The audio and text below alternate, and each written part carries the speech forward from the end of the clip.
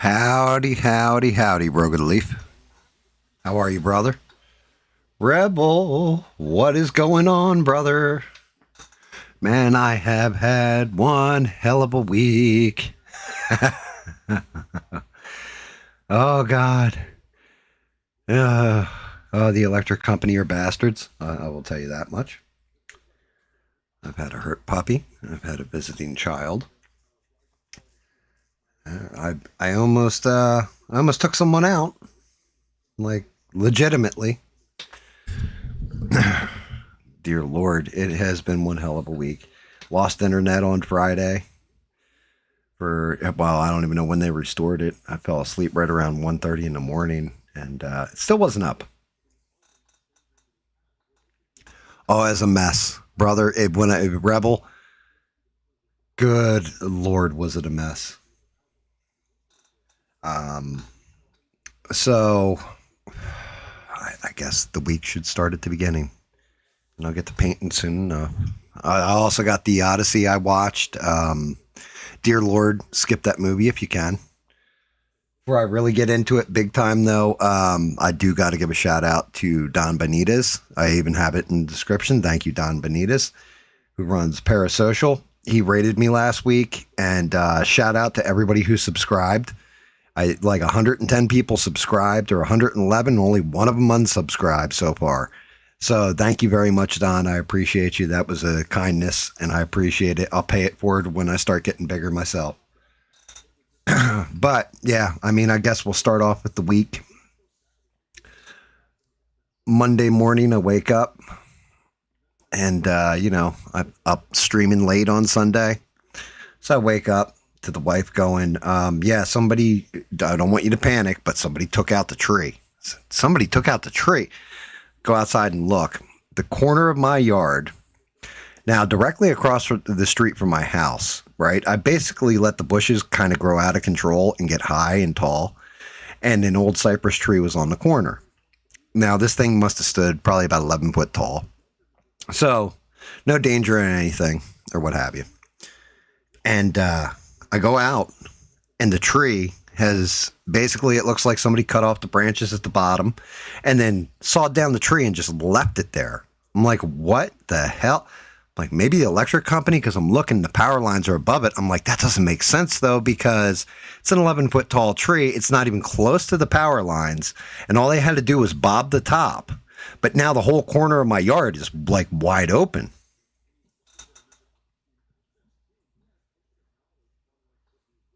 I didn't get hit with the Taco Bell splats. That on Friday? No. Friday, I just had no internet. And I mean, this all builds into why basically, I'm kind of suing my electric company.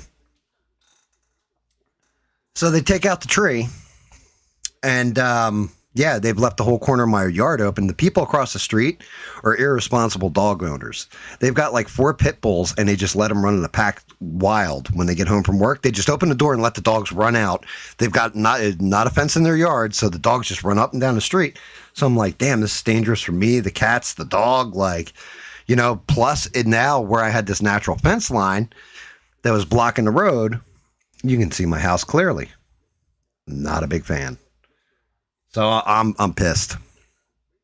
So I kind of went to sleep early that night because I was like, well, if that's the case, I catch these guys outside. I'm going to go out and have a conversation with them, It's my thinking. I'm going to get up early. I'll wait because if it was the electric company, they'll be coming back and I'm going to have a conversation. Let me get the camera rocking. And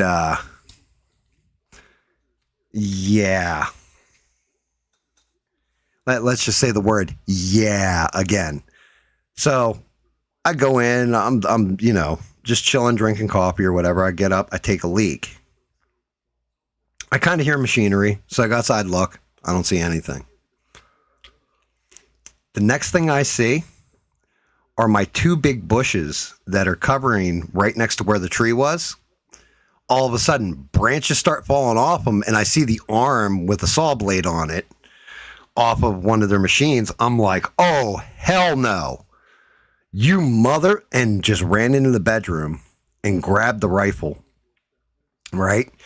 Chambered around, whole 9 yards, kept the safety on. Trigger discipline, you don't put your finger on the trigger because now you've cut onto my property and you're opening it up. I walk out there and I had the gun like kind of sideways, I had the rifle sideways across my body. And dude's sitting in the thing, he looks at me. Hey, what's up, Biggie? Good to see you. Welcome back, brother. Dude's looking at me and just like, I see him make that face, that, oh, right. Like I'm real scared right up until I tilted that sucker and like didn't point it directly at him, but in his general direction, we'll say. And yeah, all of a sudden the machine shut down. I'm pointing at the ground like get out of that machine now. So old buddy gets out with his hands up. I'm already drawn down on him because I'm in the state of South Carolina. Constitutional carry is legal, even when you're at work in a lot of cases. And like the worst thing you can do is go out, confront somebody, and they draw down on you before you draw down on them. You know what I mean? So I got the drawdown, and now I've got it pointed away from him, right? So, and I have not, finger hasn't hit the trigger, haven't hit the safety, no warning shots fired. And I say, what the fuck do you think you're doing? I was like, you're cutting down my fucking bushes. You're opening up the street. It's my natural fence line. He's looking at it and he goes, bro, I'm sorry. You know what? Now I look at it. You're right. I didn't even think about that. I'm just doing my job. I'm like, look, I can appreciate you're doing your job. I get it. They tell you to do these things. He's like, yeah, it's supposed to be 15 feet. I'm like, but really, man, there's no chance of that ever hitting the power line. The roots don't go down deep enough to disrupt anything to do with the telephone pole you got the power line running from. If anything, it would break my internet, right? But my internet, it hasn't broken it in years, and somebody took out my tree. He's like, well, I had nothing to do with the damn tree. He's like, I do remember the raid last Sunday, Biggie Cheeseburger. As a matter of fact, if you look at my description, one of the first things I said was, thank you, Don Benitez. So I'm sitting there, and, now I've tilted the rifle back, all that stuff. And he has a whole discussion with me. He's like, look, we'll try and go easy up there. I'll try and cut as little as possible, all this other stuff. I'm like, look, man, I'm sorry, but you got to understand. He's like, yeah, if it was my property, I'd be pissed too. And he's like, at least you didn't come out shooting at me. And I'm like, what do you mean? He goes, we had two of us up in a helicopter because they have to survey like the power lines or whatever. And two guys came out back with rifles and just started unloading at the helicopter like about a week ago. I was like, really? Really? And he's like, yeah. So I'm sitting there and I'm just shaking my head. I'm like, all right. So then he's like, look, I got to cut up I was like, do you have to cut up the sign line? He's like, I do, but we'll go gentle. So, and he didn't lie. He went gentle with it when he cut up the sideline. Right? Like him and the other guy, it turned out they were from like North Kakalaki, and they're old school Southern boys. So they understood where I was coming from. He's like, yeah, man, it's my property. He's like, it's really, I should have come up and knocked on your door and talked to you about it and everything else and told you what we were doing. I was like, yeah, but you got to understand, like you guys took out, and he's like, yeah, we didn't take out that cypress tree. He goes, matter of fact, whoever did, they shouldn't have, because the stump's still there. Right? He's like, I'll pull the stump for you and everything else too, because when I come in with the other heavy vehicle, I'm like, okay. So they got rid of so everything was cool with them. The next day, he's like, they pulled all the branches to my sideline. They come in, they mulch. Bro, the guy in the mulcher ends up taking out one of my signs, 3 of the bird feeders, like starts jacking up all kinds of habitat. I'm like, what the? So, but there's nothing I could do. Just nothing I can do. Fast forward to the next day.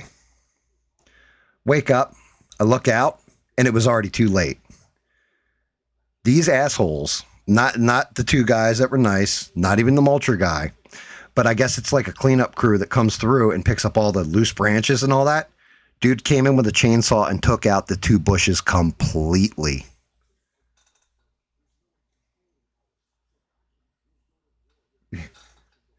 I didn't stream Friday. I'm getting to that part big. Biggie or cheeseburger. I'm getting to that part because, yeah, it all goes into the tree cutting. So I'm sitting there and I'm like, all right, like it's too late. They already cut the bush out, like 2 of them. So I'm like, damn. So now, first thing the wife does is like, that's okay. We're just going to get litigious with it. Sent them a bill and all that. We called the fencing company. Fencing company already came out, quotes 20 grand. I'm like, oh, well, the electric company's paying for some of this. So that's going to be a whole fight coming up real soon here. But then comes Friday, right? Now they did my yard and they did a couple of the neighbors' yards. They were even worse with. I mean, just brutal. Like they went in and these people had like a natural fence line between them that was just basically bushes. Took them all out. Under this one power line, these bushes must have been about 3 foot tall. They cut them out and those bushes cost about $300 each that they had installed just for no reason. Like it was stupid. Like, well, we have easement rights or whatever. Yeah. Well, I have the right to shoot you in the head. How about that? Well, actually I don't, but you know, that's how I was feeling. Yes, cypress trees are not just a protected species, but also it's called tree wrangling. So if you go onto somebody's property and you cut down a rare species of tree, like an angel oak, for example, that's automatically a $20,000 fine. And in order to cut it, you have to be an arborist. You have to have an arborist license. So fast forward to Friday, while they're doing the rest of the street, I'm sitting here and I'm chilling. I'm getting all set up for the stream and all that. And out of nowhere, the internet goes out. I'm like, what the hell's going on? Call the internet company, all that stuff. Because where I'm at, I'm far enough out in the woods where we have basically 2 bars of cell signal on a good day. So I've got like 1 bar of cell signal and David's supposed to be streaming with me. So I opened Messenger or whatever. David had already messaged me. He's like, yeah, man, I don't think I'm going to make it tonight. I'm exhausted, blah, blah, blah. And I'm like, bro, I don't even have internet right now. I don't know and so the internet company told me they were going to have it up and running, but basically explained that when the electric company was cutting trees out, apparently they cut through a line somehow. I'm like, how do you cut through a line if you're cutting trees high? Like, that doesn't make sense because you guys pretty much ran the internet line underground. And they're like, yeah, your whole street's out. Like, the whole block is out as far as internet. And I didn't get it back till like 1:30 in the morning. So I put it up, you know, like I told David, I was like, go on the Discord for me and put it up because, you know, we're talking through Facebook Messenger. And I'm like, put up, you know, exactly what's going on. He's like, all right, no problem, brother. I got you. And then I was like, I'm going to try putting it on YouTube. I got my studio to load, got into the community posts, all that, posted it, but then it just spun. So I was like, uh-oh. Like, I don't know if anybody's even seeing the message I put out. So then David actually went and checked the message, messaged me back and said, yeah, it went through. Dude, like, it's not so like the saddest part is that why do they hate nature, right? Okay, I get it. We're in a hurricane zone where you can have trees fall and branches fall, and you've got to cut branches from around the line, right? You don't have to wipe everything scorched earth underneath of the power line, though. Well, then how are we supposed to get there to work? You're working from pole to pole and stringing the line across. What the hell are we talking about here? Like, but yeah, so the electric company also knocks out my internet. I'm like, well, that's fantastic. And then my daughter comes to visit.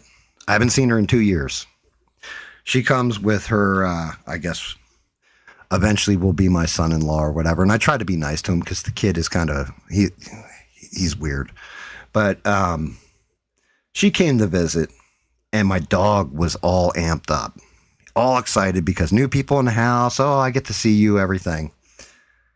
The dog has happy tail syndrome, is what they call it. Like his butt, we call him Mr. Wigglebutts because that's all he does is just wag that tail and smacks it off stuff. I mean, like thocking it off walls, off tables, off whatever's in front of him, jumping up, just being a wild man, right? Daughter leaves. A good visit. Actually, it's always a good visit, and I love my daughter. I was very happy to see her. Matter of fact, my daughter had brought me because she's like, yeah, she mailed me 2 T-shirts for my birthday. I'd ordered them and sent them. One says Sigma, just like my daughter, right? Which cracks me up because if you know what a Sigma male is, Google it if you don't, right? It's basically an alpha that goes its own way without a pack. So, and my daughter's just like me in that respect.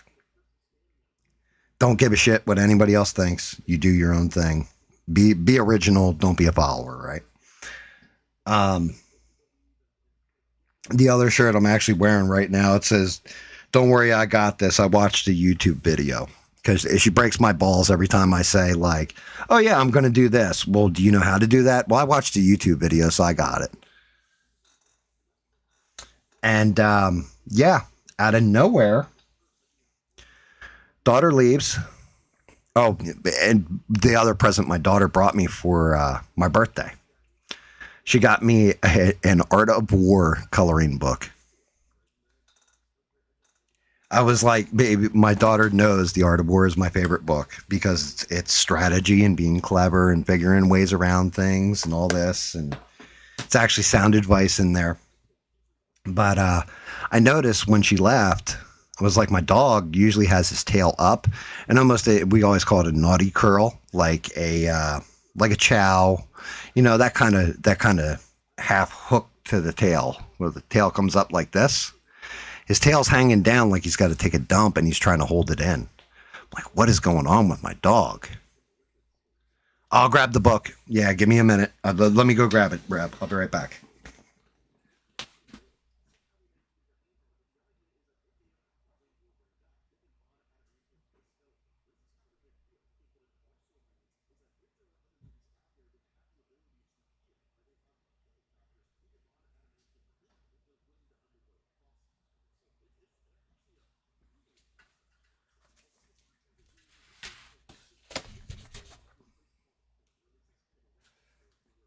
Here's the book, Reb.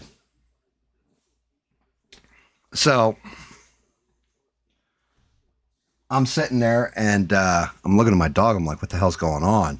He's not wiggling his tail, nothing. I'm even saying stuff to him to get him to wiggle his butt. Dog's not wiggling. Here he did something called limber tail, where he wiggled it so much and hit stuff with it that it could be a sprain, a break, damage it. Thank you, D1. I appreciate you. Thank you for subbing too, it looks like. That's awesome. And yeah, shout out to Don Benitez for the raid. I appreciate it. I appreciate all you guys staying subbed. So here we're looking it up. And if the dog broke his tail and hurt himself like that, they would go in and cut his tail off. So I'm like, oh my God, this dog that can't stop wiggling that butt and that tail. And then I'm like, oh shit.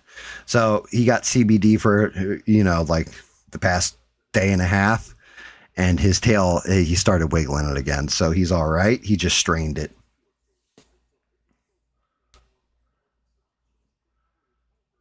And yeah, I was really worried about, I was like, man, I'm having one hell of a week though. And then as D1 and Biggie came in and said, like that raid last Sunday, man, that was awesome. Like it was amazing. And I'm grateful to people like that. I've never met Don Benitez, and the fact that he put on 110 people to me, damn near doubled my subscriber account, and helped me out. And I appreciate him like greatly. So you guys will hear me shouting him out pretty much the whole show, if not more. But yeah, this coloring book goes in. So like this page, right? When seeking to assess the conditions of a situation, you must determine which leader benefits from the way.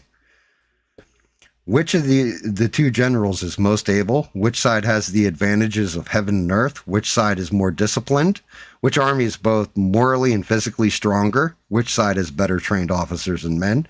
And which army is reward and punishment most fair and constant?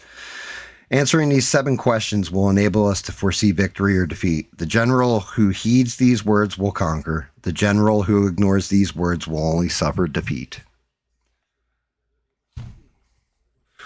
But yeah, every one of them, it's coloring book page, something to color, and each one has like little commandments. I always love this one. Do not repeat methods of victory. Let your methods be shaped by the infinite variety of circumstances. Military tactics are like water. For water in its natural course runs away from high places and hastens downward. So in war, avoid what is strong and strike at what is weak. Water shapes its course according to the natural Jesus, if I could read. I got to take off my glasses. Water shapes its course according to the natural obstacles around which it flows. The soldier creates his victory in relation to the foe he faces. Water retains no constant shape, so in warfare, no conditions are constant. Be fluid and inconsistent as water in your tactics, adapting them to each situation as it arises, and you will be a master of war. Yeah, she's gotten me 3 books now. She got me one that was... That one I don't even crack the case on because it's rare. Very rare book. Very old. One of the old printings of the book. Then she got me a more modern like box version of the book. And then she just got me this coloring book. But The Art of War is by far one of the... I've always said this, and I mean, I'm going to get into it when I get into the Odyssey review, right? The one thing I've always said is I'm not the smartest, I'm not the fastest, I'm not the strongest, I'm not this, I'm not that, but I am one of the most clever you will ever meet, right? And that's just it. Something like this, the whole thing about this book isn't just like The Art of War isn't about being, Mr. Tough Guy or, sometimes it's about outsmarting your enemies, but it's about being more clever than your enemies and being able to think on the fly and adapt. I think that's part of the problem. I had this discussion with my wife the other day. Steel for a sword. You don't want just the hardest, strongest steel you can find.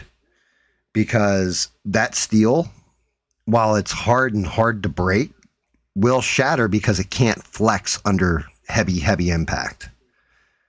Soft metal, on the other hand, harder swords also lose their edge. Softer metals, it's flexible, but the only problem is it breaks a lot easier and it doesn't keep its edge as well. So you need a combination of the two, a composite of the two, in order to make a sword that's strong, yet flexible. You have to be able to bend like the reed and stand like the tree, so to speak. And that's kind of where things are. I've always enjoyed the philosophy of it. That if you're too rigid in your thinking, too rigid in your approach, never flexible, you're going to fail. But there are certain morals that you need to stand on and need to have. There's certain markers that you have to set and attain and never deviate from. I mean, I don't know if that makes sense or not to you guys, but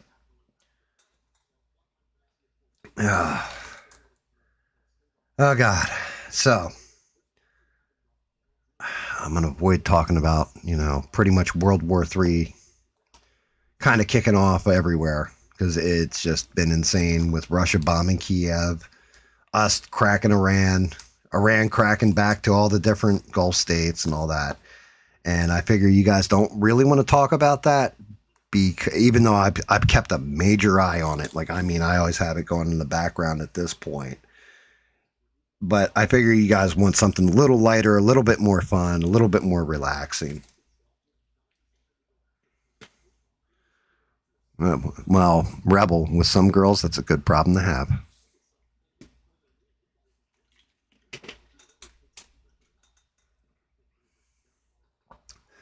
You know, building out like I figure we'll go to something a little bit more chill, so to speak. You know, let's kick back and relax. Because my God, one, I've had one hell of a week. Two, I'm pretty sure if I had a hell of a week, and as hot out as it is for everybody, then you guys have had a hell of a week too. What's up, Melissa? Good to see you. Hopefully all's going well on your end of the world. I don't know how crazy it's been out there for you. Look at something. Yeah, I don't know how everything's out on the West Coast. Down south, it is hot, like redonkulous hot. But yeah, I figure we'll keep it light. You know, do a little painting, talk a little smack.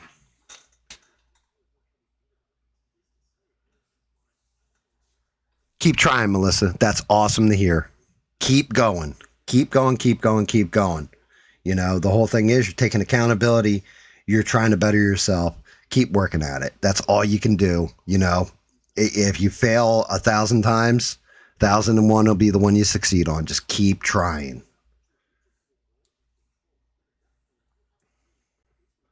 I mean, are you sure it wasn't Canada that set Oregon on fire? Or actually, I think those fires are over towards the New York side of things, right? We had a couple thunderstorms here and there, but it never broke the heat. Took the mugginess out of the air a little bit, but it just made me have to cut the grass. So that's right, Rebel. The whole thing is you can life will punch you in the face and you can lay down and hurt for a little bit, but you got to get up. You can't surrender. You can't just give in. That's the coward's way. And none of you guys are cowards that I can tell. Most of the people that are cowards bailed a long time ago because they don't like my rhetoric on taking accountability for your actions, whining and bitching about your life, but never doing anything to fix it, that kind of thing.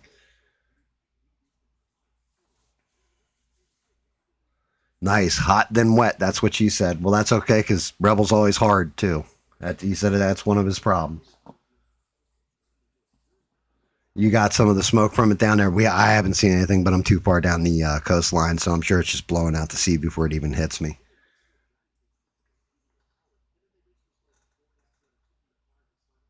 I know Trump had said something about like we should put tariffs or some crap on them for having to deal with their smoke.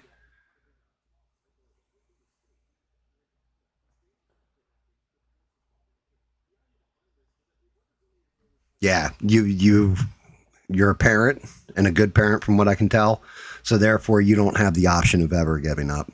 You know, even if you want to.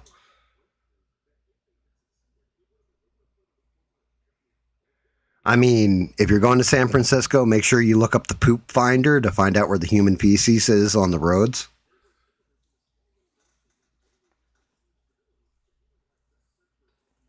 There you go.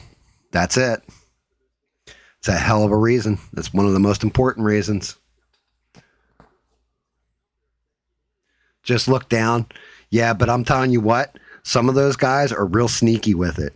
Like I've seen videos of guys standing at a bus station and they'll drop their pants down to like just under their cheeks, squat for a second, and you just see like, you know, doo-doo fly out onto the street. So you never know. They get real sneaky with that.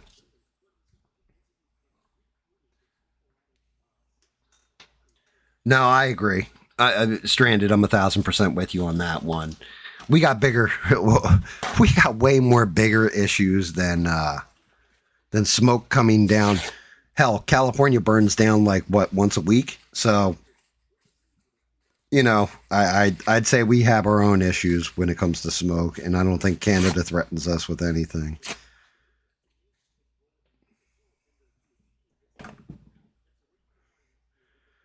But yeah, that's crazy. So, Stranded, did you see the Odyssey? Did any of you guys get to see the Odyssey yet? And is anybody a fan of the book? I haven't read the book since I was in like seventh or eighth grade, which was quite a while ago.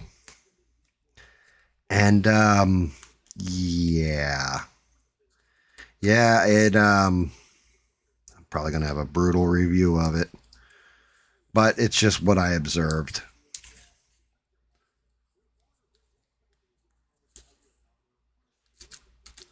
Yeah, matter of fact, that's part of the review right there. Rebel is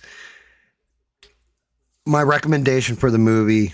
If you want to see it, like right now, it's going to be a what we'll call it a social cultural event where everybody's going to see it and have a hot take on it. Oh my goodness, was this good? Was that bad? How close was it in accuracy? Oh wow, I really liked it. Oh wow, I really hated it. I really didn't like it for a lot of reasons. There was multiple reasons why I don't like this movie, and I'll get into them because I will go through the movie. And if you've never read the Odyssey or you don't care about the review, that's fine. Like you don't want to hear spoilers. I'm going to see it, and I don't want to hear it. I can understand. It was not worth seeing, in my opinion. Again, maybe you'll see something different than I did. I didn't think it was worth seeing. I think Rebel said it. What I would do, if you want recommendations for movies that kind of cover that type of era and are much better, and I don't care about the diversity and inclusion part of the movie.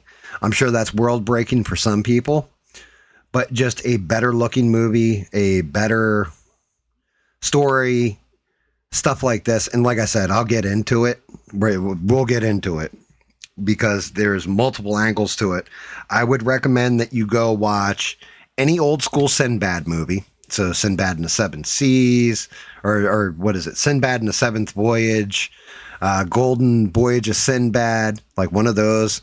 Go watch Jason and the Argonauts, which is one of my favorite movies of all time. Go watch Clash of the Titans, the old school 80s one, even though the blue screen doesn't hold up and the effects aren't as good as modern times. I get it, but still, better movie. Go see Troy. Go watch Troy, because a big centerpiece in the Odyssey that runs through the movie is the fall of Troy, and it looked like a made-for-TV movie.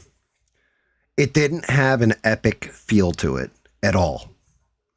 Like, you go and watch something like Troy with Brad Pitt in it and everything else, you see these armies clash and like the walls are huge and it's just like out and out warfare and all this other stuff. Man, I don't know how you couldn't have breached the walls of Troy with the way they looked in this movie. Welcome back, Biggie. No, I've not seen it, but I did see Young Washington. How was that? A private showing only because I was the only one to stay at the drive-in to watch it? Wow. So how was Young Washington? Was it good? Was it worth watching? Because I'll check that out. And yes, Jason the Argonauts is the tale of the Golden Fleece. It deviates from the story, but the movie is, I love that movie. Walls are racist. The big overall, spoilers for the Odyssey. The big overarching message in the movie is basically toxic masculinity when you really break it down. And there's certain stuff where there's a case for it, but Yeah. Yeah, the big message, the big takeaway was that men are evil and do stupid things. Surprisingly, though, one of the person who delivered the best lines, or the best set of lines, or sounded the best in the movie, was Elliot Page. I know, can't believe I'm saying that, but yeah, like Elliot Page basically gets killed in the first 2 minutes of the movie, and then ends up on the Isle of Hades, and as a shade. Well, I don't know if they explained it. He, she, it is a shade, but Elliot Page basically tells it like the way she discusses stuff with Odysseus. Well, he or she or it or whatever discusses, with Odysseus, like the way the lines are delivered was actually kind of believable. I was shocked. Penis humans are the worst. Don't you mean seed bearers?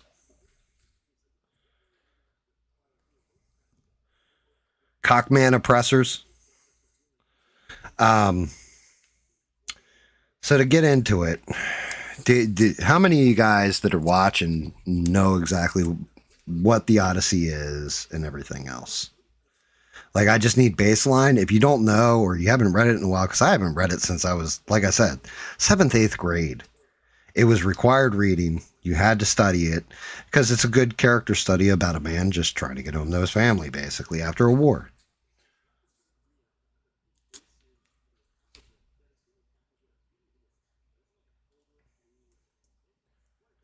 Vague? Okay. Um, so the backdrop is basically the Trojan War, right? The war for Troy. And then at the end of the war, Odysseus sails back home, is headed back home. But basically, it's like he keeps getting sidetracked on these different islands and can't, like, all he wants to do is get home and get his men home. And every island they stop at, something happens. So you have like an island with a Cyclops on it. You have a flying island in the sky, which they never showed in the movie, and it never happened in the movie. But everywhere they go, there's a peril. And meantime, while he's out at sea and trying to get back home, people believe he's dead, that he died at Troy. So they basically, the suitors line up because in Ithaca, his kingdom, all these suitors are trying to take his place, and his wife Penelope, who's very clever, said, I'm in mourning for the loss of my husband. I need to make this tapestry. And when the tapestry's done, I will, remarry. The thing is, Penelope, every night when everybody's out cold, goes and pulls off the threads of the tapestry that she winds every day. So the tapestry never gets finished because she's just trying to buy time to let Odysseus get home because she doesn't believe he's dead.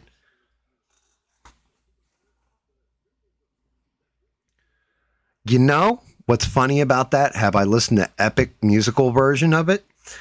I have not. My daughter's boyfriend or fiance or whatever the hell that weirdo is, he told me the same thing. He's like, you should listen to it. It's really good. And I was like, I'll give it a listen. I just haven't had time.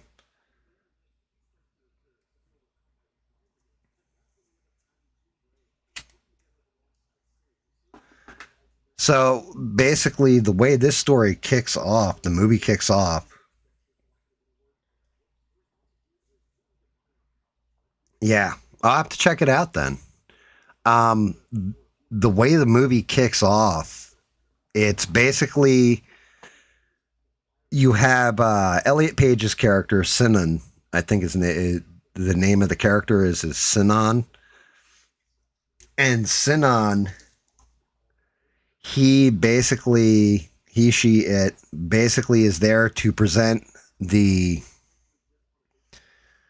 Trojan horse that is the tide's gone out twice, so it's sunk kind of in the dirt or whatever, but it's supposed to present it as a gift to Athena for the Trojans. And as soon as the Trojans walk up and Sinon goes running, so Elliot Page's character goes running, they basically staple him with arrows to the side of the fucking horse and like kill him.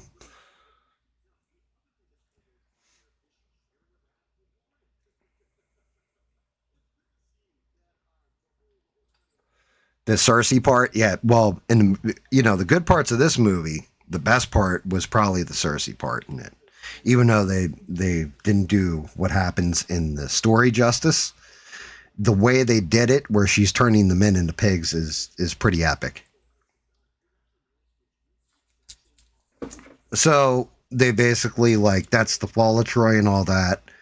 Um,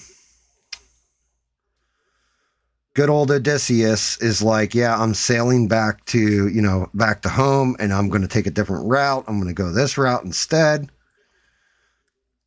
and he leaves Troy. Through the rest of it, they through the rest of the movie, basically, it's like flashbacks within flashbacks. Because the end of the story, he's basically on an island with Calypso in the book. But in the movie, it's like him remembering these things while he's on the island with Calypso. But it's flashing back to the war that started everything and then going out of order and disjointed. So the movie's kind of all over, like I said, a flashback inside a flashback. Like, go figure, the guy who did Inception is doing it this way. But they, each island, like I said, they land and there's different things. And you're seeing, like, well, Odysseus, Matt Damon's character, is seeing Athena. What's supposed to be Athena. Through it, and you find out at the end of the movie that it was really just a priestess of Athena, and you don't know if she's actually, like, real or just a figment of her imagination, which brings me to one of the major problems with this movie. One of the big thing with these old Greek myths and tales and everything else, it always involves the gods. Zeus, Poseidon, Athena, Apollo, like you can go, the list goes on and on.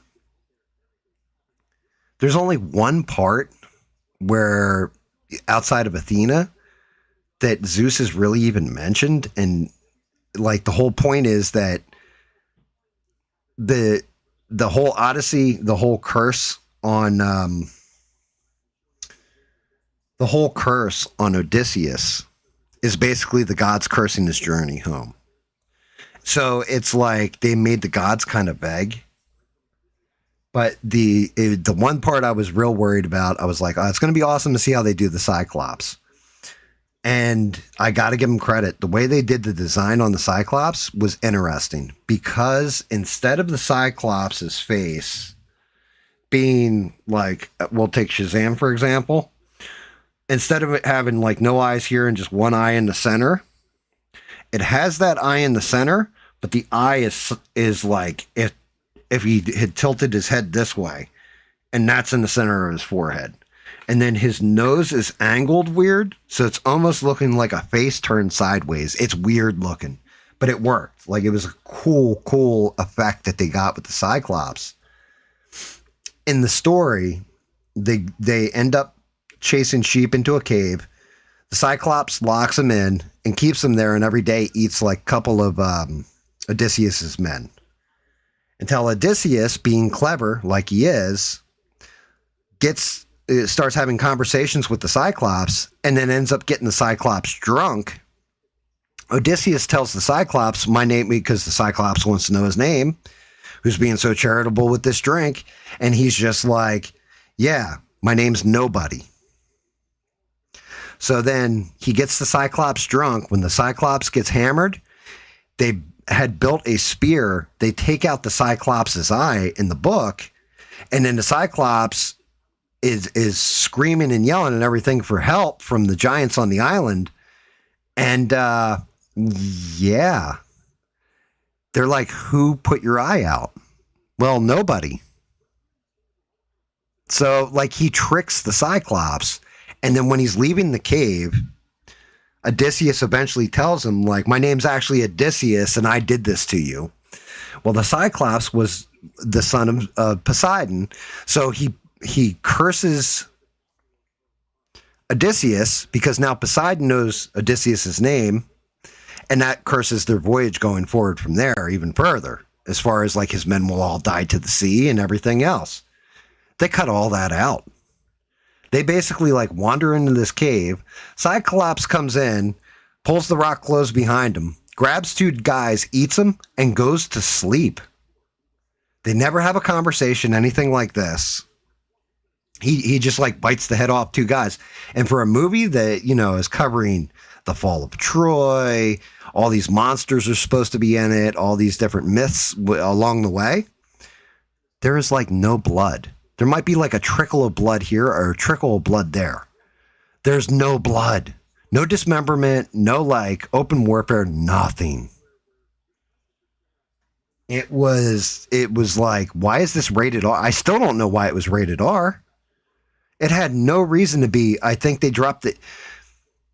I'll get to that. One of the things that really didn't work with this movie. But yeah, I think for some of the foul language in it, might be why they rated it an R. But honestly, it's pretty nonviolent. Like, for as violent as it got, it was kind of nonviolent.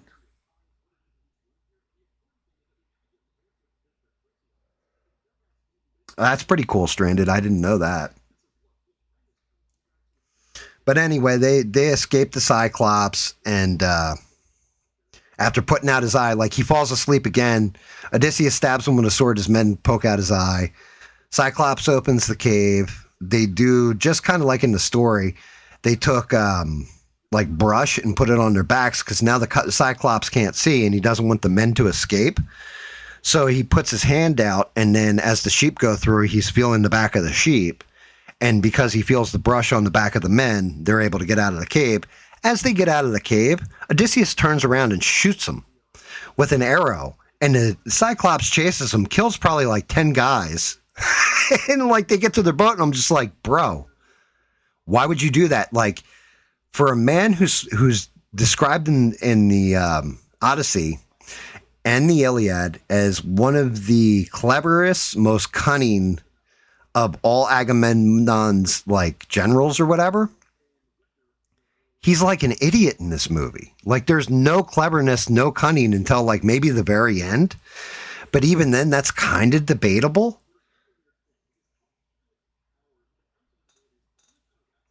And they get to the boat, they sail off, they hit another island.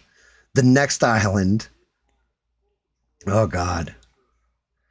The next island, I believe, is the Giants, and they see a person that's like their height, and they're like giggling and laughing and everything else, and then the men start to chase the person on the island, and it turns out it's one of the Giants' children. So all these armored giants come out, and when I say like it felt like it wasn't supposed to be in this movie or come across this way. Like, it was supposed to be this epic scene, kind of like Lord of the Rings, if a bunch of trolls came running into the scene and started like attacking the Fellowship or something. Man, it played out like Monty Python and the Holy Grail. Run away! They just all start running, and like it was just ridiculous. The Giants were probably 2 feet taller than the size of all the actors. So, like, if the actors are 6 foot on average, the Giants were like 8 foot. It was like, what am I watching?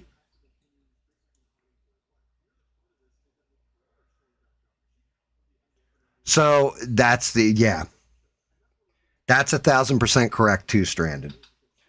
That's another one of those problems with this.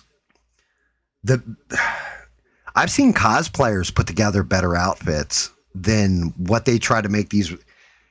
I don't know how much money they spent on this movie as far as costuming, set design, and all that. They failed, right? The city, like Troy, looked like it was already ruins instead of being very brightly colored. All the coloring in the movie was drab. Like it was like grays and browns, and like everything was like real dark. It wasn't like this bright, like you think of Greece and some of the pictures you see of Greece and like the oceans out there, like the Mediterranean, everything else, and it's like these bright blues.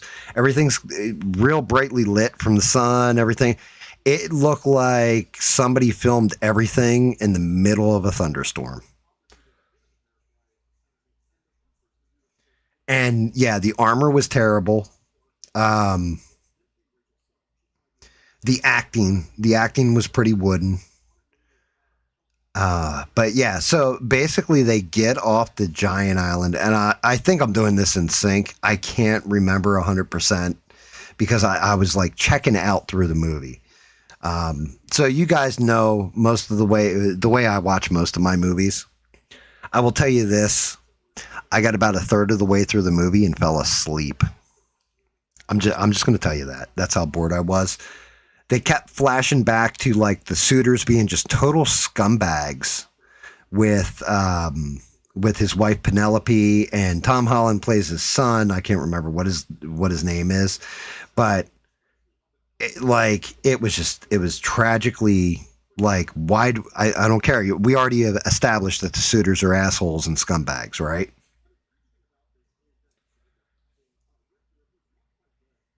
375 375 million in that movie. I'll tell you what, if you guys can watch that movie and you get the feeling at all that like this was epic, or you can see every last bit of that 375 million, you let me know because I don't see it. I think you could have made this movie for like $50 million, like at most, and that's all the actors' salaries and everything. Like when the War of Troy happens, it looks like maybe 100 people total on set. Doesn't look like thousands and tens of thousands of people and a whole epic city getting raided and all that.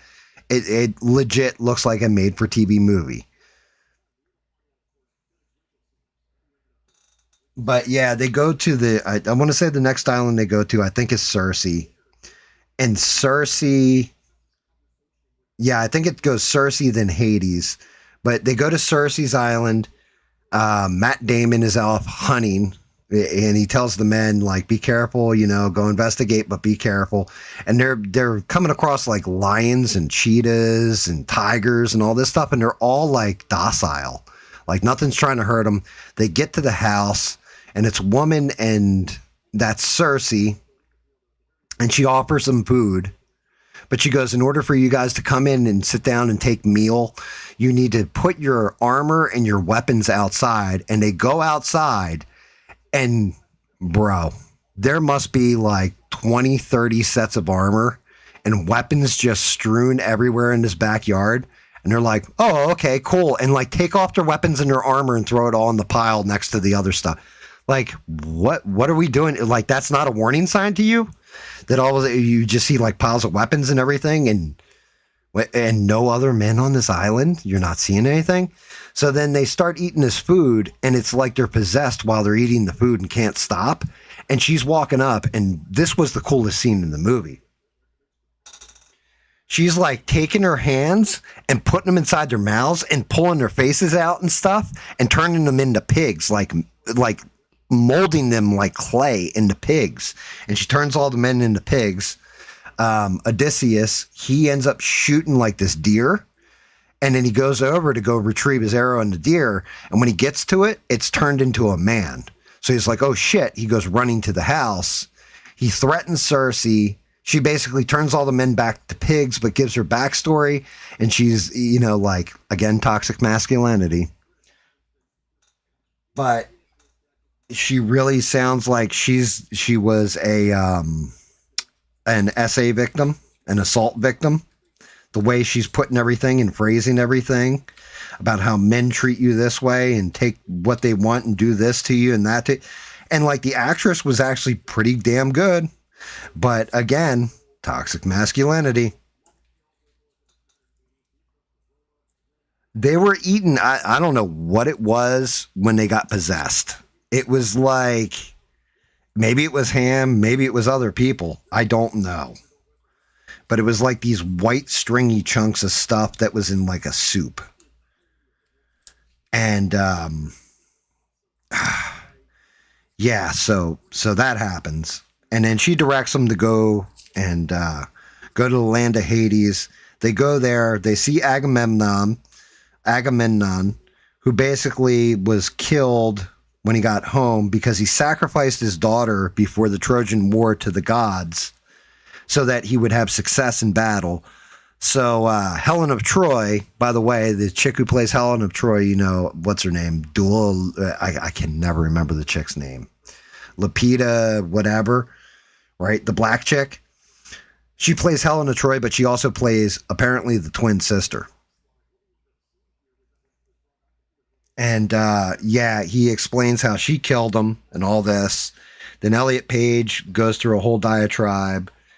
And Sinon, like I said, Elliot Page at this point gives this speech and explains that he switched out with Robert Pattinson, his character, who's actually like one of the leader of the scumbag suitors, that he his family basically paid Sinon's family so that they'd switch lots for who was picked to go to Troy.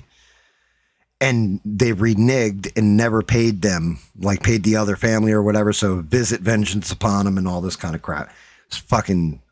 Anyway, he tells the men, like, go running and get back on the ship and all this.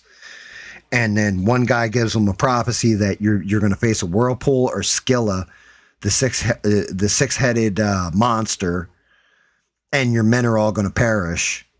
And he's like, oh, Jesus. And also don't stop at this. If you go to this one island, then do not slaughter the cattle. They're the sun gods. And if you do, then your voyage is completely doomed. Your men will get killed or whatever. So they set sail again. They end up following a southerly wind or whatever, because it's the easiest way to travel, and end up on the island of the sun god. They're picking fruit and all this other stuff. He gets all the men to basically swear to them that they won't slaughter any of the cattle, but their food supplies start running out. They've eaten all the fruit. They've eaten all the other stuff.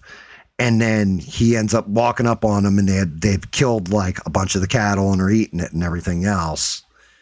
And then all of a sudden the wind kicks up because they got stranded because the wind wouldn't kick back up again and all this. They end up getting back on the boat, going back out to sea. And sure enough, they come across the whirlpool, and there's this like open pass, it looks like, next to the whirlpool. And he tells them, like, just sail straight towards the whirlpool. We'll shoot right across it, blah, blah, blah, as long as everybody's pulling oars. Well, his second in command just completely overrides him and goes, no, go to the easy course. So everybody turns to the easy course. And of course, that's when we see, wait, let me rewind. Before we get to, well, fuck it. I'm just going to go to this scene anyway. It was, if you guys ever saw Galaxy Quest, so Scylla ends up eating like a good chunk of the crew, right? And if you ever saw Galaxy Quest, the rock monster that was on there, it was more convincing than what Scylla was. Scylla looked like a combination between rock and like shit, for lack of a better term, like shit tentacles made of rock. That's the best way it was terrible. The monster design was awful. And, but before they got to the whirlpool and everything else, they're coming up to the rocks of the Sirens. You never see the Sirens and all this. Odysseus straps himself to the mast and orders everybody to put the wax in their ears so they don't hear the song, so they're not possessed. But he wants to hear the song and what it's about and how beautiful it is and why men actually go to their deaths with the Sirens. What's up, Revamp? This is a breakdown of the Odyssey, of what happened in the movie The Odyssey. So he's strapped to the mast. One guy pulls the wax out. He jumps off the boat, goes swimming towards him. And then, they get past out of range of the Sirens and they can tell because of Odysseus not screaming anymore. He's screaming the whole time they're going past it. And he explains that like the Sirens basically are luring men to their death with broken, telling me like I didn't actually want to go home, and all these broken promises and dreams and everything else that I have. So yeah, it was like, oh, okay, so we're changing it from these beautiful women that are singing this song that is irresistible and all this, to it's basically just making you doubt yourself, and then you just want to go there to engage in the promises they're laying out to you. Got it.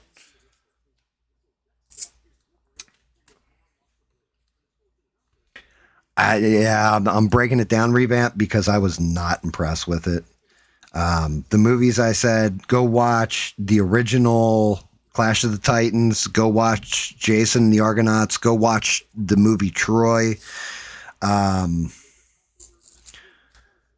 like right there, there's three movies that were 99 times better than this movie. It was disappointing. So then the next thing that happens is their ship gets wrecked at sea, and Odysseus ends up on the island with Calypso, and then Calypso has been feeding him the lotus, which makes him forget what he can't remember anything, and he's been there for 7 years, but she's decided it's time for him to leave.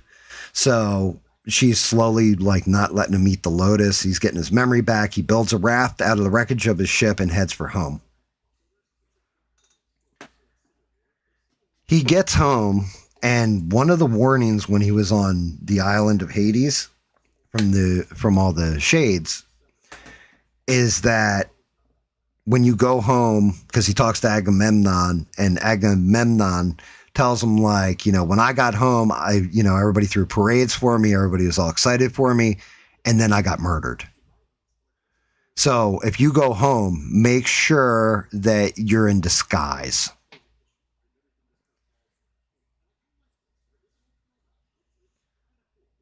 Correct. That's exactly right, Stranded. And they're supposed to like entice them with their beauty too, right? But it's really their song that hypnotizes them. Went a whole different route in this movie. Like I said, it it how do I say this where it makes sense? It felt like a hurry up and wait kind of movie. Like it felt like way longer than it needed to be, but the parts that you really wanted to see were super short. I liked Project Hail Mary. I thought it was pretty good.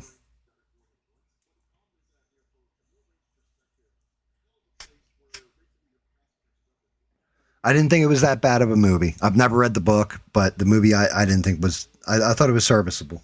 It was fun. Rocco, good to see you. Thank you guys. I appreciate you being here. But yeah, he goes home, and the suitors and everything else, they're all there. He basically goes in disguise and then gets all the suitors. He tricks them into a room and basically kills all the suitors. And then he sails off at the end of the movie. He basically gives the kingdom to his son and sails off to the west to go honor his men. And that's pretty much the movie. The best acting in the movie was probably Robert Pattinson, who was, you hate him. You want to punch him in the face the entire time. Um, John Leguizamo was pretty good. He wasn't bad. Elliot Page delivering the line the way she did was decent. The Cyclops, the design on the Cyclops, I quite enjoyed. I didn't like the story with the Cyclops, but I enjoyed the way the Cyclops looked. That was good. Cersei turning the men into pigs was good. That's where my praise of this movie ends.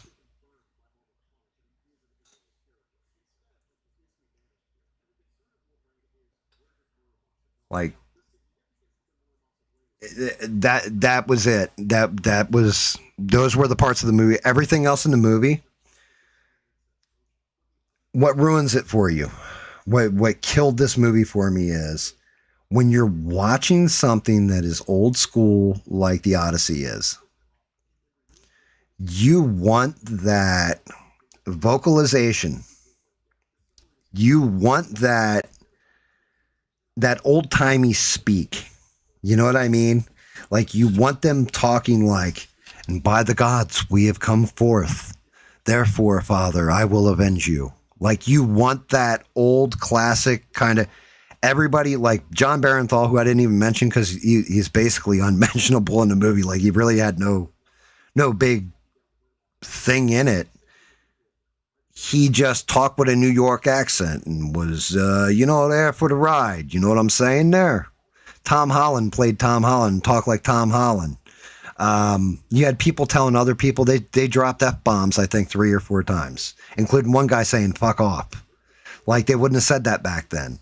It takes you right out of the movie. Like everybody, Anne Hathaway was playing Anne Hathaway, except for all she really did throughout the movie was cry. And it almost, everybody else was so kind of wooden in their acting that she felt like she was overacting, even though she was just playing her role right. So it was like, what did I just see?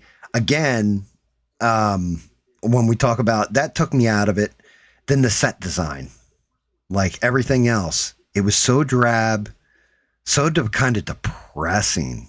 Like the way the scenery looked, you really kind of wanted this bright, epic contrast in there. You wanted this beautiful blue sea, but then when they run into danger or something, the sea turns dark. That would have been awesome. They didn't do it like that. They just did it where everything was kind of muted gray, this real depressing feel to it. The creature design, like I said, the Cyclops was great. Scylla was terrible. Was like, I don't even, if I had a clip of it to show you guys and could show you, you would see what I mean. Like it was like a shit rock monster. Like that's the only way I can describe it. It was like if an octopus, like I don't know how to describe it other than it was like this shit. It looked like arms of shit coming down off a rock that had like, I don't know. It was just terrible. The sirens, you don't even see them. You see the rock, you see the outline of like a female outline. That's about it. Terrible.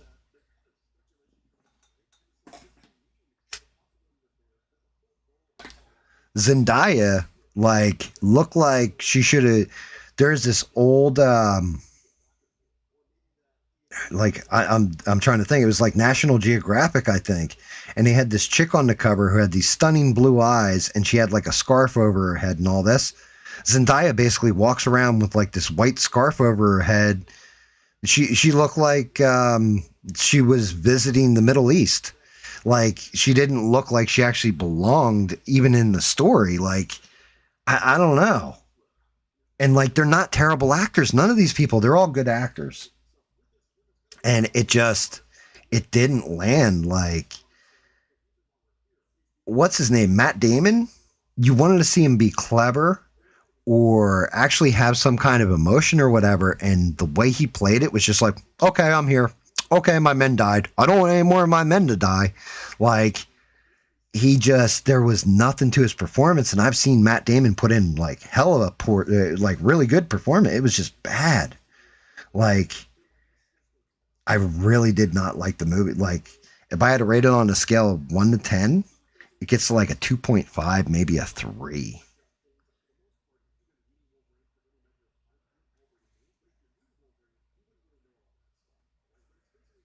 And they were asked about how they were using dad and mom instead of father and mother. He said they didn't really talk like that back then. Huh?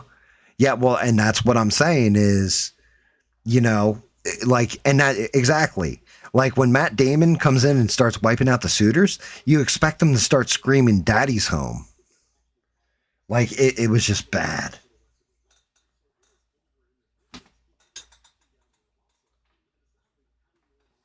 Like it just, it, I'm not going to tell you, hey, don't go see the movie, go see the movie. But I'm just telling you what I saw and how I think of it. And, comparing it to, like I said, I saw the fall of Troy in the movie Troy. It was epic. This was like boring. Matt Damon.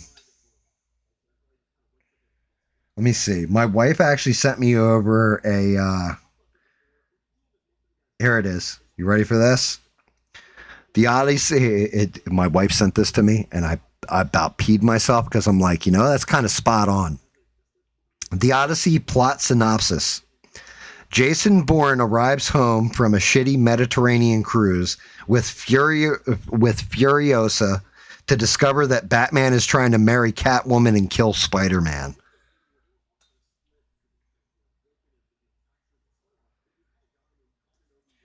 And I mean, yeah. And Spider-Man goes to seek help from the Punisher at one point. Because, like, and in case you don't get it, Matt Damon, of course, was Jason Bourne. Um, Charlize Theron plays Calypso. So that's Furiosa. Tom Holland is Spider-Man.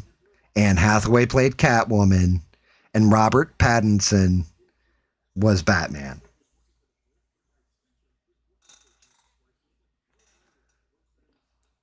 The Bourne Identity. Yeah, that's a good way of describing this movie. Like I said, and it's a shame too, because younger people that see this that have never read the Odyssey, if this was my exposure to the Odyssey, I would be like that was like the most boring book ever. It had to be. How does everybody think this is an amazing tale? You know what I mean? Like the tale of Jason and the Argonauts in the movie and the book are a lot different. They definitely took some liberties in that movie, but it was all fun and like it's an exciting adventure. You know what I mean? When you're younger, it's a fun mythical tale and all that kind of stuff. Even if even by today's standards, I do like the way they did like Children of the Hydra, which are all the skeletons, or like Talos, the big bronze statue and everything. I like the way they did those things, right? This movie, this is forgettable. Like Christopher Nolan has done some epic movies too. Even movies that I wasn't a huge fan of, I like the concept for, such as like Tenet, right? Not a great movie by any standard, but an interesting concept of moving backwards and forwards in time, and seeing how that plays out. This was just like, this was not Homer's Odyssey. This was Christopher Nolan's Odyssey. And again, toxic masculinity. Everything came down to toxic masculinity in it. And I mean, it made sense too, in a way. It really did. But it just, like, it missed so hard.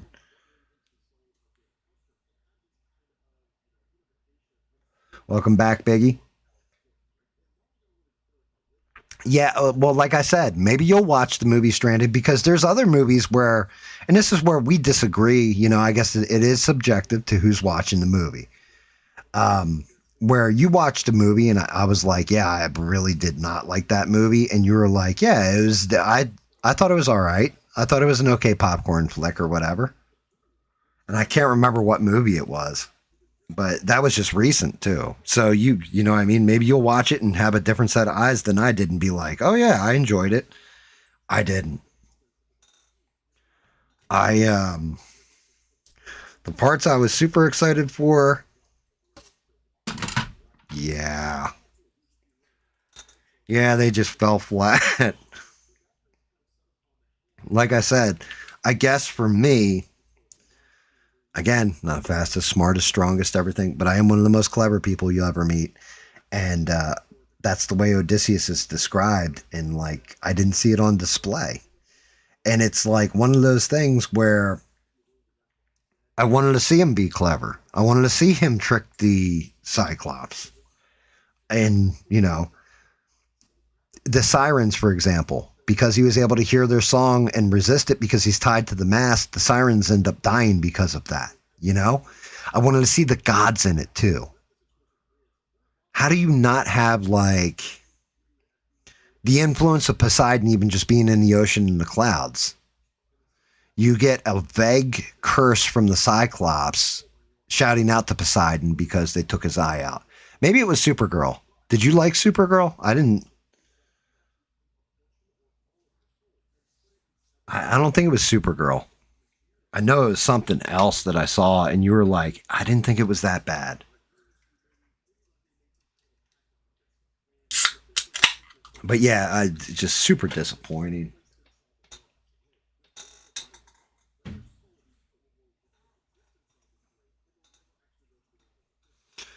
And I'm going to say one of the things that I've watched recently that was, yeah, shout out to Six.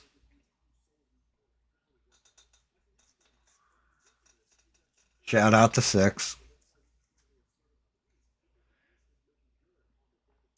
I just, I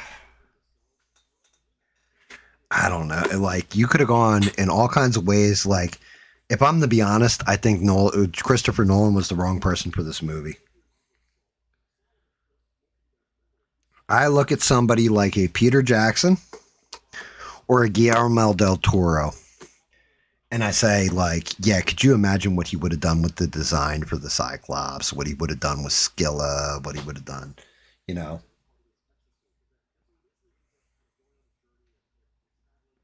What's up, David Mon, also known as David Mon? You nonce. Oh wait, I can't call you a nonce anymore because I actually know what it means now. So paint stir and get in. I don't know. I want to go that small with my brush there. Yeah, let's go. Let's go on the smaller end of things. There we go. That'll work. I'm also going to attempt something here with this this flooring that I've never tried before. So bear with me if it's coming out like crap. I can always just make it white later. Yeah.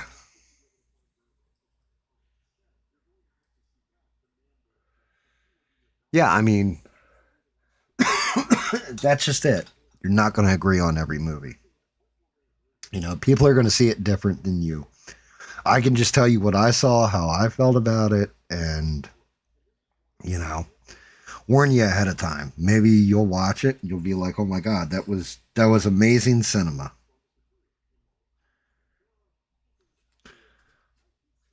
For me, it was not amazing cinema. It was mediocre at best.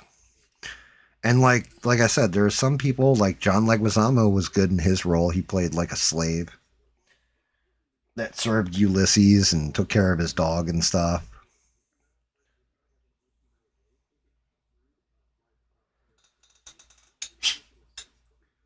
Like, but most of the performances were kind of forgettable. And again, I haven't read the source material since like seventh, eighth grade, and even I was just like, wait, I don't remember that happening. Wait, the Cyclops plays out like this. They, you know, and my big thing was when I first saw the outline of the Cyclops, I'm like, oh, that's going to be terrible. But the Cyclops design ended up being really cool. It's a lot of times you'll go in with a preconceived notion of this is going to be terrible or this is going to be great. And sometimes you're right on the money. Other times you're like, yeah, no.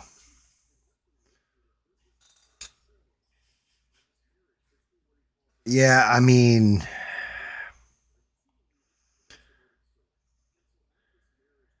the other part that bothered the hell out of me was, and it's another one just like Masters of the Universe, and I don't know why they're doing this, why they keep doing this crap. So, again, I can't ever remember her name, but the woman who plays Helena Troy, there's this whole big controversy because it's a black woman and all this kind of crap, right? It's barely in the movie. I'm gonna say maybe 5 minutes she's in the movie for. Um, Elliot Page, another one. all over the marketing, all this kind of stuff in the movie for 5 minutes. Gets killed in the first scene. Like, I'm like, why would you market it like this? Like, what are you doing here? He-Man's my favorite movie this year. I thought He-Man was going to be a steaming pile of monkey crap. Turned out to be my go-to movie for this year. Like, oh man, yeah, it was the most fun movie of the year. Wasn't high cinema, but compared to everything else I watched, I'd say it goes He-Man, then Obsession, and then God, what was the other one? The Furious.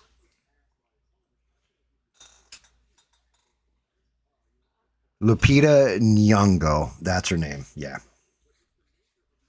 Yeah, and I mean, she's not a bad. I've seen her in other stuff. She's a good actress, but not in this.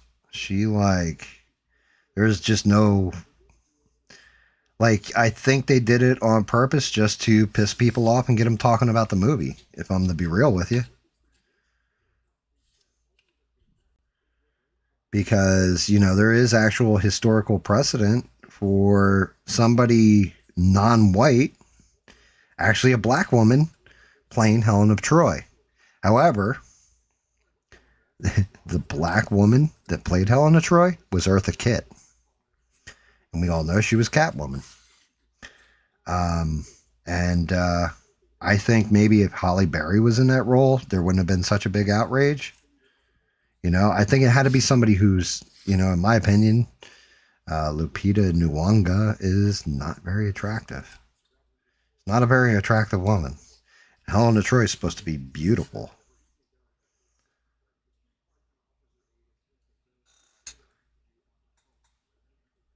But yeah,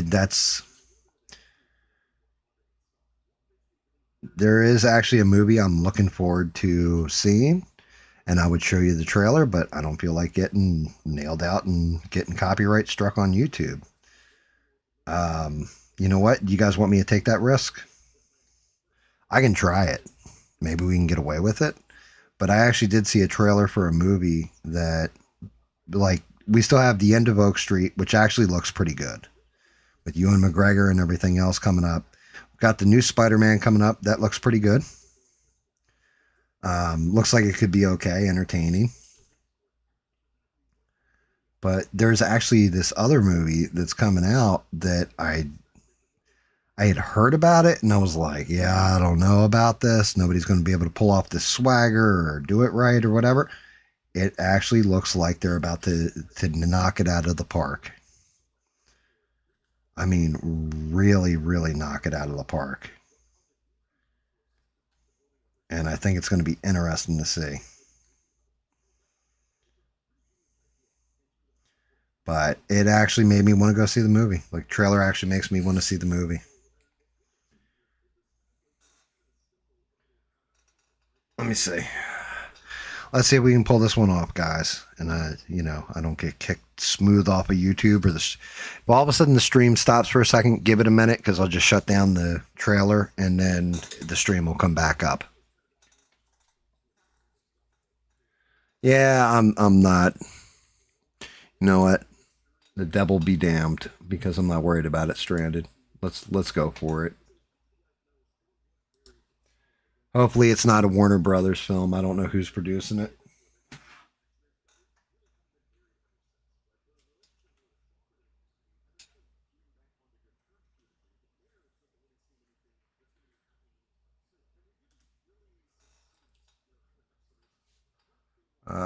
Actually, it's Amazon MGM. I might be able to get away with it. Let me go to the actual movie company. They might let me get away with it too. Let me get the old listening devices on.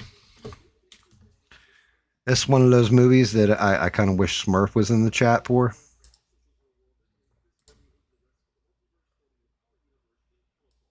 All right. Let me see. Where is it? Boom, boom, boom, boom, boom. Should be this one. All right. We ready? Let the trailer play. Let's see if it lets me get away with it. Name. Can you guys hear it?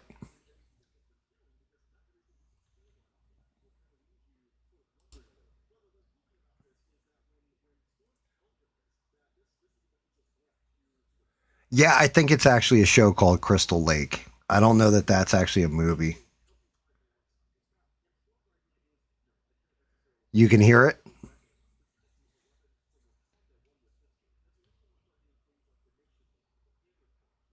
Yep. New Tom Cruise movie called Digger coming out. I saw that. And yeah, he's like, it looks like he's playing Rockefeller or something. Like eccentric rich dude. Sound is good? All right, guys, here we go. Check this movie out. And again, I really do kind of wish Smurf were in the chat for this. I'm Mike. Acting's what I live and breathe for. And I gotta have faith in myself. I wouldn't call yourself Mike anymore. You need to show everyone who you are. Sylvester Stallone. It's like Peter Parker. You know, I like this girl.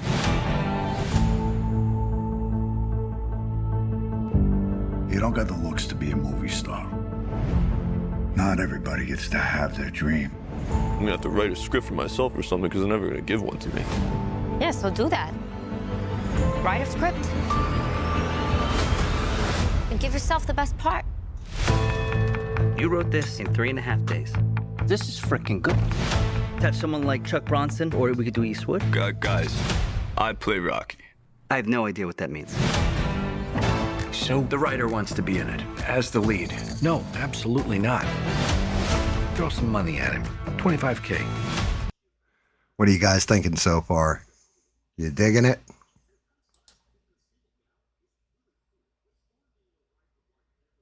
Yeah, it's I play Rocky. I play Smurf. Do do do do do do. Smurf is here, gonna punch stuff. Do do do. No. Raise the offer. Try 75. No. 175. Go to 200. No? I'm not giving this up. Not for $1 million. Not for 10. Hey. All right, now if you do this, comes with some strings. If you ever fall 1 day behind schedule, The meat's frozen solid. they're gonna kick you to the curb, You broke your hand. and they can replace you with a real actor. Just do the best acting of your life and everything will be fine.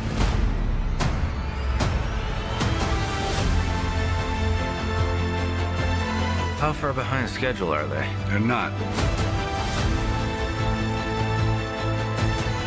This movie is about having a belief in yourself. It's about going the distance. I put my heart and soul on the page. If I'm not willing to live up to what I wrote, then what's the point? So do you believe in me? Or not?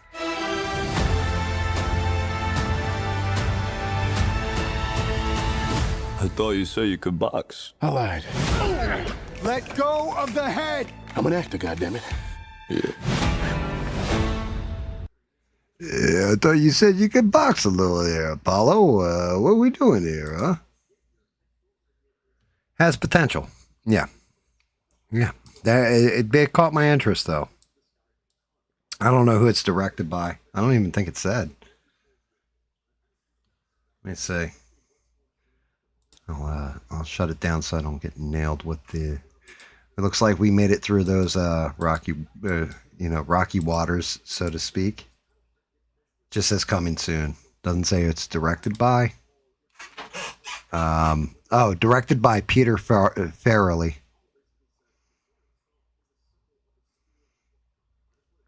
But it looks like, oh yeah, look at that. Woo! Talk about skating right through those waters. We've detected video in your stream.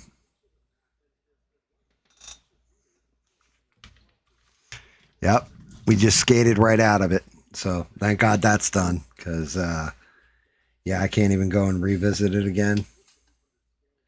You can't show a trailer for a movie on your that's a no-no. You don't understand the studio. the studio would like, I got to figure out how we get around that. Maybe, I don't know. I'm not sure if there's going to, detect these nuts, right?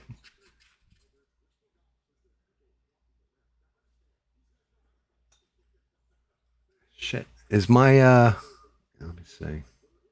It always throws the stream out of sync. All right, there we go. I don't know why it's got the warning up now. The shit's already played through, so. Sorry, you guys are too late. I'm sitting here painting other stuff.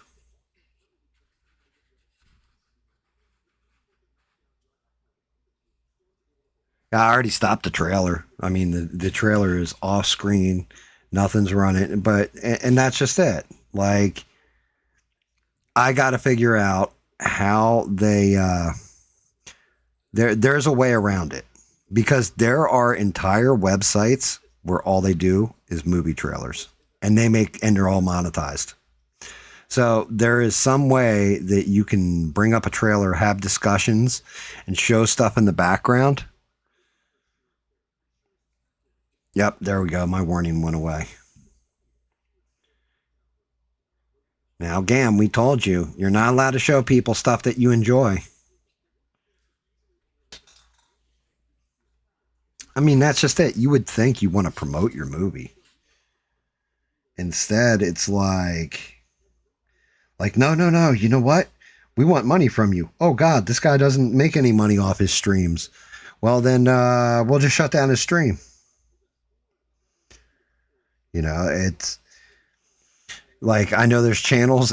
What cracks me up is they're starting to expose people that were using AI that nobody realized they were using AI for music, for pictures, whatever.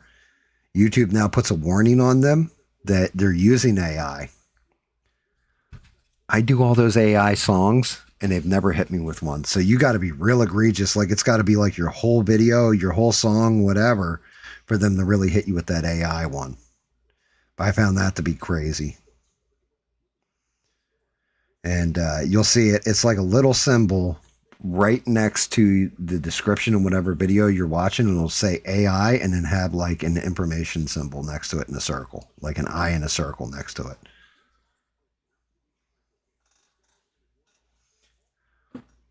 I mean, it's AI detecting it, so who knows if that'll work.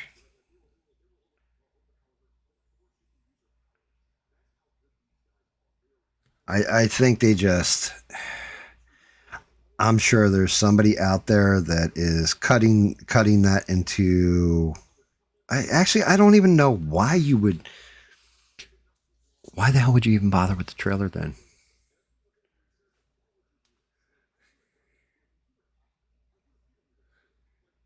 You have Nazis. What? Can somebody please tell me what that symbol is anyway, Reb? What is that little symbol?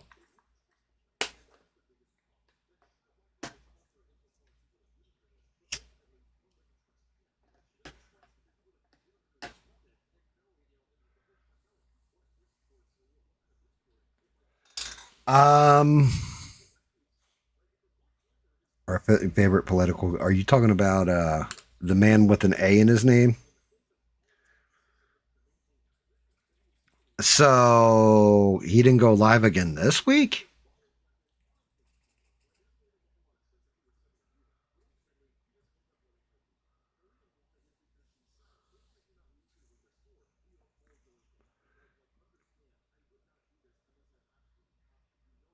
There's like a symbol, right? Like, you can see it in the side chat right now. Look at where you said you have Nazis, right? There's a symbol there. It's like a Japanese or a Korean symbol or something.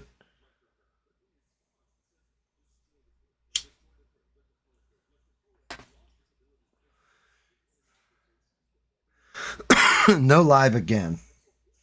So what is that? 2 weeks in a row? 3 weeks in a row? That's 2 weeks in a, well, the 4th, 7 days from the 4th would be the 11th. So that's 3 weeks of no stream then. That's not what you wrote? Then why the hell's it coming up on my screen like that?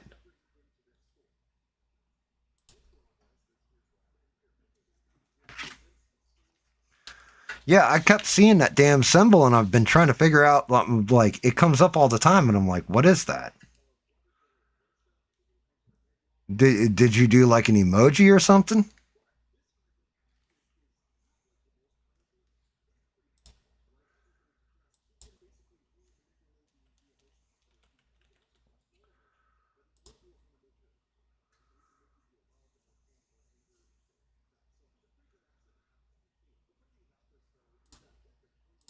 Latest from, hold on, looking now.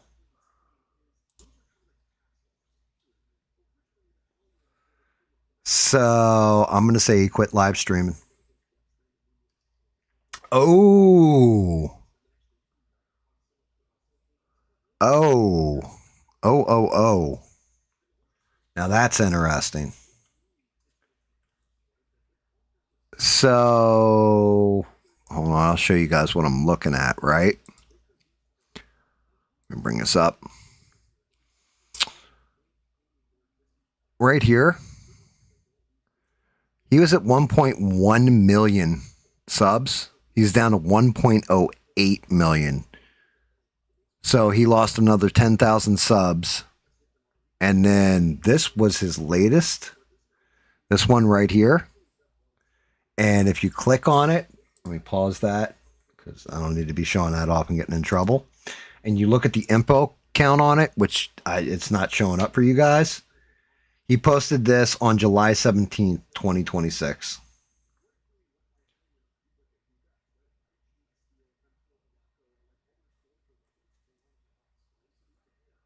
So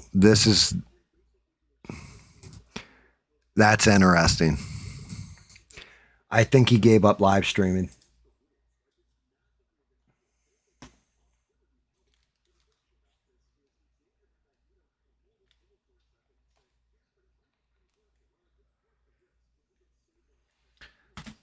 I think he may have given up live. He might have killed his live stream. He might not find it. All right. So why do I live stream? David will tell you because I'm old and just want to yell at clouds. Right. But why does he live stream? Because he actually makes money off of it. Like he was making money off of it. And getting AdSense revenue on the video on demand. So when somebody would watch it and they didn't, if they're subscribed or what is it, YouTube Premium member or whatever, then you get a little bit of money from it because they're not showing as many ads during it. You still get money because the person has to pay for that subscription. If he was getting no super chats and his audience on lives are dwindling, he was making no money at it, so he's trying to figure out other avenues of making money using the internet.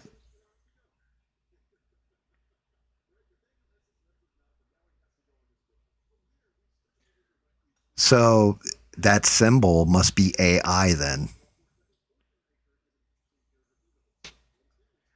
Maybe yeah, that's kind of terrifying. Maybe it's the AI censoring the AI part of that.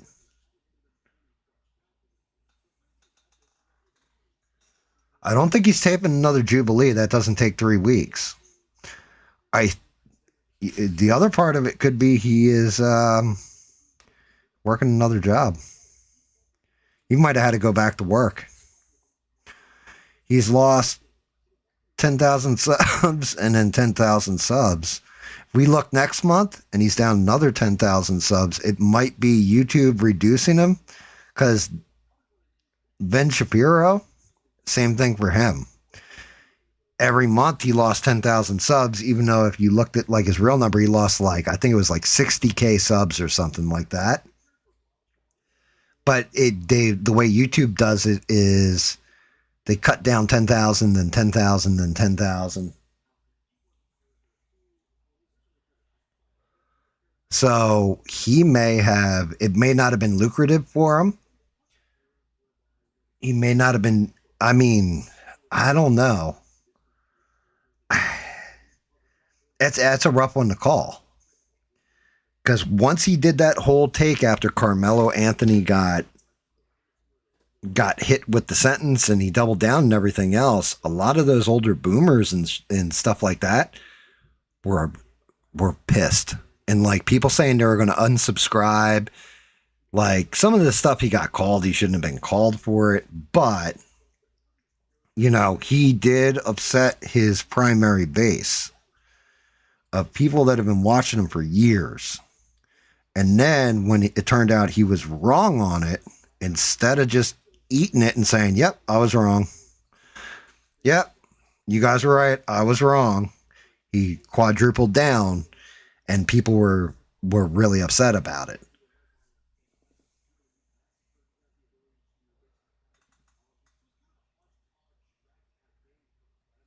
But the other thing I saw was he's not really doing videos either.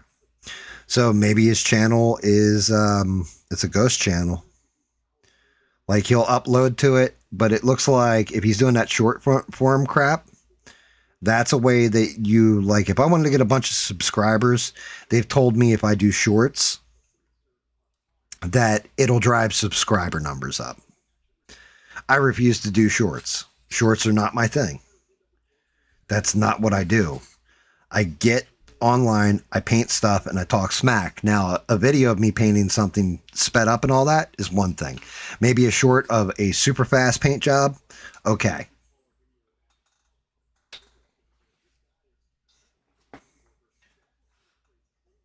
Yeah, well, here's one of those things that I was talking about I think it was last stream, was I have reasonable doubt with the Charlie Kirk assassination. Like of Tyler Robinson doing it because of what was revealed in court. Well, I don't know. I'm sure you guys have come across this, but there was people that were in the courtroom. So Jack Posobiec, what's the one gay dude who's in the closet? Political commentator, Benny Johnson. In my opinion, I think he's a gay dude who's in the closet. I can't prove that. So I'm not trying to slander anybody, but I think it was Tatum, Officer Tatum. They all said when they watched the video, they showed a video in court that was zoomed in, but they didn't show it to the people watching at home. And the video, basically, you can see Tyler Robinson get in a crouch position, in the prone position, and you can see him recoil right at the moment when Charlie Kirk gets shot.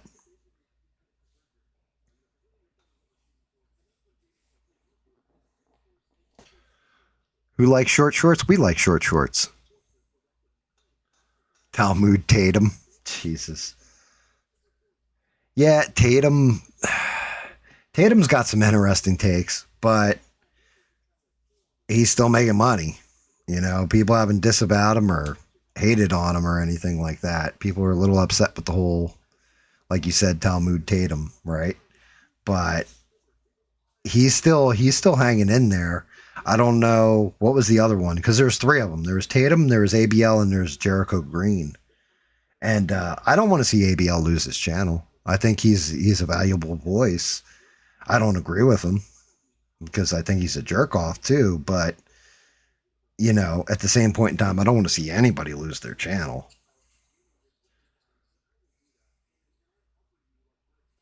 Hey, I mean, he might as well grab them stacks of cash, because what else has he got? All right. Damn. All these little words all around the base. What a pain. I mean, for me, like I said, my,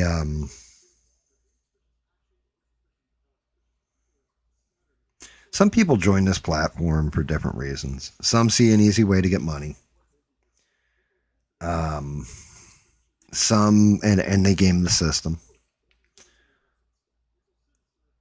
Some think that it's going to be the solution to their problems and they're going to be insta famous and everybody's going to see their piece of art that they painted or hear their music that they wrote, and they're going to get a bajillion subscribers and they're going to be rich and famous and all this other stuff. And there's like maybe a percentage of people that make it like that. For me, I don't look at any, you know, like that would be neat and everything, but I don't think I want to be that famous. I would like to have success, but I would like to get it on my own terms of doing what I like doing and talking to decent people. You know? So if it turned out everything that was going on was kind of like a grift, I can't say that either, because it's pretty hard to stay in that type of character with a grift for that long.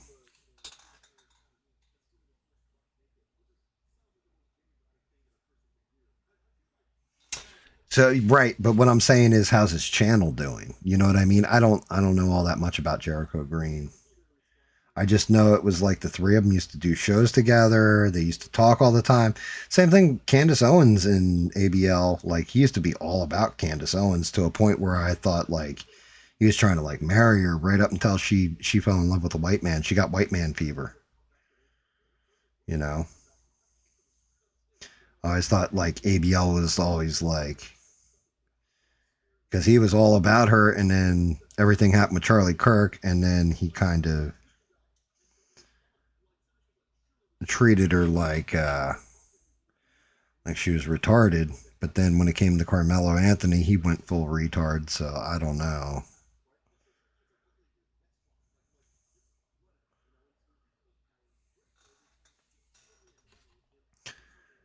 Like, it's definitely an interesting time. I mean, Daily Wire is completely failing. I know that much. Like, they're crashing and they're burning. Going in there real dark on these.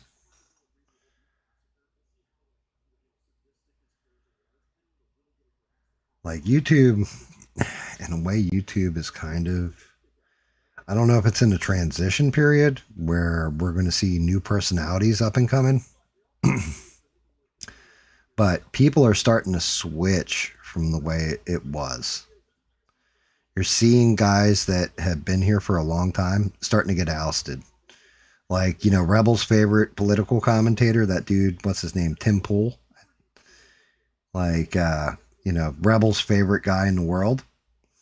His show isn't doing what it used to do. ABL seeming like he's kind of thrown in the towel on live stream and just going to short content format. Ben Shapiro's show collapsing. Candace is like blowing up, but she also it comes out with the wildest fucking shit too. You know?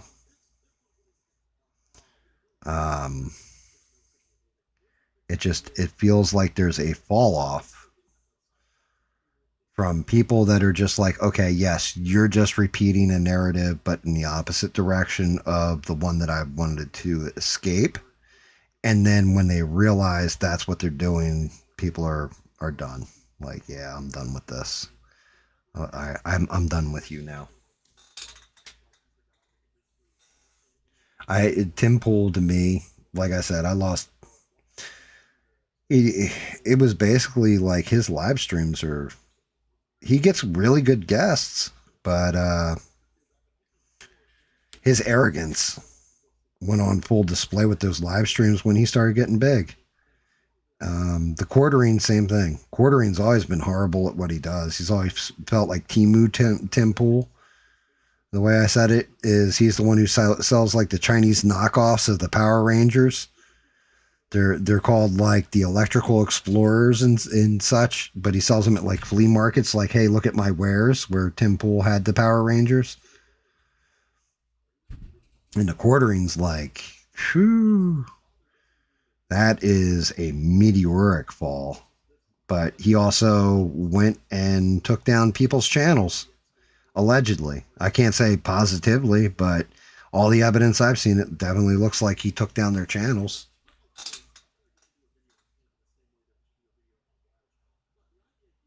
Yep. The Tate brothers did get arrested, and well, they didn't get arrested for something they did in the US. They got arrested for extradition to the UK. UK brought, I can't remember, it was a lot of charges, though. Some stupid amount of charges for alleged assault on young girls. And I mean, would it shock me? It wouldn't. You know, like I said, never really been impressed with them. I think sometimes they had a good message, but it's the wrong messenger. Like, they're just kind of scumbags.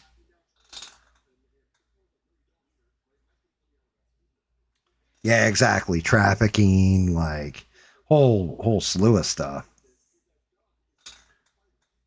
Yep, there you go. 59 total charges and 38 new ones. That's right. And again, you know, I don't really follow those guys. I've listened to them here or there. Maybe it's just me.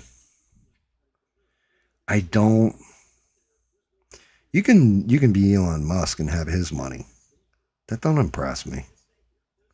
Like, that's cool and all. Hey, good for you. Especially if you went out and earned it and worked hard and, you know, built stuff and you went that whole 9 yards. But having a lot of money don't impress me. And not because I'm so flush with cash, it doesn't impress me. It never impressed. I've always been, for my whole life up until like the past, like, I'm going to say like 6-7 years, I've always kind of been lower on that pay scale, lower on that class, which is why when I hear people that are like, I can't make it up and I can't make it out, it's like, okay, are you working, trying to get yourself up and out? If you are, okay. But if you're just like, yeah, I can't make it up and out, it's the world's fault and I just give up, then yeah, I got no time for you. You know what I mean? Like, it's a struggle right now to just make ends meet for damn near everybody. And I say damn near because it's not everybody. But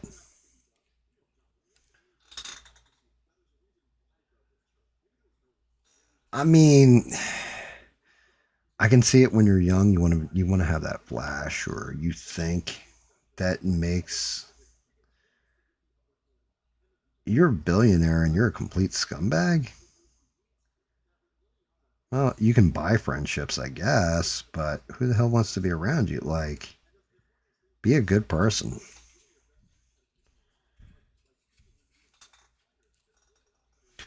Not like they're going around the world with all that money and setting up charities. They're just buying Bugattis.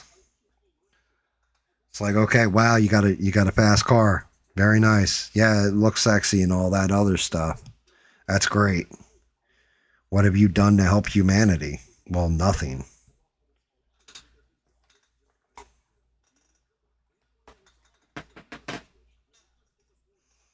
You know, I can at least say with Elon Musk, he's rich and all that, but at least some of the stuff he's done is push science forward to a better future. Or at least tried. He just got rich in the process of doing that. Smart. Bugatti, yeah.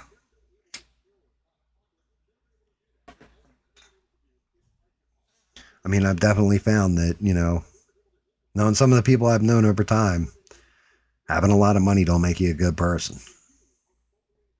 Doesn't make you a bad person either, but it definitely just because somebody's rich doesn't make them good.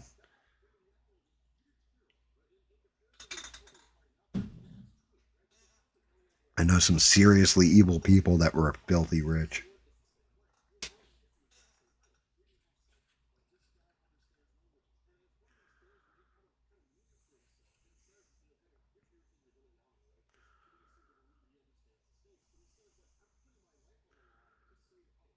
I don't know. Maybe it's just me. But yeah, I mean, if you're striving for a better future and you're trying and you're never giving up, you're never surrendering, I respect the hell out of you for it. If you're not making ends meet and all you do is complain about life, and then it's always an excuse of why you can't, yeah, I lose a lot of respect for you. What's up, Biggie?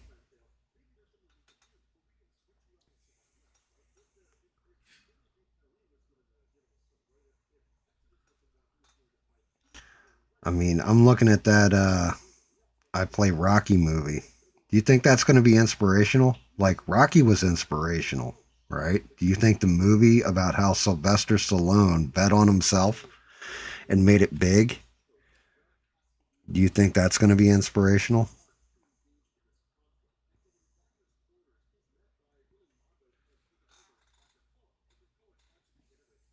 You demolished your friend in soccer? That's pretty awesome.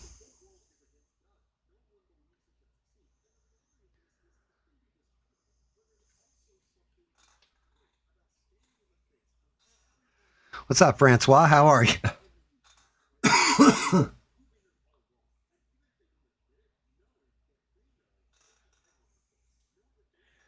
Can't never do nothing, huh? Well, I mean, that's just it.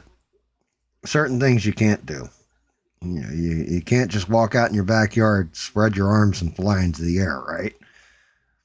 But when it comes to can you better a situation, it's like, okay, well, I can't do it because of the. It's actually I love my wife. It's my wife's rule.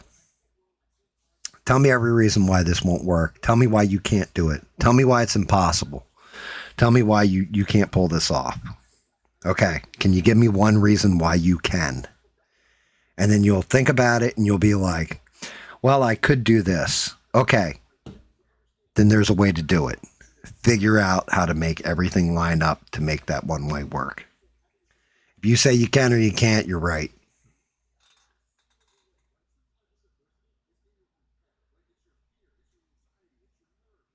That's awesome, Biggie. Glad you won. And yeah, Francois, great to see you, man.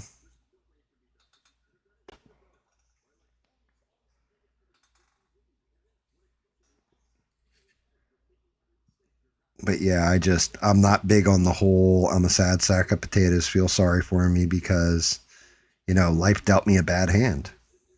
It's like life deals everybody a bad hand at one point or another. And you're either going to fight out of it or you're going to lay down and die. And if you're going to lay down and die, that is not the way.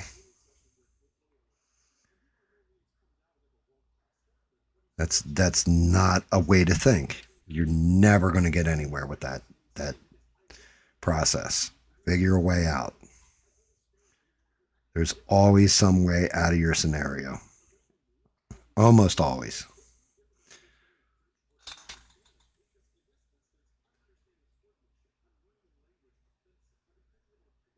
So you don't own a pistol, huh?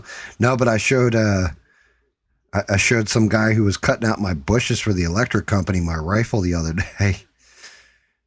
My wife thought I was going to jail. Actually, she's not wrong. If that guy had been like, if I had been up north, I would have been in jail. But luckily, he was a good old boy. Good old Southern boy. And was just like, yeah, I understand. I get it. He had mercy on me. Can't exactly be doing that.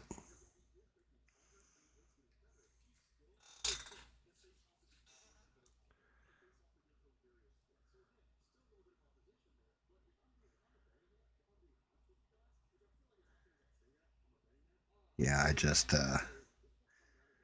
don't know, guys.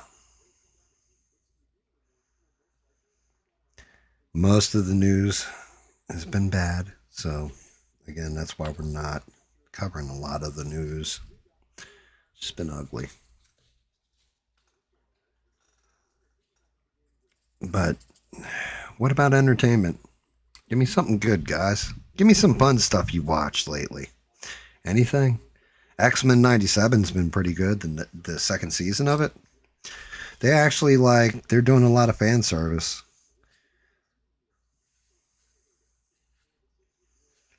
All right. How am I doing these insets? I think I'm actually going to go to a black primer in my airbrush. I think I'm going to go black and hit these. Maybe hit the ledges too.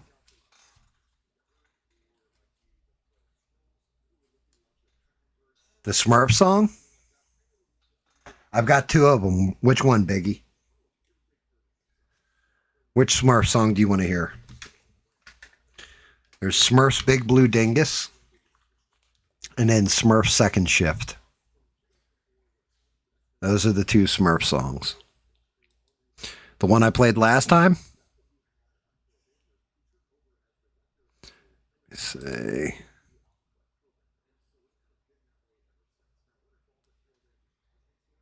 The Big Blue Dingus one? Okay. Yeah, I can play it. Let me see. Make sure it's the right one. There you go. Smurf's Big Blue Dingus. I've been making all kinds of different AI songs. I've made Bob songs, Smurf songs. Smurf came rolling down the block in boots too big and a grin too cocked. He said, boys, I got a problem of size, then tipped his hat with mischievous eyes. Out came the legend, painted blue, the whole damn town went, what that do? He walked like thunder, calm and proud, with a wild little secret under the cloud. Everybody stared, nobody spoke, then Smurf just laughed at the joke. He rolled his shoulders, flexed his charm, said, hold my beer and step back, pal. Smurf's Big Blue Dingus, Smurf's Big Blue Dingus, too bold, too loud, too famous.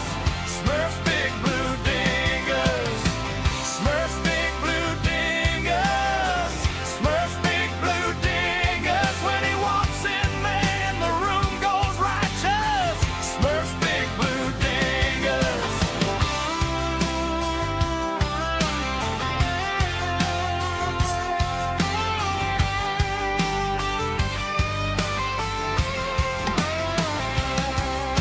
He left a trail of busted pride, a tiny wave and a strutting stride. The ladies smiled, the fellas clapped. Smurf just winked and tipped his cap. No gold chain, no fancy throne, just a blue tinted king of his own. He spun that tail like a heavyweight champ, then lit the night with a victory stamp. Smurf's Big Blue Dingus, Smurf's Big Blue Dingus, too bold, too loud, too famous. Smurf's Big Blue Dingus, Smurf's Big Blue Dingus, Smurf's Big Blue Dingus. When he walks in, man, the room goes righteous. Smurf's Big Blue Dingus. Some men talk, some men pose. Smurf just smiles and everybody knows. Francois is not a kid. Fearless and strange, he turns every loss into a Hall of Fame ring. Smurf's Big Blue Dingus, Smurf's Big Blue Dingus, too bold, too loud, too famous. Smurf's Big Blue Dingus, Smurf's Big Blue Dingus, Smurf's Big Blue Dingus. When he walks in, man, the room goes righteous. Smurf's Big Blue Dingus.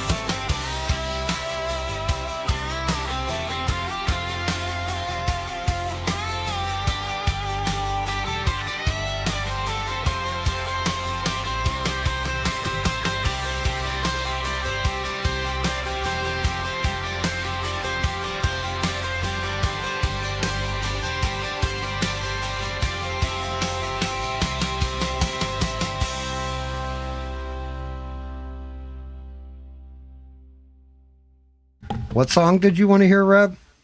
No, I don't want that to keep playing. I don't want loop. What song did you want to hear, Reb?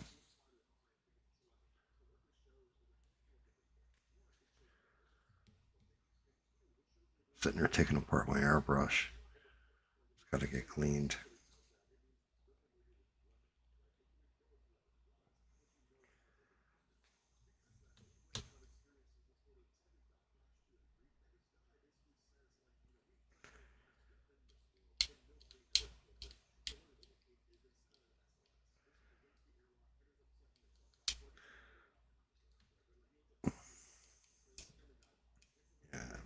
Fredo.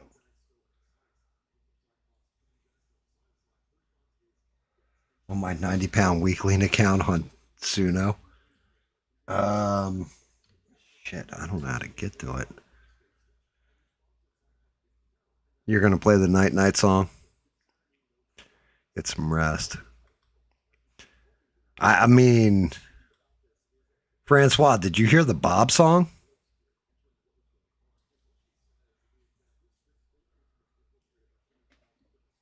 The Bob song's awesome. The story of Bob.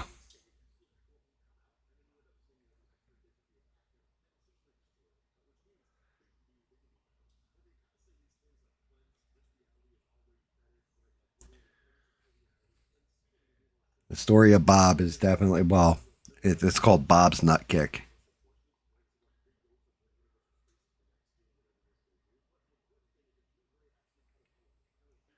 Bright orange ball. Yep, all hail Bob. I don't know if you heard that one or not, Francois. That one's more the type of song you'd like.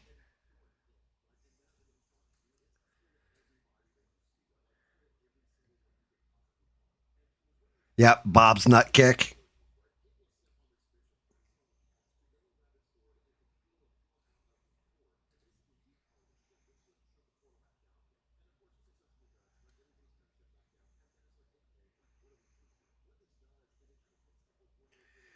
And Bob kicked him in the nuts. Have a great night, Stranded. Thank you for everything.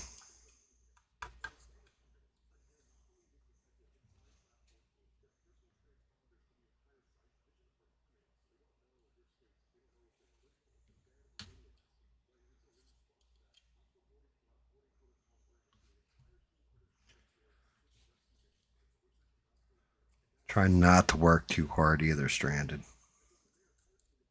No, it's a tall order. Yeah, Bob's Nut Kick is funny. How else did I download on here? Smurf Second Shift. That's more like a God, there's so many Bob songs I have. One about Bob drunk driving. But it was funny. Bob was telling the story, and as Bob's telling the story, I'm like, all right, I'm writing the song.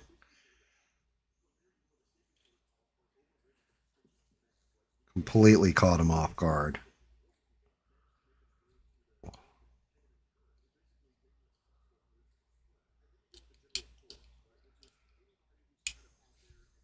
Power up, Bob!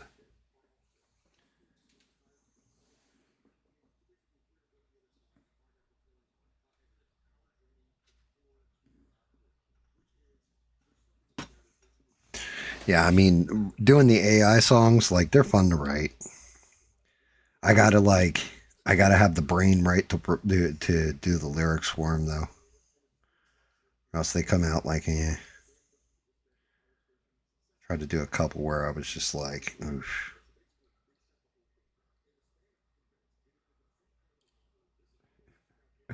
Yeah, I did. I checked.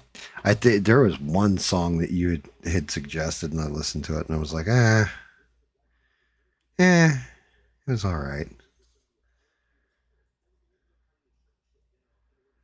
Ooh, like kind of, like it fit with your personality, Francois. When I heard the one song, I can't remember. I had tuned into your I don't know if you were doing a live stream or it was a replay of a live stream. And listening to it, I was just like, yeah, that fits his personality. All right, there we go. I think I'm freed up now. We'll find out in a minute. I really got to remember to clean my airbrushes. So used to the old one.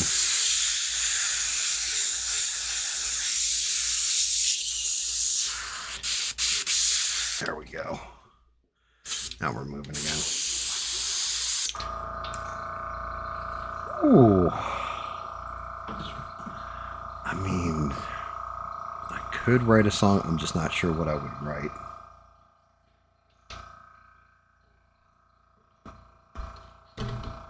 I don't know what I want to write about.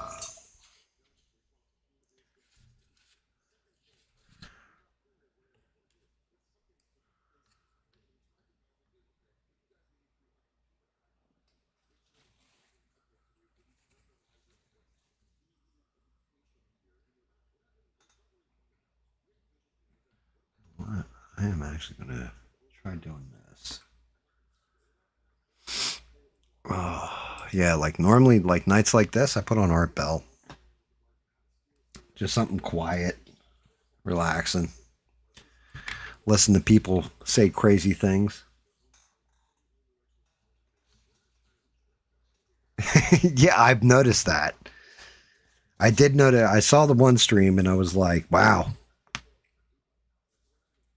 I just was like, okay. I mean, but why would you want to scare off? Like, are you afraid like people are gonna? I don't know. Wouldn't you want them watching you? Because you're just painting something, you know.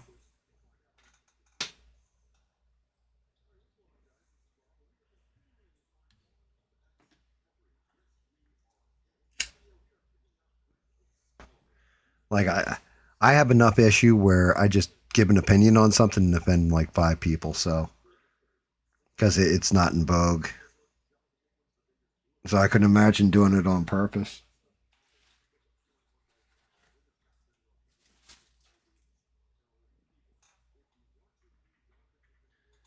Damn, what the? Swear to God, I had water laying around here somewhere. Well, have to go to the big jug. Like, why would you want to offend somebody on purpose, though?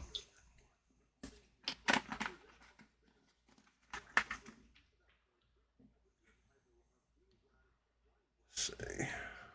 Yay, backwash cup.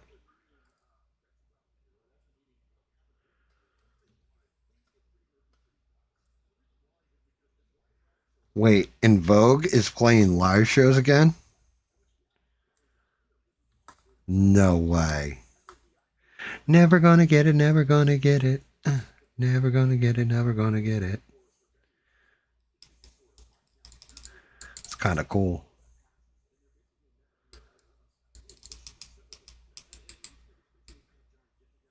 I can't believe. Well, actually, I can believe.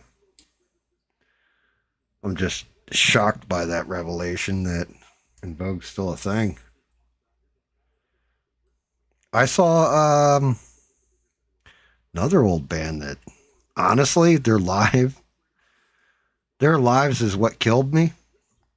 Like when they did a live, I saw a live concert of them, Candlebox.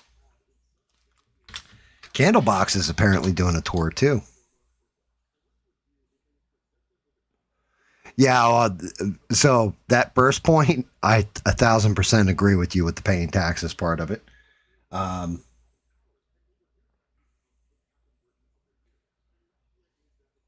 I mean, and all 3 of those are actually valid points. Valid points.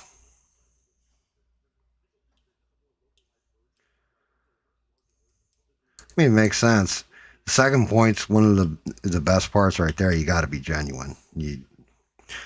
I was just talking about that, how you're seeing people like lose their channels or what have you because their takes, like they're just being fake with things, and then they get caught out for it and their channel ends up tanking because of it, because it's like, yeah, you don't actually believe what you're saying.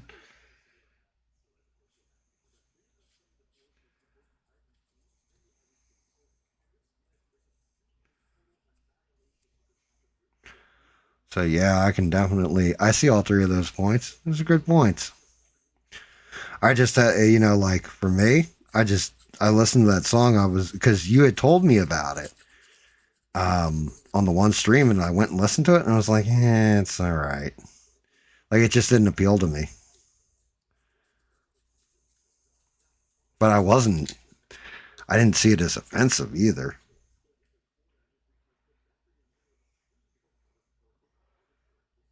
Like I said, I'll say something that offends somebody. I do all the time. I don't even mean to.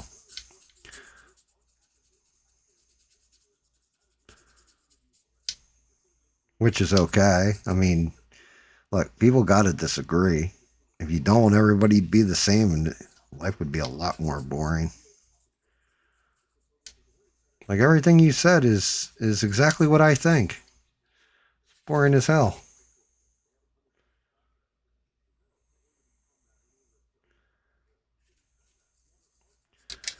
The ones that kill me are the ones that are like, you know, well, I see it this way. Well, I see it this way. Well, you have to see it my way. No, I don't. You can kiss my entire ass.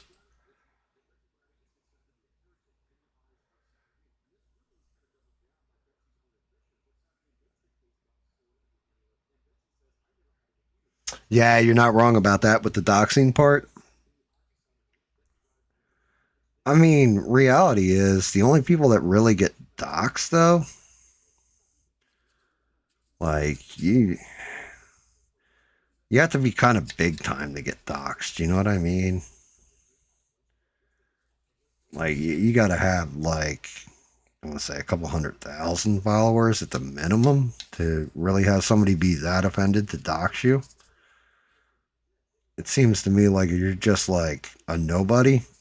Nobody's going to dox you. They might try to scam you, but not dox you.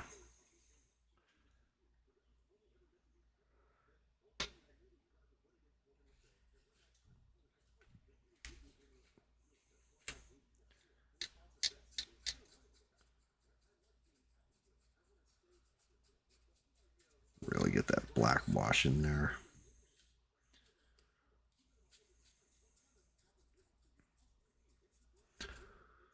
So the reliefs stand out. Dark enough. That one needs to be darker.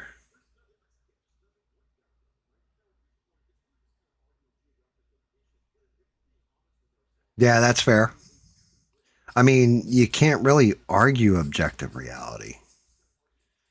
Well, I mean, I guess you could, but you're going to lose the argument if the other person has sound logic on it. And it's like,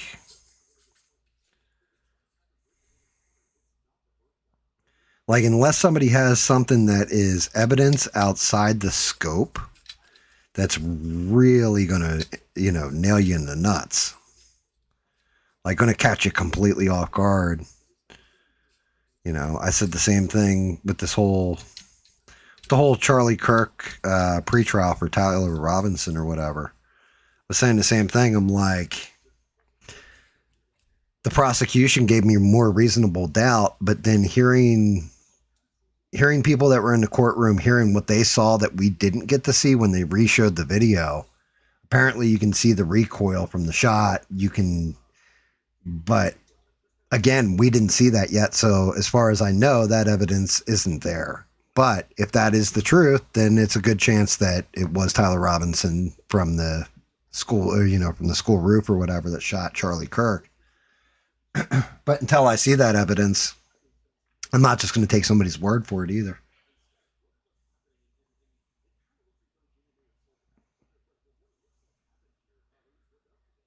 Really? They doxed you and hacked you? I mean, I've gotten DDoSed in video games and stuff, but that's about it.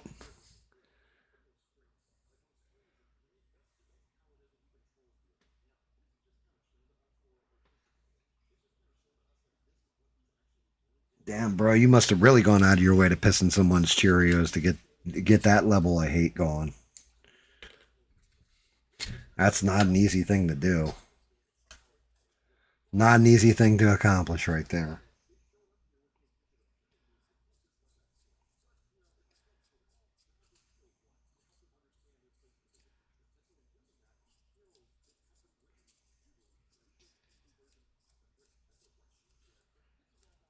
I mean, somebody doxes me or, you know, that kind of stuff, they might be in for a shock. All I'm going to say. I won't do anything.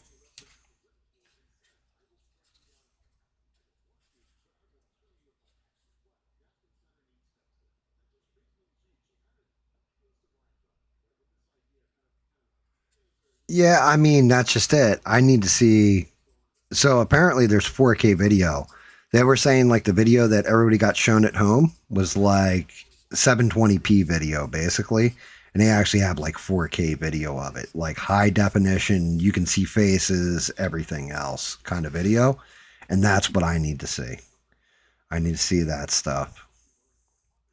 Because the other place my brain goes immediately, and especially into nowadays, is AI or, you know, special enhancements to video that you can do. You can make a video do all kinds of stuff. So I would need to see that in 4K.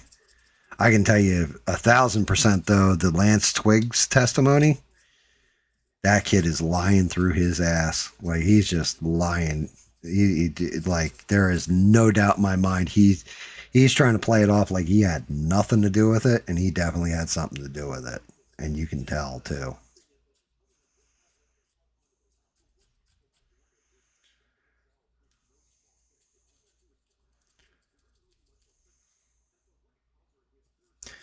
You could tell like he was trying to play innocent, and if I'm to be honest, I would like to see them tear up his immunity deal because of it.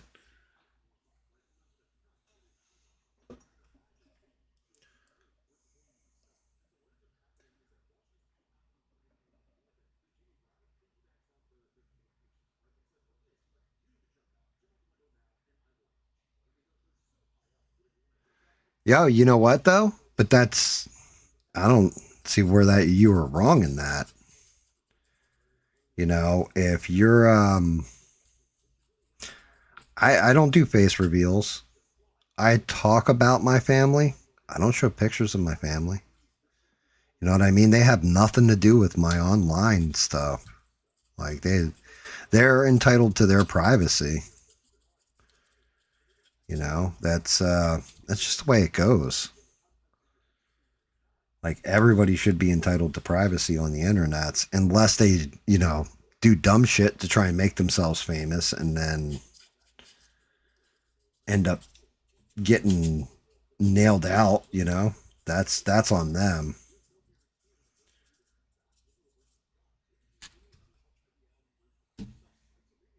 He can still be charged and prosecuted? Is that true?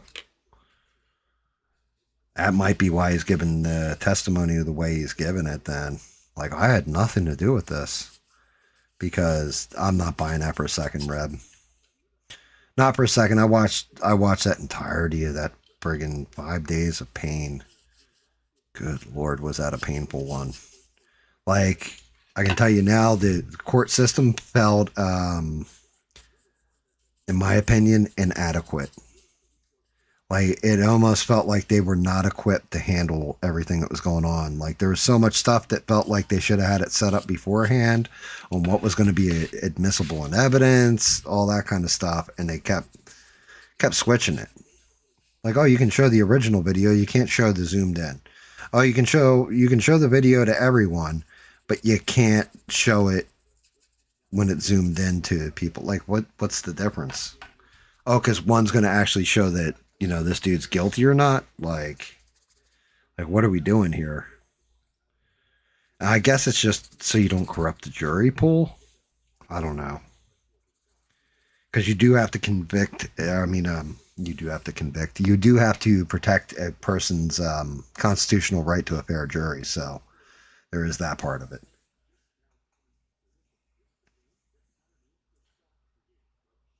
Oh yeah. We didn't talk about politics. Well, here's the thing, right? And somebody correct me if I'm wrong. Lance Twiggs in his testimony, if I remember correct, said something to the extent of, they asked him, like, did you see what happened with the case and all that? And he goes, well, I saw a couple news reports, but I didn't really follow it. Like, I wasn't following it, so I wasn't sure exactly what happened. But if you flash over to those text messages, the alleged text messages between the two, he immediately asked him, are you the one who killed Charlie Kirk? So if you weren't following it, how did you know to ask him that if he was the one who killed Charlie Kirk? You know what I mean? Lynn, I actually do remember you. I remember you from the raid, and I do remember you. Matter of fact, there is Firestarter is another one, and then yeah, that was another one that said, "Will you remember me?" I do remember you. Welcome back.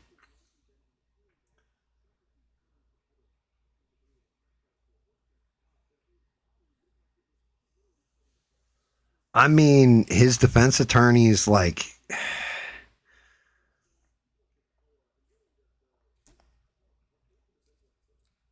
I don't know. It was a pretrial. So reality is we'll know when the trial comes, just how good his lawyers are or not.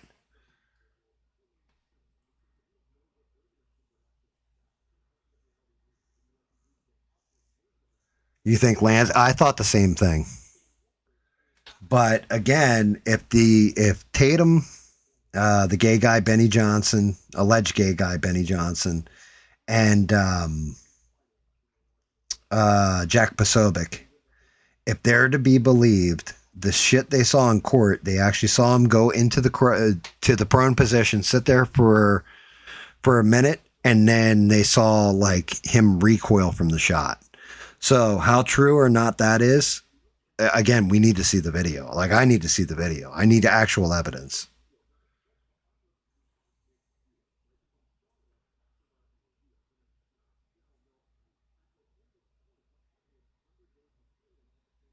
Yeah, that video, that's either AI generated, but that's impossible.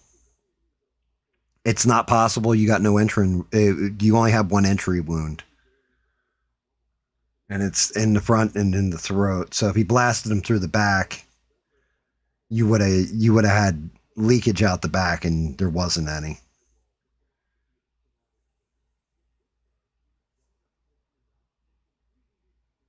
Don't show my client on camera. We want the death penalty off the table. Yeah, no, I mean, that's the thing. If all you got to do is reasonable doubt. When the death penalty is involved, slight reasonable doubt, and you walk for the most part. You might spend the rest of your life in jail, but you know what I mean? You're kind of beating the case at that point. Yeah, I don't trust Benny Johnson either.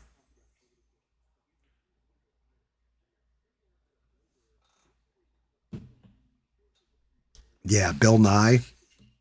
Is he even a scientist?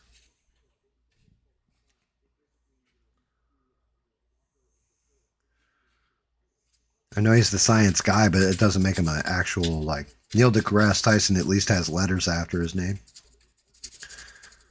I think he's an arrogant jerk myself, but he does have those letters after his name. He actually is.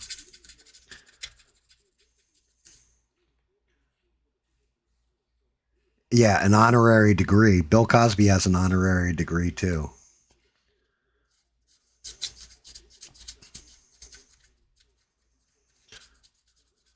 Well, he had an honorary degree. Bill Cosby kind of lost all his degrees.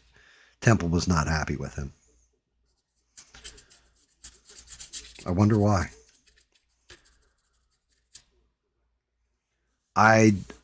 Yeah, matter of fact, main event was last night. I have absolutely watched WWE, and the main event was last night. Looks like it's going to be Cody and Punk at SummerSlam. Also, I think it's going to be Gunther and Nick Aldis. I think they announced that they're going to have a match. Which Nick Aldis is actually a pretty good wrestler. If you've never seen him, you should look him up. He was actually pretty good. He was in TNA.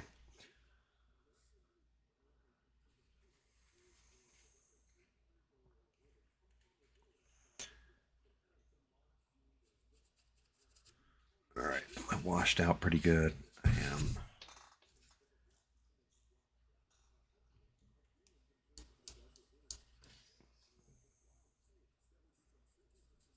Oh no, I really just did that. I hit it with way non-diluted paint right there. Oh, sugar.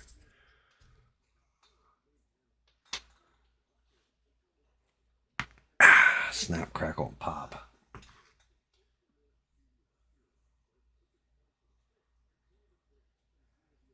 Some vaccines are safe, but some are experimental. You really have to wait for 2 generations before you know if the vaccine's safe or not.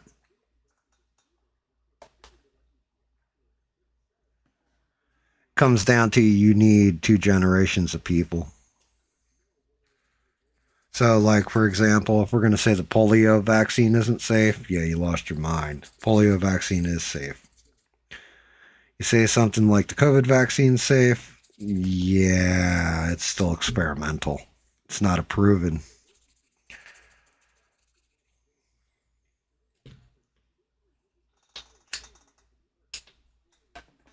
I mean, there's always going to be side effects, though, to any kind of medication, unfortunately. You know, for example, a peanut allergy.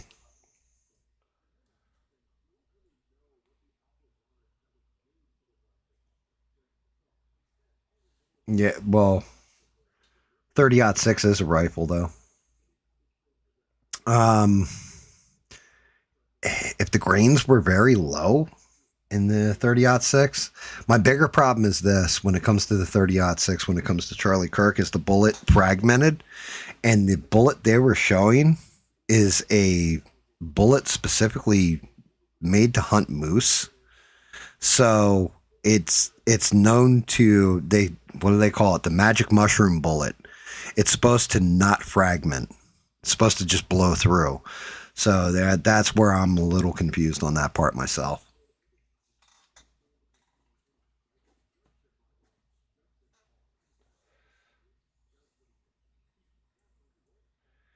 Well, that's just it. It has been proven that COVID was done in the lab. It has been proven that it was all covered up. And the vaccines, I don't know, man. That's a crazy ass experiment. Like, it's definitely not looking good. We haven't gotten 100% confirmation, but a lot of the files they released recently definitely lean towards not good. We got khaki, no. I need my grays. Thought I had a bunch of gray up here. Brown.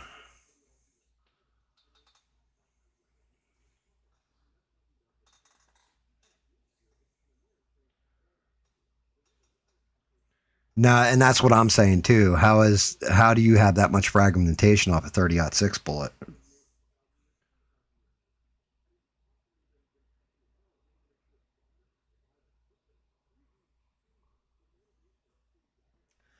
But here's my issue too, is that you keep saying the 30-06 bullet. That's not what the ballistics said. They never said 30-06 was the size of the bullet. They said it was a 30 caliber bullet. There's like 15 different guns that can fire a 30 caliber bullet. 30-06 is just one of them. So if you was shot from a different rifle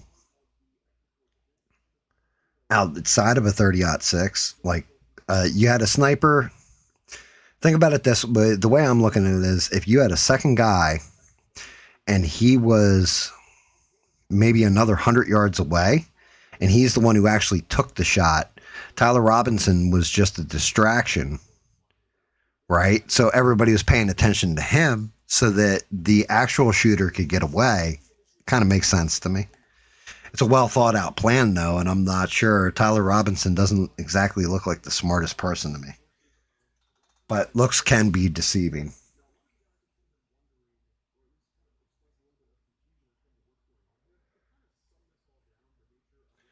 Okay, so that was my analysis too. I don't know that it was Lance Twiggs. I can't tell you who the shooter actually was. But yeah, I have the same kind of theory. It's just I think they hit him from like another 100 yards out. And the reason why, there's not 2 shots, there's only one. So if he got down in crouch position, we'll say he goes into prone. He lines up the shot and all that kind of stuff. But they're factoring that you have cameras on that position, like, oh, well, I'm going to be seen. The moment shot rings out, that's his cue to get up and run with the gun and jump off the building. Everybody's going to be watching him on the security camera and ignoring the other guy who actually took the shot.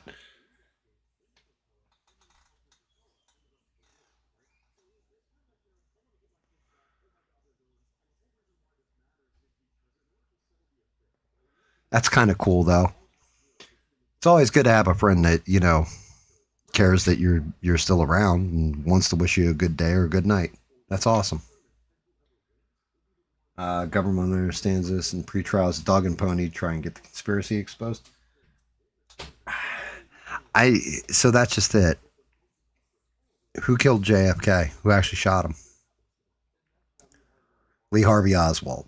That's who we have. At the end of the day, it's Lee Harvey Oswald, right? If the government really wanted to cover up something, they can cover it up. I do remember when I got raided. As a matter of fact, that's why I have thank you Don Benitez in the description, because that was awesome.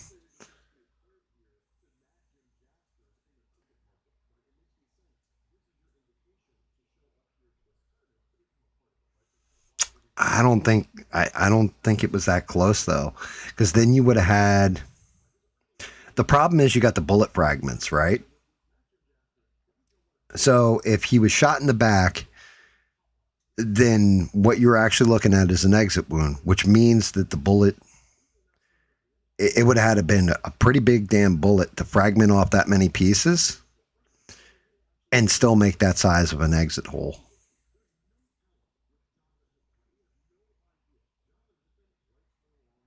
So I don't know. Like, something about it, I don't think that close range, and I don't think Lance Twiggs could have gotten that close. Not looking the way he did at that point in time.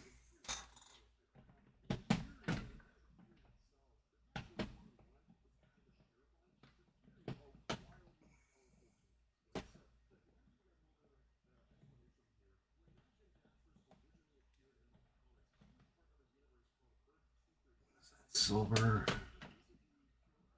Damn. I'm going to have to go to my box.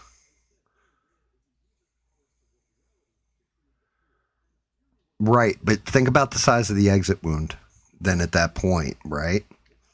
Because to me it looked like an exit wound. But if that's the entry wound, because there's no... Part of the problem here is we also don't have the autopsy. If the autopsy only shows one entry wound, then that basically you only have 1 point of entry. That's it. It's a done deal. We can only go off the facts and evidence, and unless you got the coroner in on it, but I know that was Epstein. They brought in the second coroner or the second medical examiner. I don't know.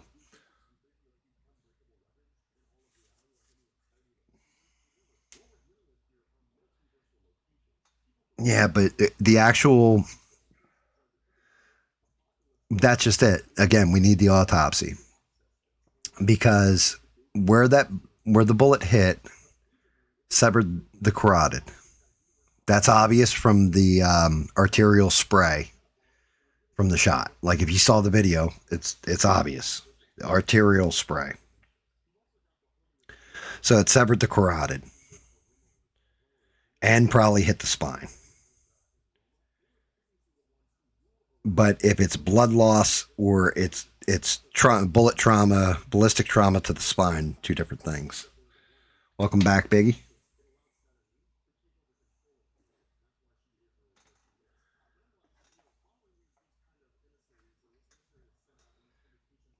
Like I said, there's so many problems with it. It's a mess. Even if they told you the truth, you wouldn't believe it.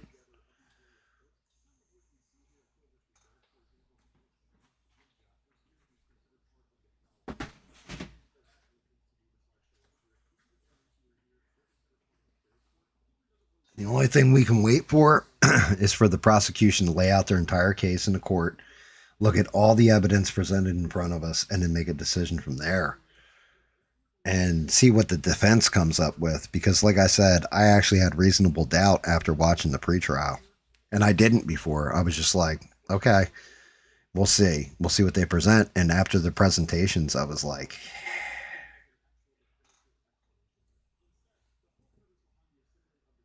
yes. Yes, Biggie. That's correct.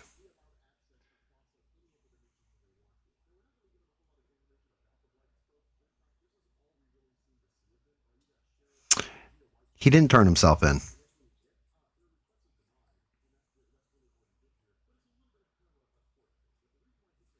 Yes, and I agree. I think he's an accessory.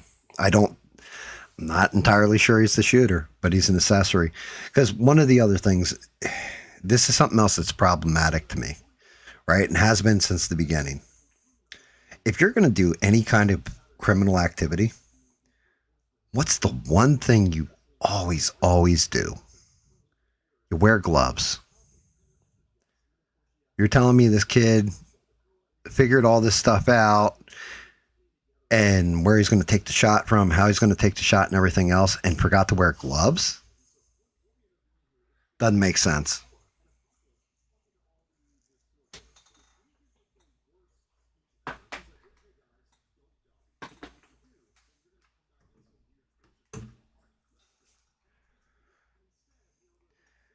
And when something doesn't make sense,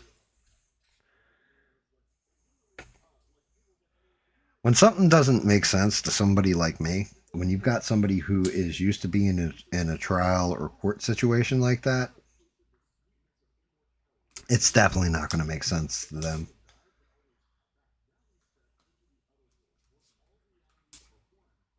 So I think it's going to be, again, I think it's going to be real interesting to see where this goes. One notch. Neutral gray. Yep. That is funny. I forgot about that. Yeah, Lynn was just like, she left and then like 20 minutes later would be back like, I can't sleep.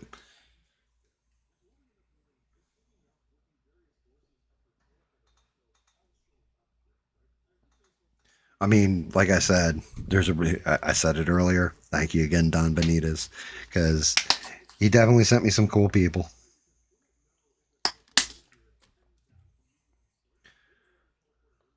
And thank you guys too. You guys stayed subbed. You guys came back. You know, checking out the painting and all that stuff, and coming in, listening to conversation, hanging out, chilling. Appreciate you.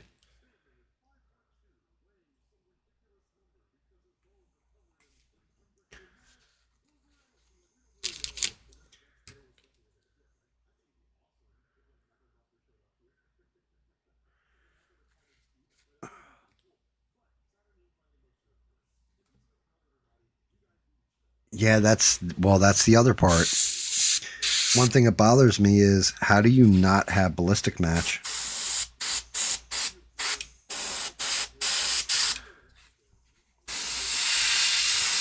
You're telling me, unless he rammed something down the barrel of the rifle and changed the rifling on it, should still kind of match. But that also speaks to one of those other things that was said in the courtroom, that there were 4 fragments sent to ATF and 3 of them weren't. Why wouldn't you send everything you had to ATF, not even to FBI? I mean, they've got some experts, but ATF is the real experts on that stuff. So why would you hold out on 3 of the bullet fragments?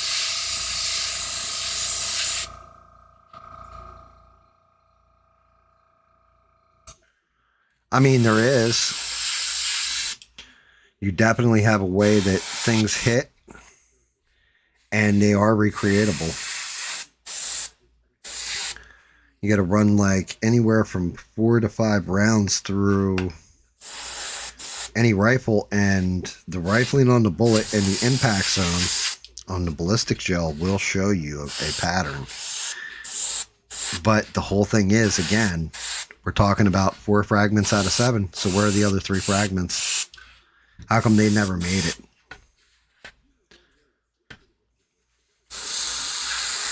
Just odd.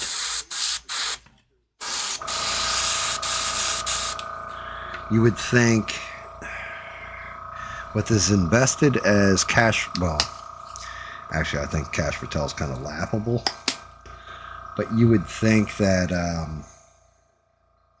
supposedly as close as Cash Patel was with Charlie Kirk, that he would want to catch whoever did it, like immediately. Like if somebody took my friend out, there'd be no force in the world that stopped me from getting to the truth if I had the power to do so. So I don't know.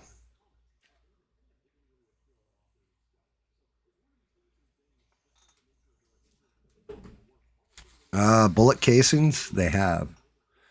Where the firing pin is struck and stuff, they have. And different dimpling on bullets. It's what kind of disproves certain theories about JFK and such. And other high-profile assassinations. But modern day, you would think an AI would be able to tear down that bullet and rebuild it.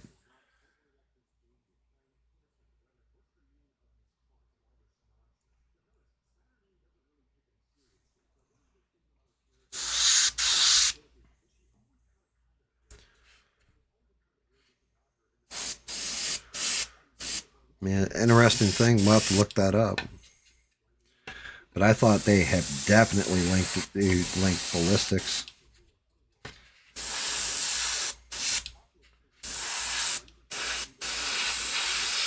Usually that slam dunks a case. Like I said, we'll look it up here in a minute and finish out the undertoning on the clouds.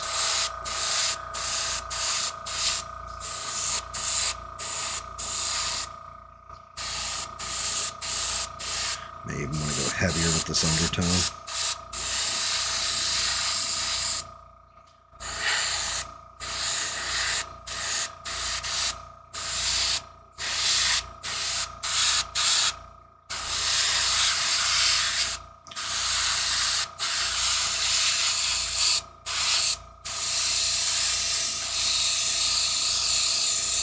I said I may be wrong about it. I was just pretty sure for some reason. I mean, having 4 different sets of DNA also on everything doesn't help.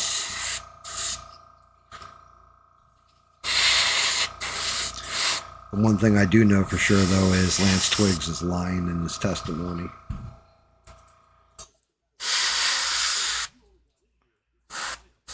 Yeah, there we go.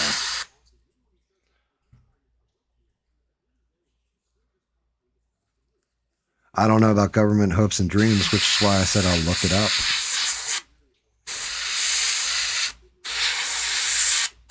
Because if I come across a court case where they actually convicted somebody on the ballistics evidence, kind of proves the point. But I don't know for certain. You could be right.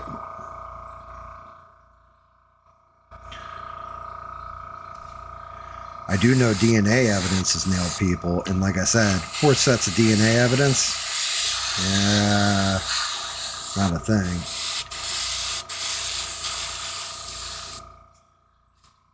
All right, let me clean this and I'll look it up.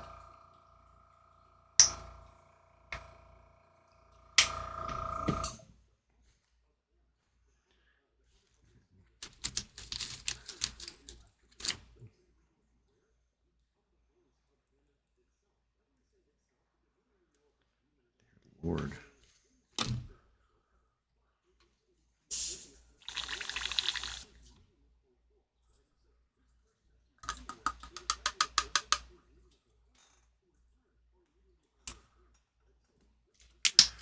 Might actually blue tinge a little bit into the white.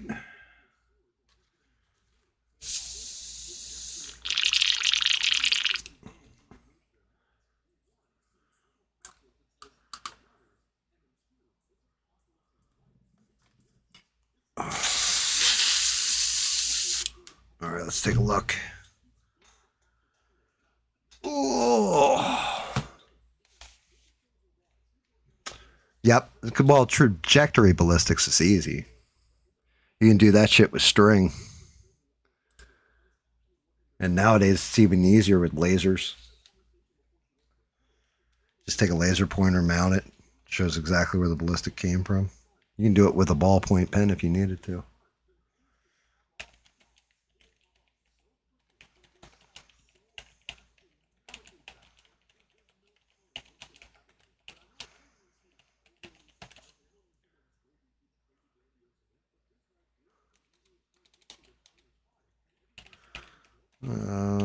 I'm asking, has a murder conviction ever come from ballistics results?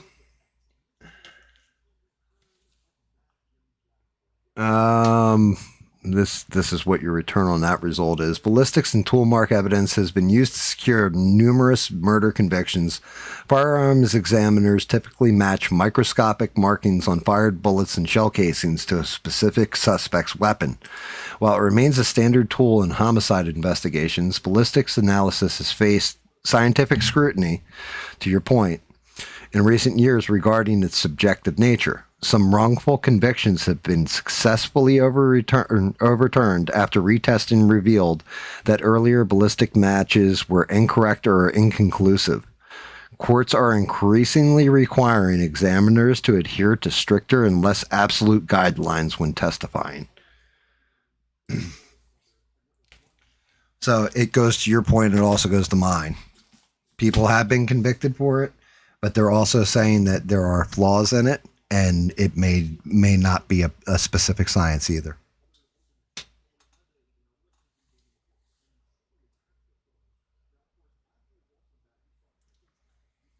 Well, that's just it. That's what I just read. I just read you exactly what the result is. You have had murder convictions, but because they've had murder convictions overturned, where it turned out it wasn't an exact science. So the science is there, but not exact. So they scrutinize it harder and want harder evidence than just a ballistics. You can't just convict off ballistics. Hey, Fire Striker, I just mentioned you earlier. I remember you. Welcome back.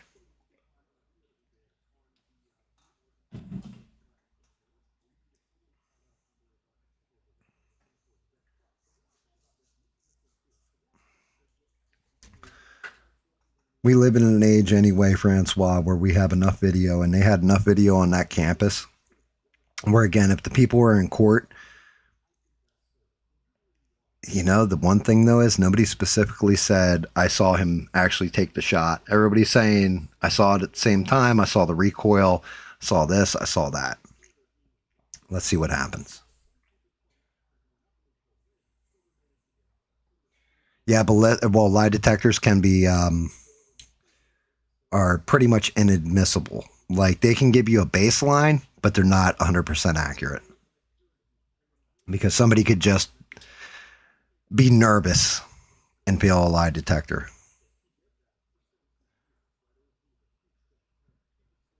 Okay. Well, I mean, and that's possible. That's definitely possible. It's the same way with behavioral experts saying, like, I saw a micro expression on this person's face, therefore I was able to tell they were lying. You know what I mean? Like, that stuff, you can have one come in and it kind of helps your case, but it's not a proven science 100% either. Awesome. Well, I appreciate you stopping in. Thank you very much, Fire Striker. You're awesome. Thank you for, subscribing and being here and everything else. You're appreciated. No, I didn't forget any of you guys from the raid. Everybody that kind of stuck around and had conversations and everything else, like Lynn was in here, Biggie Cheeseburger's in here. Like, I remember all you guys. Brother, I hope I get another raid too. And thank you, Fire Striker. I appreciate you. I hope to see you next stream. I appreciate you dropping in, just saying hi. And I would love another raid. You guys are amazing, and I appreciate y'all. I mean, there is a thing to body language, though.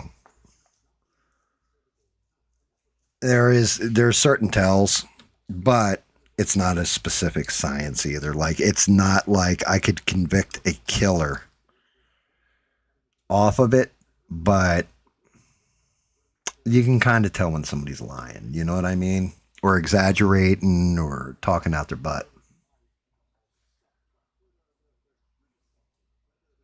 Thank you, Fire Striker. I appreciate you. You're awesome.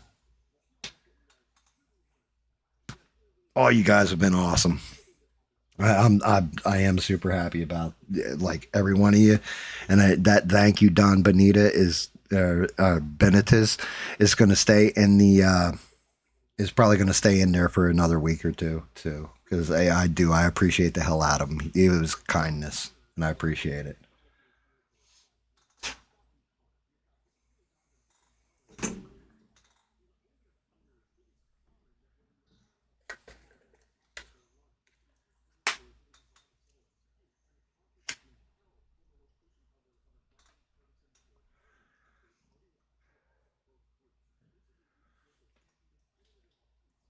The biggest issue that I'm seeing though, so you're saying Lance Twiggs is the one who did it. What if it wasn't Lance Twiggs either?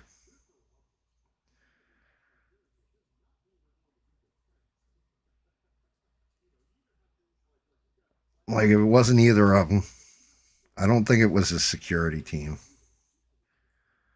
I'm trying to pull something off here that I don't know if I'm going to be able to.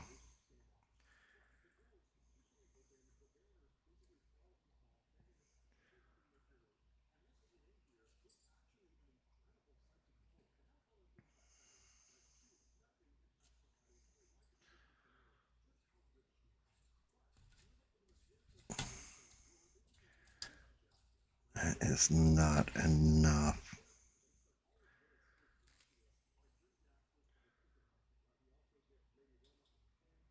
Well, that's awesome. Where are you vacationing at, Len? You don't have to say, by the way. But hopefully you're enjoying it.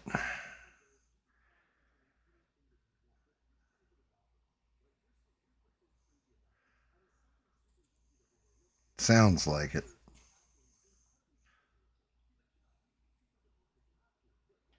Yeah, I don't believe that either.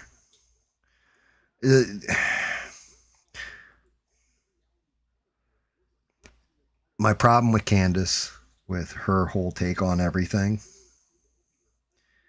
is she threw too much at the wall. So it had to just keep getting crazier and crazier. Because remember the Egyptian planes and the Israeli planes or whatever the hell it was that was following Erica Kirk around, and then it turned out, well, that's impossible. Then she had a guy on there saying, oh, well, it was this. And she just, like any theory that comes up, you can't go about it like that. You have to look at the evidence, which is where my problem is that, in my opinion, and I'll say in my opinion, I haven't seen enough evidence yet.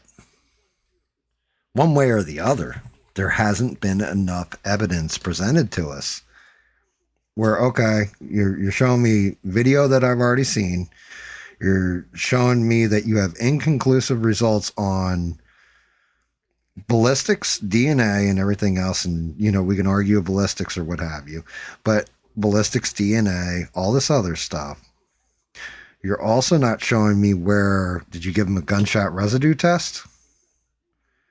How come the bomb sniffing dogs didn't pick it up? If they're, you know, designed to basically find the gunpowder, and they didn't knock positive on this.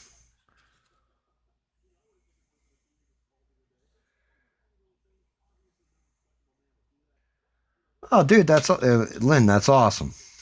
Cool. I hope you're enjoying your stay, and I hope that it all goes well for you and the fam. That's great.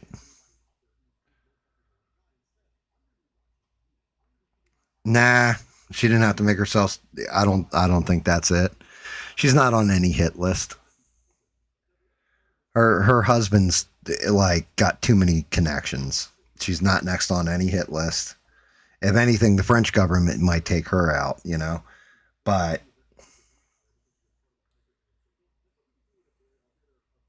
why would you ban dogs from policing? I mean, you use them in the military too.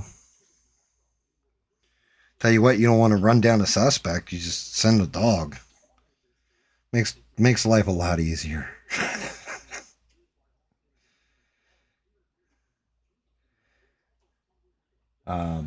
But yeah, she didn't make herself sound crazy. What she did was earn a bunch of money off her friend's murder. That's what that was about. That was all about cash. That was all about making hay while the sun shines.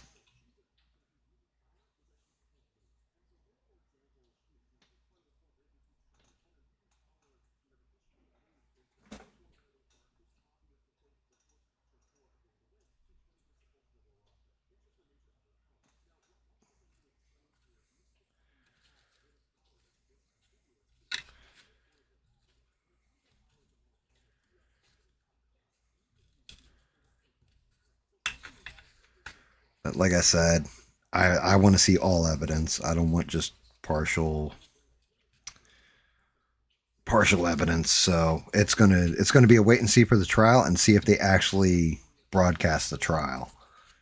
Which I can understand them going lenient for the pre-trial because you don't want to corrupt jury pools and violate Tyler Robinson's constitutional rights. But for the main trial, yeah, we need to see that. I'm hoping this works. This is a pain in the butt. Never tried this before. Hopefully this gives it the effect I think it's going to.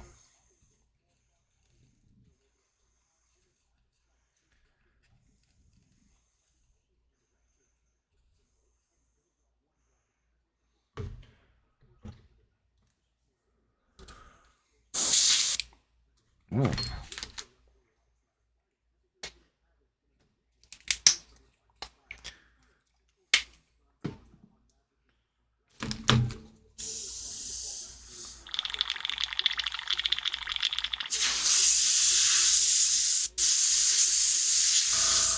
This blows clean. We'll give this shit a shot and see how it comes out. Like I said, worst case scenario, I just go pure white. I think this is going to give it the effect I'm looking for. Oh, all right. Ivory, that'll work. It's off white.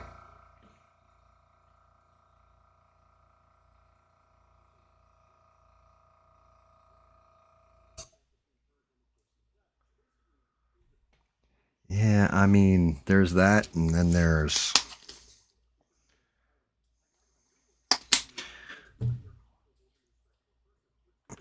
dogs have disarmed people and gotten shot in the line of duty. Or cops don't need to.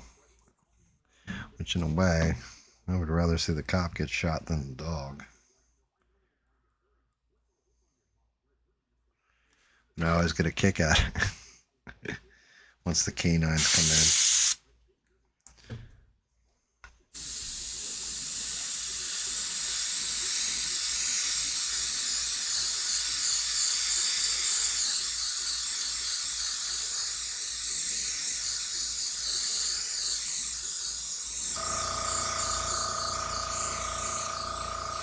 See how this comes out.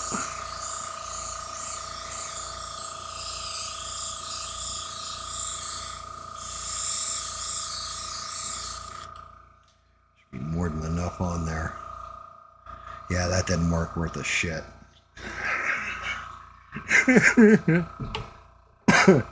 All right.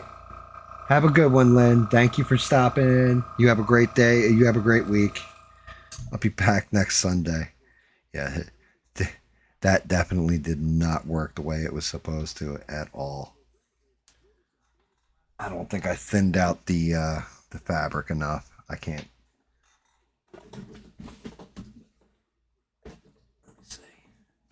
Let's see if I can get this fabric any thinner. Damn. Like, it caught the air and everything.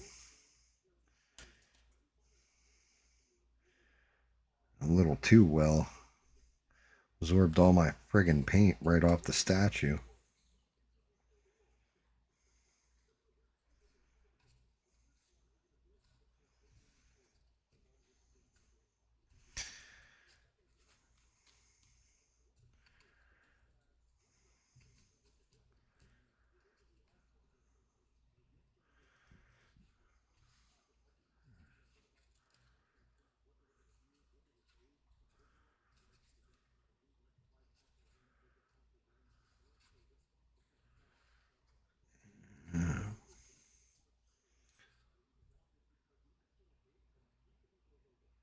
Dude, yeah, exactly. That's what I'm going with, brother. Yo, you know exactly what I'm going for here, the marble technique. And it's just not like, I mean, I pulled that tight as hell. I've got it ripped out where it's like spider web, and I am just not getting the result that they were getting. I'm going to have to, like I said, I might just go in with stone cold white marble then at that point, because this is not working.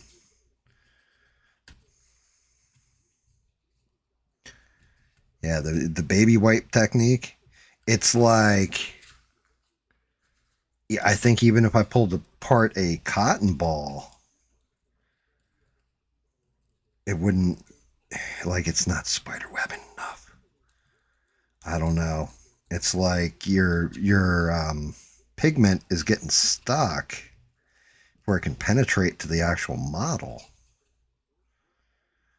And I don't want to dilute my paint any heavier than I already am. I can give that a shot. Yep, you're right. I may just have to do it by hand. I figured this would be an easier way.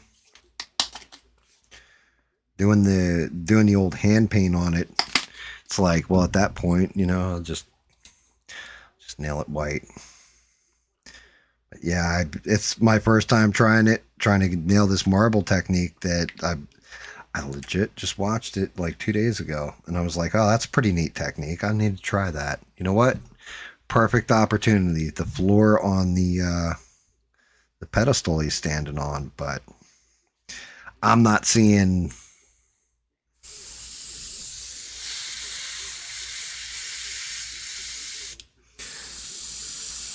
I'm definitely not getting the result I was looking for.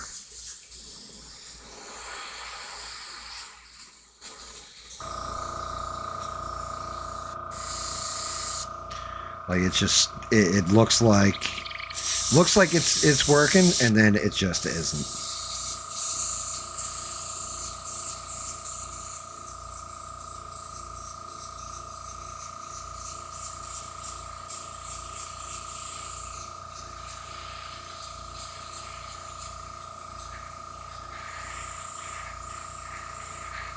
Like a little bit here and a little bit there, but I don't know.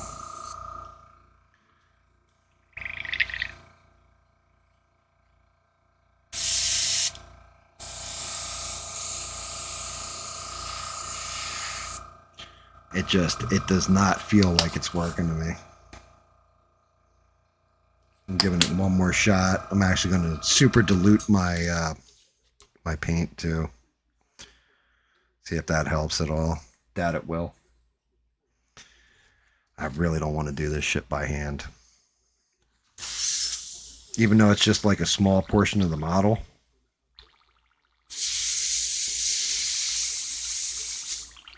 Oh, I'm pigment jammed too. Damn it. I am definitely pigment jammed in my airbrush.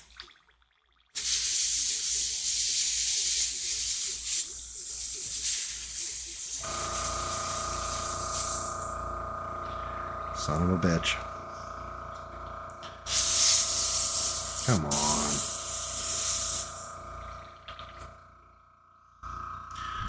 Alright.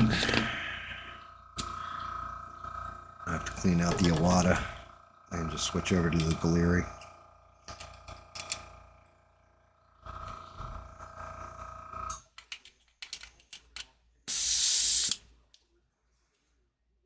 Oh my god, I just really did that to myself.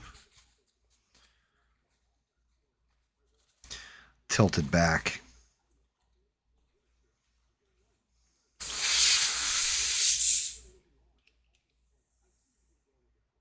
The hell?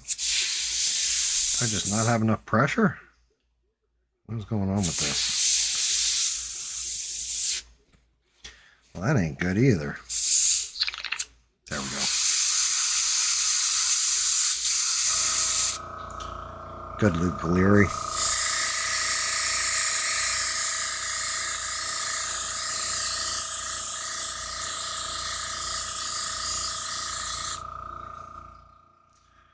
Yeah, I'm not getting marble.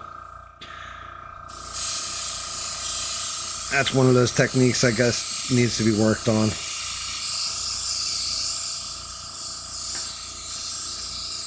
I mean, I'm on a 5.2 on this on the needle, so not going to go much higher. Even with super diluted paint, it's not going to go much higher.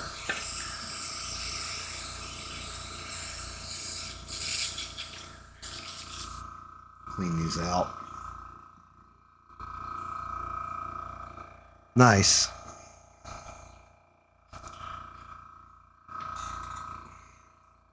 Did you use white gray undertone? Like the ivory, or did you go into like a like splotches of blue in there and everything else to marble it?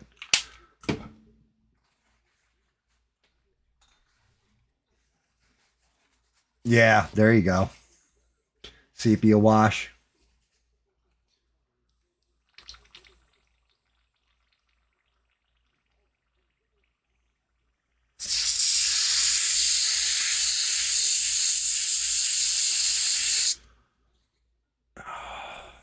Switched over the airbrush and everything, which I specifically got this Galleri for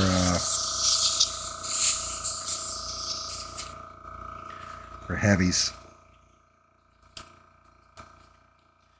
We're doing priming and all that kind of stuff. I can't believe I did that with the paint though. I tilted the airbrush. Shit, am I almost out of...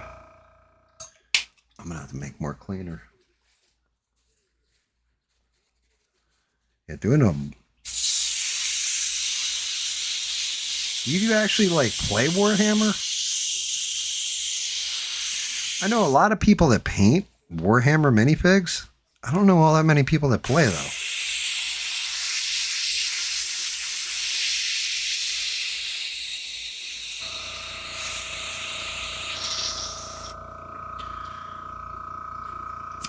That one's nice and clean.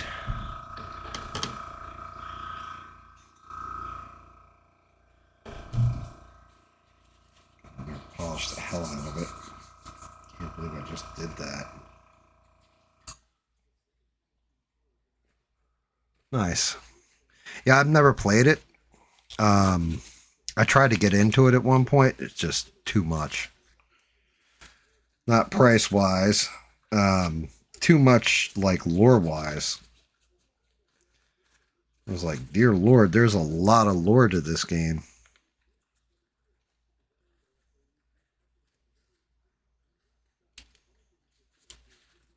I mean, it seems cool.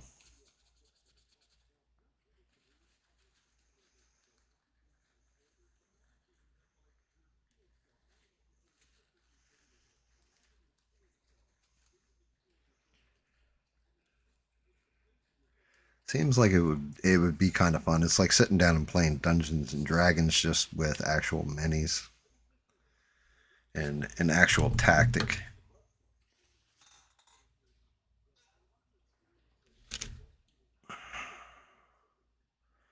Which I have not done since I was, God, years.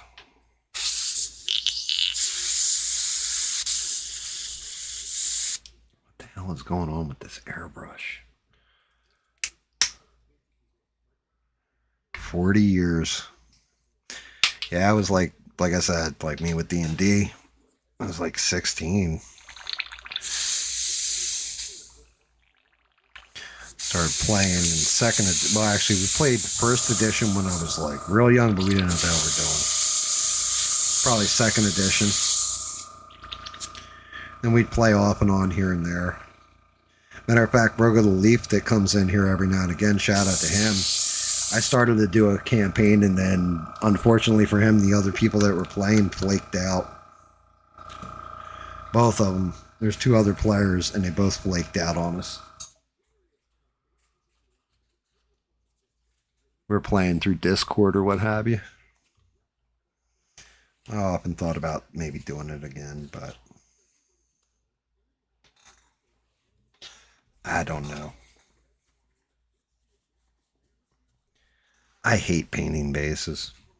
If I can do just minimal bases and just focus on the damn figure, I'm going to from now on, because I really hate painting the base.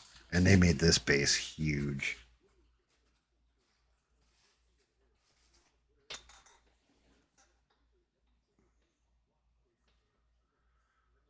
I got you. So, yeah, I mean, it's interesting. Definitely.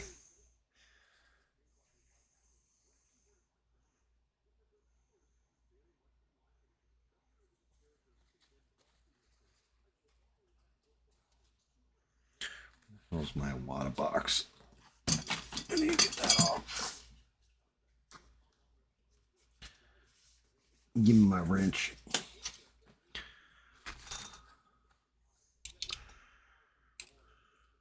The only thing I don't like is having it where I can't quick break down if I got pigment jam on a piece. Only thing I don't like about this brush. Yeah, that's some serious tip dry.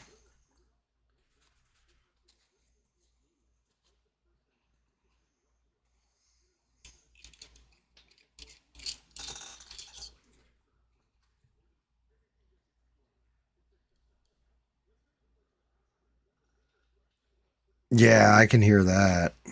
I mean, it's also different when you're playing something like Warhammer, where your base is a little guy. It's not like when you're doing models and stuff, like, well, the bigger shit. Like, it's kind of cool building terrain. You know, you can actually buy like the little stones, and you can sprinkle on the like the model moss, all that kind of stuff. That's really cool. I actually have a flock gun somewhere for that. If I ever do a model that would require like a grass base, but painting them when they're 3D designed like this, a pain in the ass.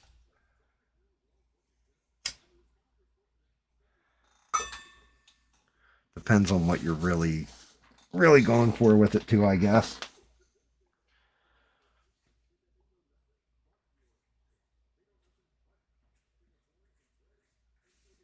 Like, I just subbed to...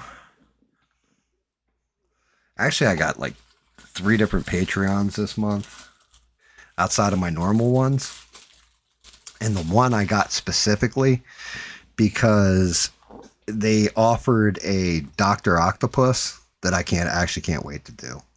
He looks just like the cartoon. Like, well, cartoon comic book, really.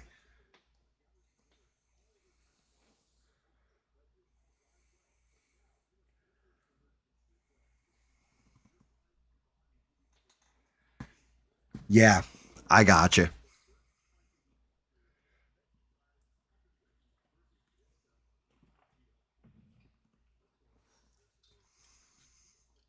I'm surprised you don't show more of that stuff off. What am I? Where the hell's my cleaning tool? This thing's funky. Oh.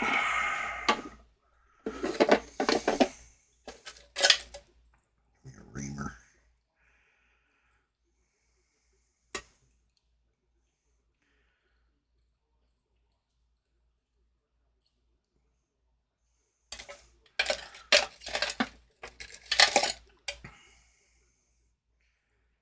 Man, I janked this thing.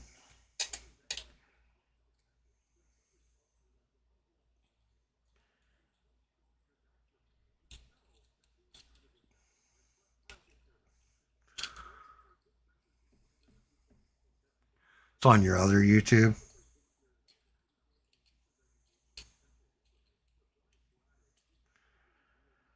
Yeah, I mean, you gotta love that though. You do stuff like that where you actually got backstory just being told by the model. The problem is that I swear when they do these models,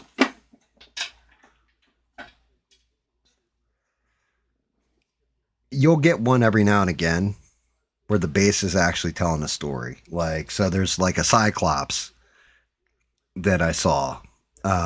Not the monster Cyclops, X-Men Cyclops. And he's standing on top of a Sentinel head that's all like jacked up, and he's shooting a laser up in his eye beams up in the sky. That is crazy looking.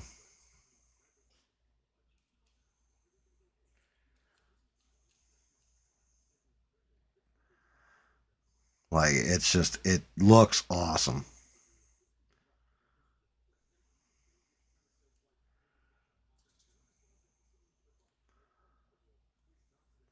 But it's like some of these bases, like this one, it honestly didn't need to be this complicated.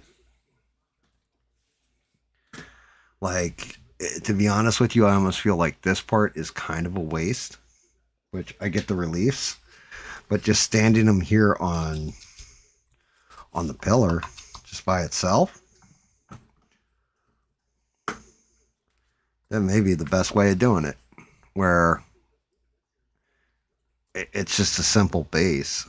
I might even just keep it to the simple, because it does feel overly complicated for no reasons.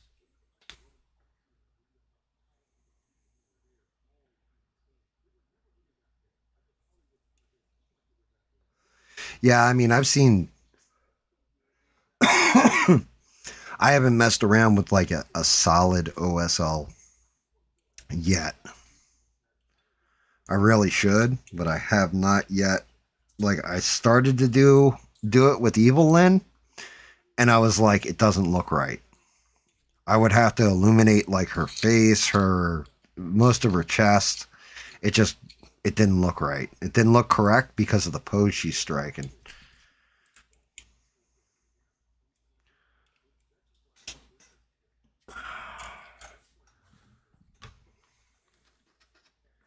So it's like, until maybe when I do, like, I got to do the cryptids for the wife soon. As we get towards the fall season, that's when that stuff starts happening. Maybe when I do that, I might do one that's OSL. Actual solid black base where you actually...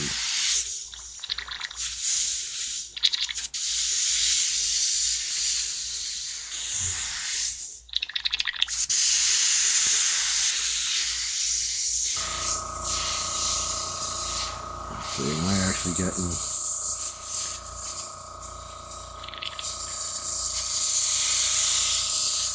I think I got that piece of pigment out.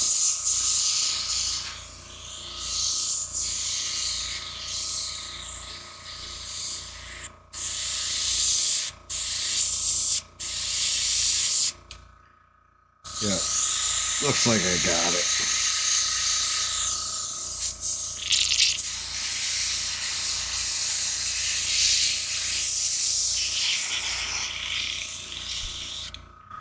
Crazy. I usually don't jam this one.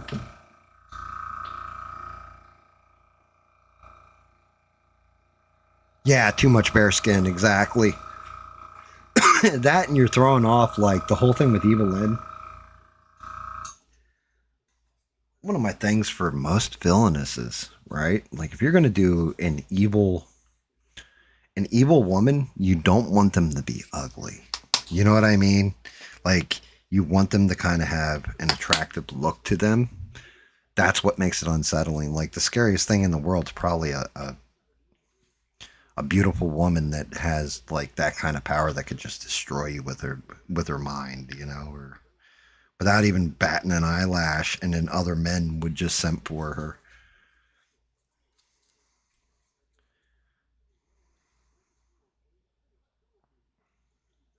And it goes through everything, Greek myth, all that. Look at Medusa, who's ruined beauty. Like that was her whole like power.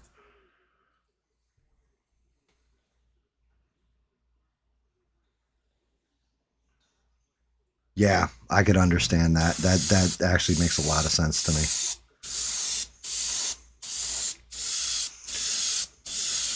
This is going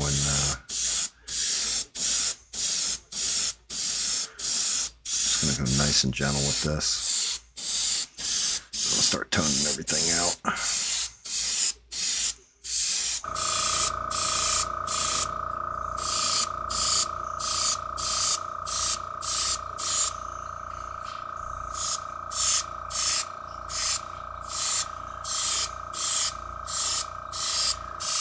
Splash some gray into the column. Big thing's gonna be getting the damn clouds.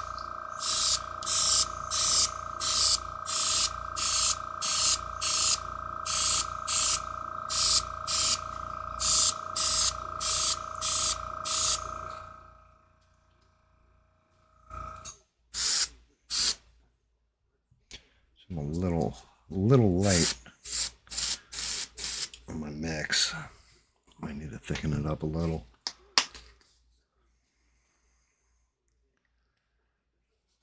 Oh, God.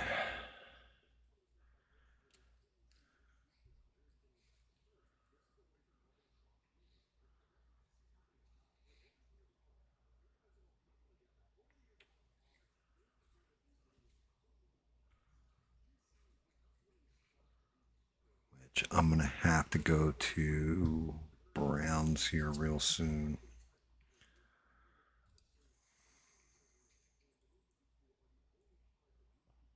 Probably going to have to hit it with dry brush too.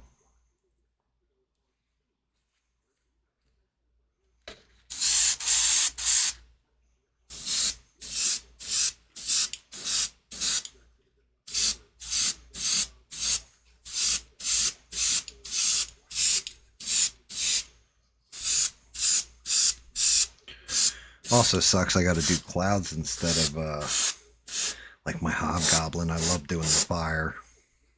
That was great. I definitely like billowing smoke, not clouds.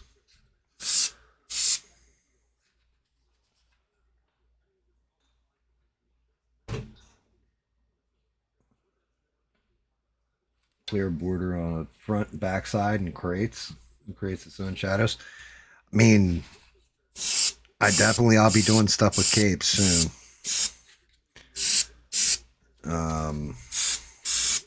Matter of fact, I got an Etrigan the Demon I gotta do. That might be a good one to practice that on.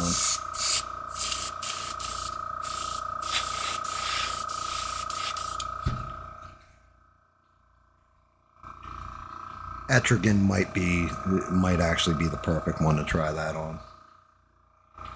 Especially since he's standing over fire.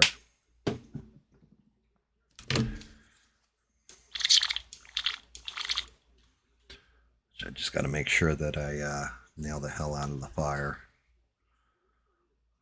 Shit.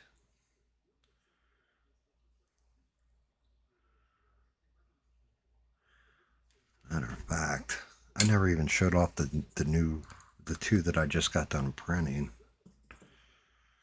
Which I have another. I gotta hollow the damn thing down and really mess with it, but I got a Man of Steel I'm doing. Well, a Henry Cavill Superman, because that was requested by someone a long time ago, and I told him once I get a good model of it, I'll do it and send it to him. But move this out of the way real quick, let that dry. These are definitely getting hit again with a brush.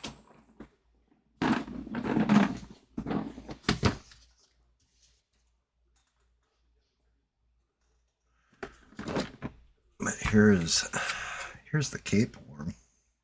Let's get all his pieces parts out. It's a piece of the base. God, this stuff stinks. I locked it up right after curing it. Still got to get messed with and everything else.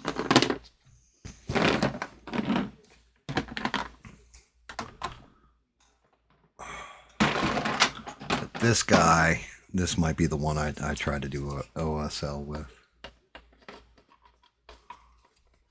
Because he's going to have his cape. He's going to be standing over fire with people screaming and everything else.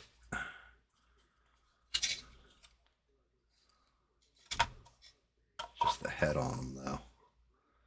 Etrigan the Demon.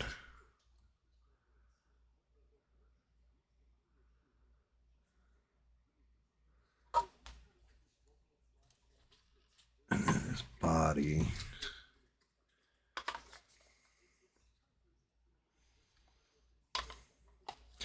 Kind of hard to show him off, though, without the cape and everything.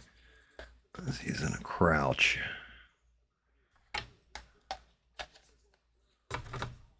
And he's going to be standing in fire kind of like that, where he doesn't even have feet. His feet are actually in the fire. So he's going to be a nasty one, I think. Something like that. I did a Mega Man. You want to see the Mega Man model?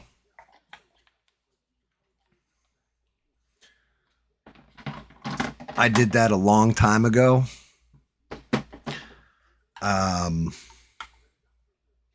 I actually did that before I had my Vallejos, so it was done with craft paint.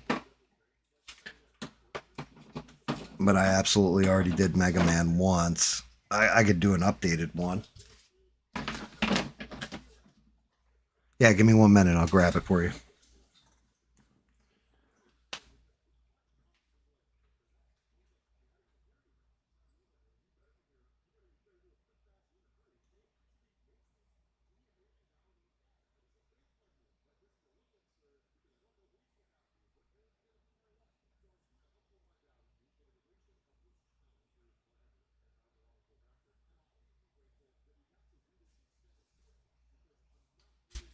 I think this might have been like one of the first sets of prints I ever did. But I absolutely did Mega Man.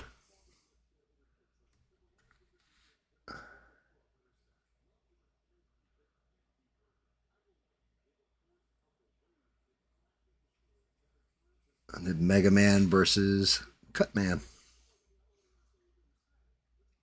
And those were done with bulk arts. Not fancy paints or anything else, but yeah.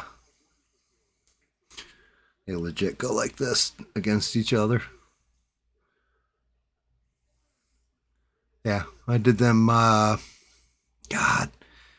a year and a half ago.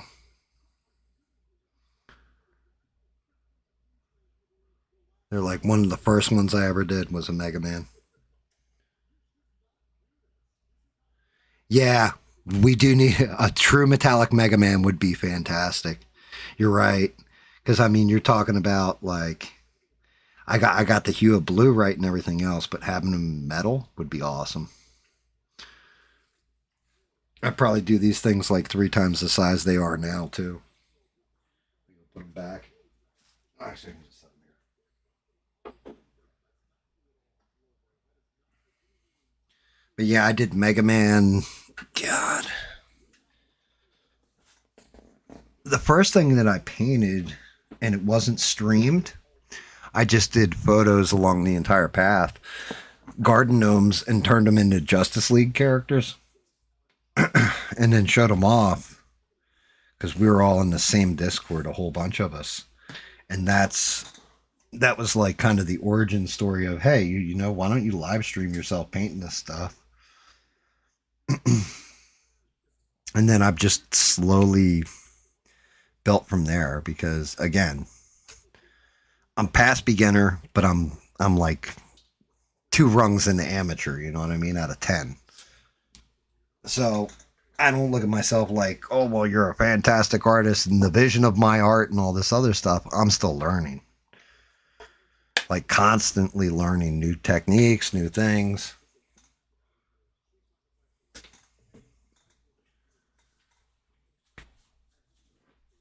Yeah, I mean, there's a couple of them.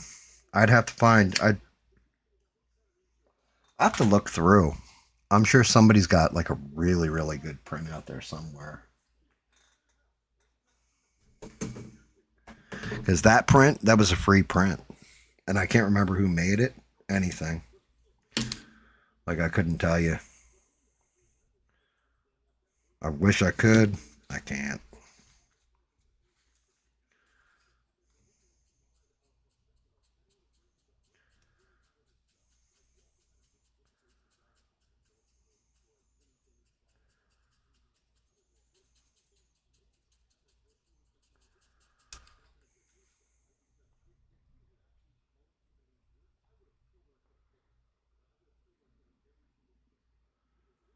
Yeah, true. Well, True Metallic would be cool.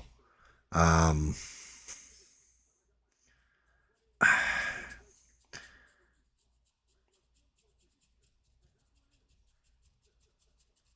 Mega Man's, he's an interesting one.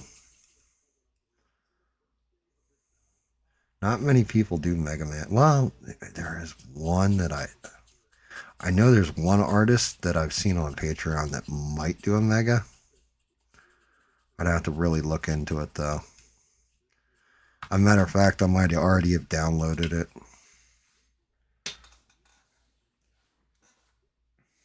You've got some artists out there that they hit the classics.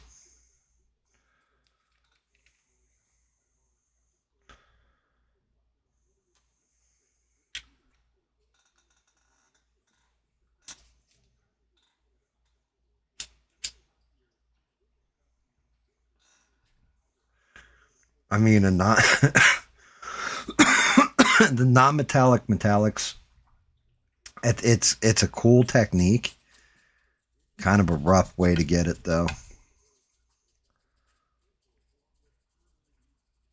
Like you got to be pretty damn precise, and I don't know if I'm precise enough or good enough yet to do a non-metallic metallic. It's the same way I've seen people do statues, and they do them comic book style, where they actually put in the art ink lines in it and stuff like that. Even though it's a 3D model and they come out pretty neat, I couldn't do it. At least not at this point.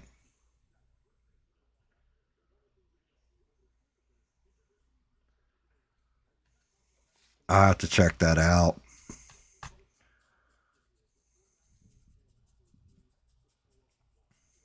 I've watched a couple tutorials on non-metallic metallic, but I get the concept of it. It's neat. I have to learn to think that way. Like, oh, okay, here's the effect I'm going for with this. And for whatever reason, I never get the technique quite right. I think I tried it with something and I was off. But that's just it. The fact that I'm only painting whenever I stream is probably one of the downfalls. Like if I painted a lot more, maybe it'd be different. But I'm only painting when I stream, so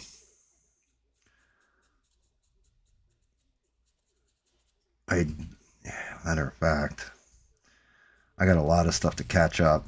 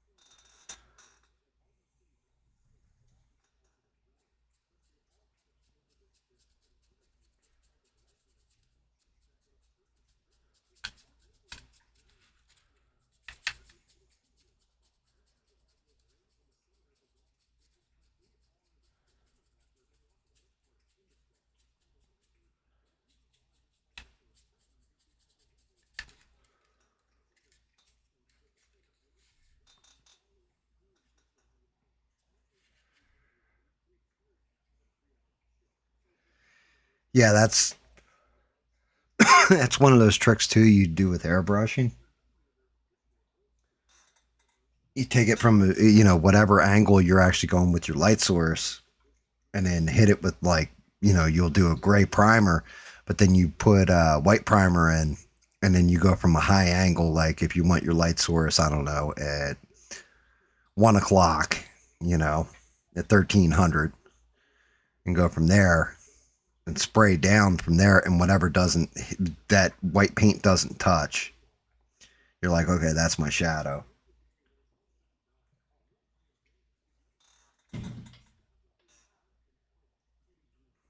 Yeah, it's the same concept.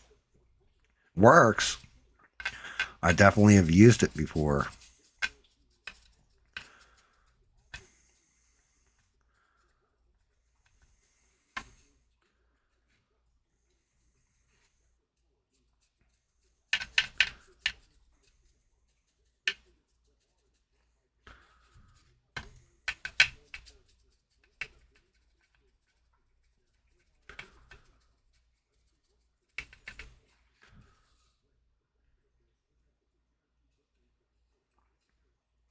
I could believe that.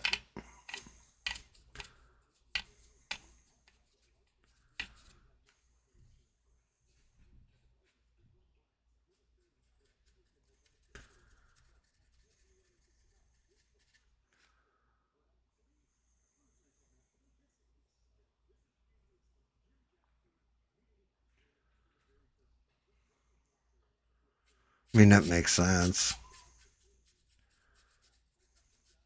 Like, it's definitely a technique that I would practice, or have to practice to get it where it's looking good.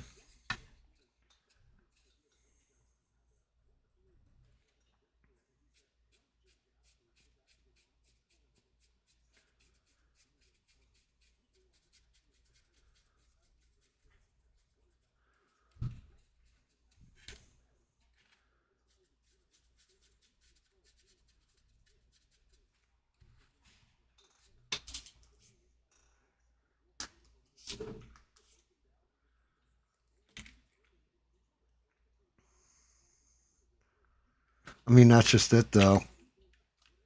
If you went in and did non-metallic metallic, and then hit it like it was an OSL, technically you should be able to pull a decent looking reflection out of it, right? Because you'd be light sourcing the same way the metallic would be laying.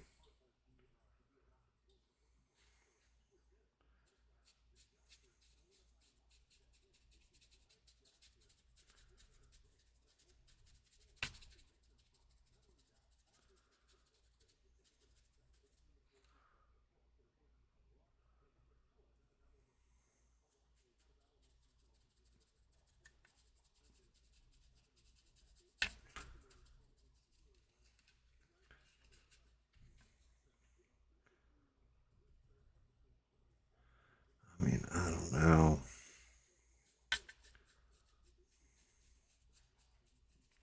Like I said, there's so many damn different techniques. I'm still pissed about the, it wasn't even a baby wipe. That was a cleaning wipe, but I thought that was going to work out a lot better than it did. I was like, ah, shit. Well, we're not pulling off marble that way. I'd either have to hand paint the marble in, which, again, was for the actual statue, maybe. For a base, that's a lot of extra bullshit.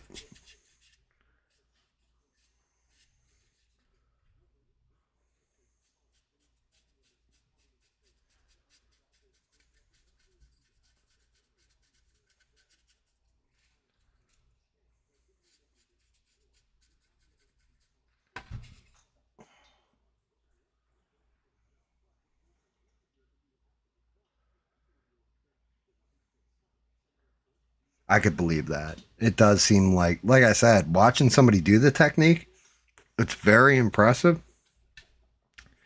And like they make it look easy, but that's just it. When you're watching somebody make something look easy, you're like, yeah, it's some bullshit. My favorites are, like, I was looking at weathered wood the other day. Like, somebody doing weathered wood. And I almost got angry. Because they're like, oh yeah, you know, it's real easy to do this weathered wood and everything else. And I'm like, wow, the end result's really fantastic. Then they start doing the fucking wood. Go first layer, acrylic, second layer, acrylic. Then they're like, okay, now you're going to use your oil paint. I'm like, well, that works on plastic, but on the resin, not a good idea. You can technically do it, but it's not a good idea. I was like, well, that's the end of that tutorial. So maybe on a PLA base, but not on...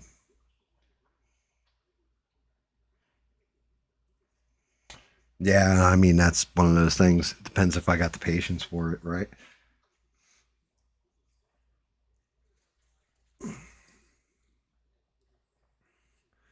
I mean, when I do the Man of Steel, because it's not one that's for me and it's actually requested by someone, I got to take my time on it and try and nail it perfect. Like, no blowouts, no fuck ups, no nothing, because it's not for me. I think when I'm doing them for myself, I have a tendency to rush them and not give as much of a fuck, if that makes sense.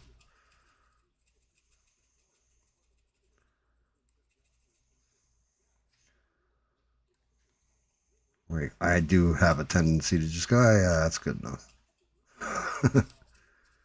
Oh, I'm making it for somebody, it's a little different. I put a lot more effort into it.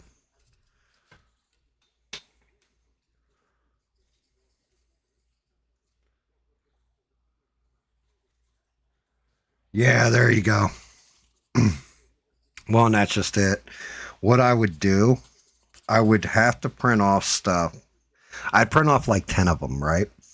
Of the same model. And it would be something that I don't really give a shit about. So let's say like a Paladin, you know what I mean? Something like this. Or a D&D Knight. And then just go hit one, be like, okay, yeah, I could have done better here or there or the other place, then do the next one. And then just keep going. I'm thinking that's how I would have to approach it. Otherwise, I don't know. I know myself, and I'm lazy like that. It is my superpower.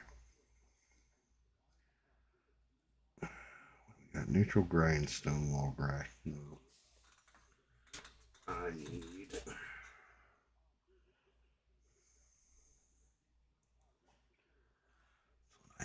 needed blue gray. Ew, what the fuck? Hey, next.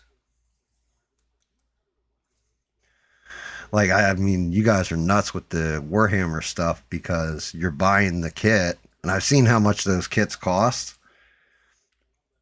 I would think you would take you would be extremely patient with it.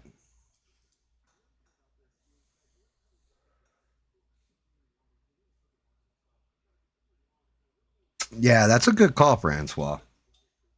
It's actually a very, very good call. You know, do them small and then scale up, because the smaller ones, even though it's trickier to hit some of those tiny, tiny details, it actually comes out better.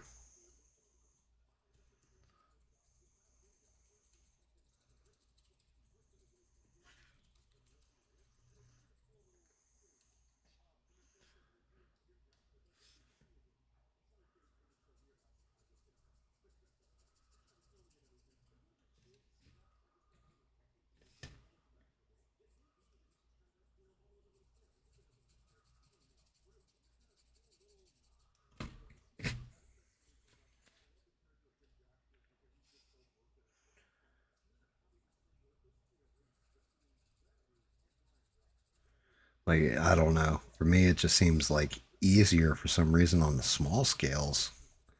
Once you start getting to the bigger scales, maybe it's because you notice the flaws more, or it's easier to notice the flaws more.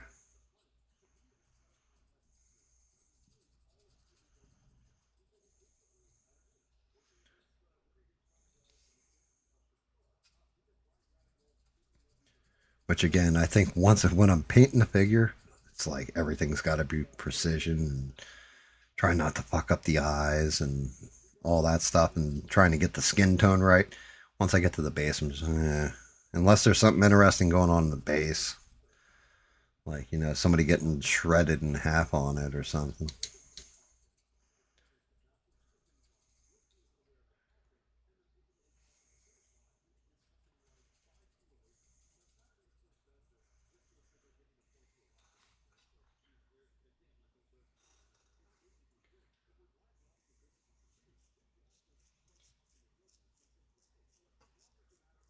Yeah, you're not wrong. You are kind of disrespecting your wallet, where a lot of these that I make, I can't remember who I was telling it to, but I shocked them because they're like, wait, how much? I'm like, yeah, it costs like maybe $10 to make. Like this Shazam was probably $7 total in material. And then like another like $5 in paint. Maybe $5 in paint. So you're not out all that much if you fuck it up or it gets broken. It's more the time you're putting into it.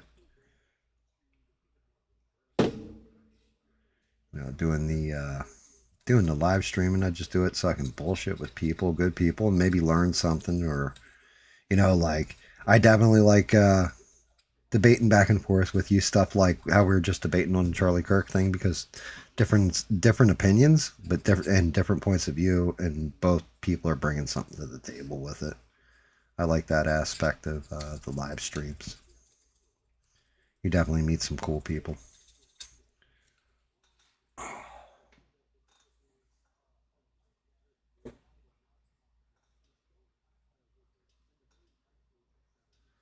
Yeah, I mean, that's not a bad idea.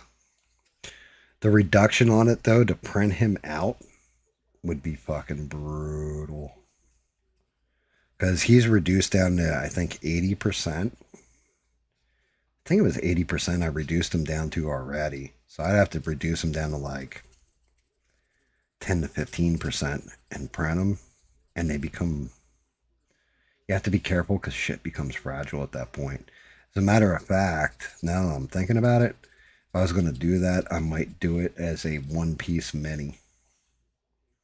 Because I have the option, they have uncut versions of these where they print out in one piece. I've done it before with one of the, I think it was a Captain America I did it with. I printed them out like that in like 3 pieces. And he was like 45% of the size, or no, it was 25% of the size he normally is. He's small.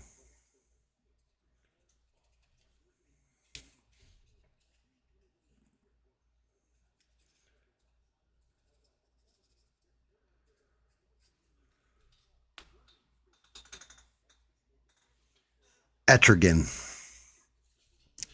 the Demon. Yeah, he's orange, yellow, red. The gem in his cape is blue. It's actually got some metallic to him. Like, depending, because he's wearing chainmail. I don't think that version is, though. I think it was bare-chested. But there's a version of him wearing chainmail, that kind of thing.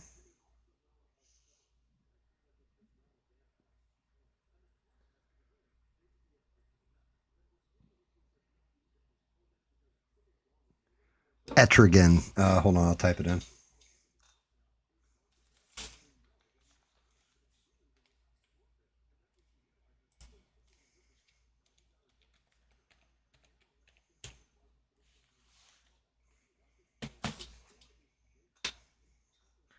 Yeah, Etrigan the Demon.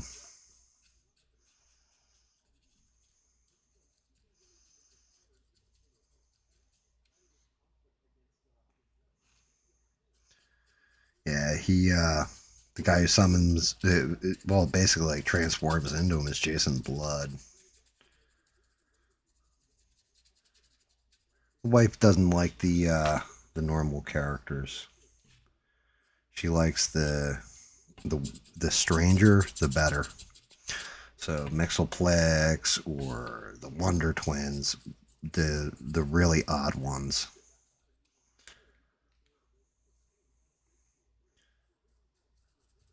She likes the ones that are like, oh shit, I've never even heard of that character.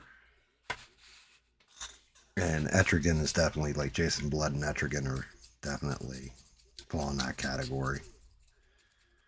Justice League Dark, same way, like one of my favorite characters is Swamp Thing. Go figure. I've always liked Swampy. He is the avatar of the green.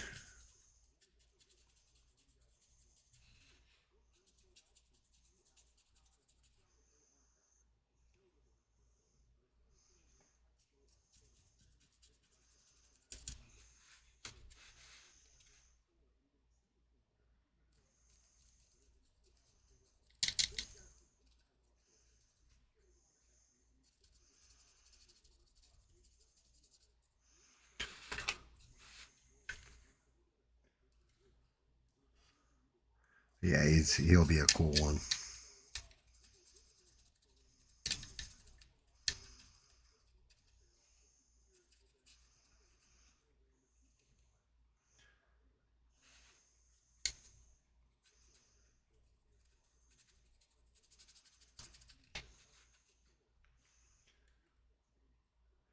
Dear Lord.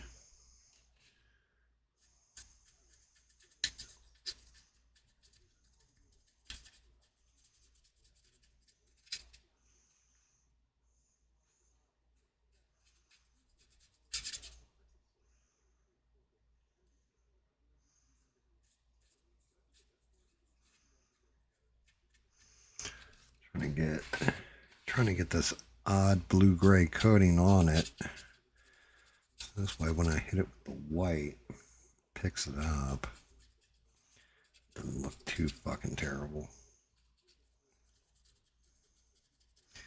Gives it little dark spots and highlights naturally.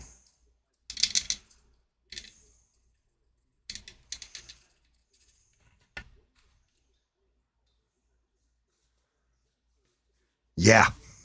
Yeah, there's burning souls, like people screaming and everything else. I think I've shown off the actual base like 4 or 5 times. It's huge. Huge. Huge base.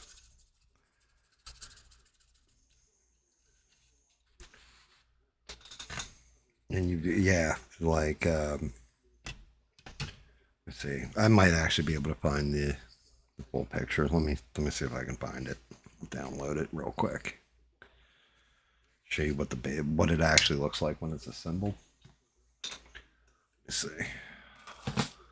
I don't know if I can get to it on this computer. I got it on my main.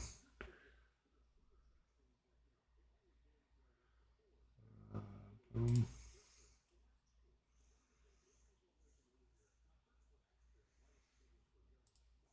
What chat did I get?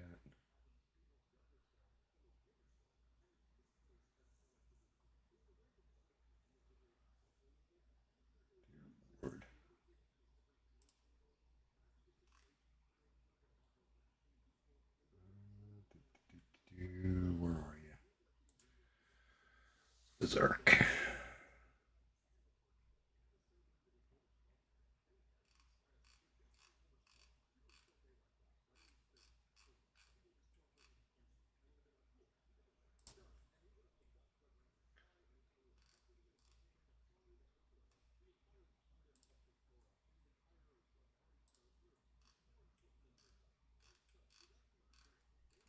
I love this guy's art. He's got so much of it, though.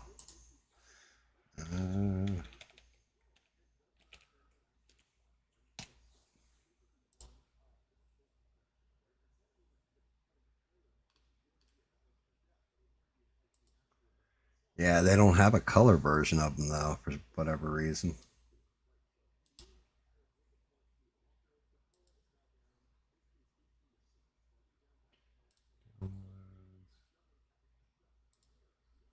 cool.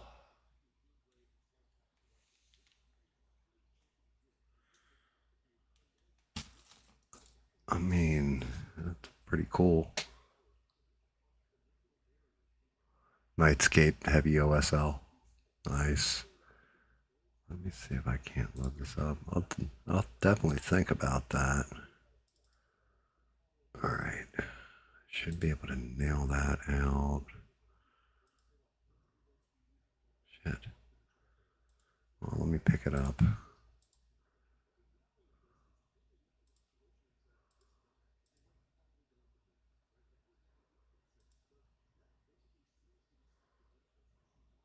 Why the hell isn't that coming up?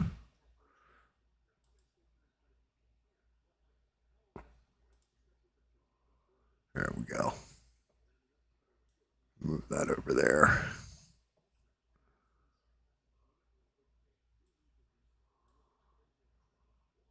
There you are. This is what the full assembled model looks like. God damn. On the wrong thing. This is what he looks like. This one isn't painted.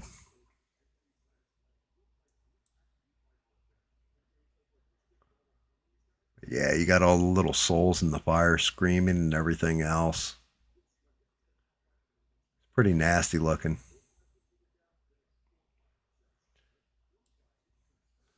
I'd probably go more comic book with them. The fire is going to be interesting. I can believe it.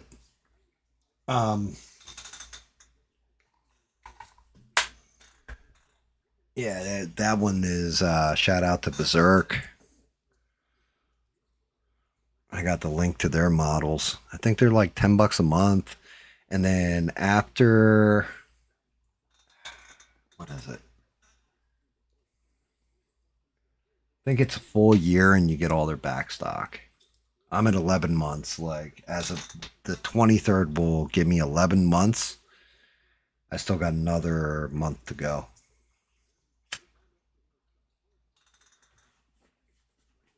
Wicked is Marvel, video games, movies, and then he does wild cards, so it could be anything.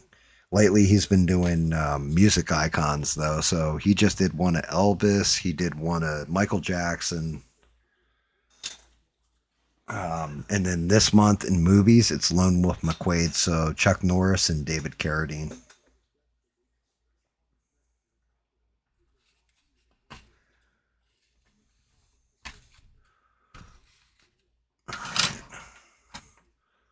I don't want pure white. I want off white. I got, ooh, that is as white as white gets. That's just regular ass white. Model color white. Yep. Ivory. Ivory.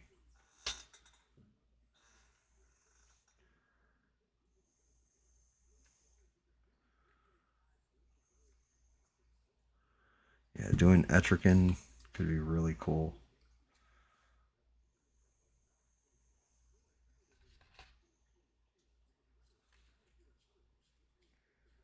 Shit.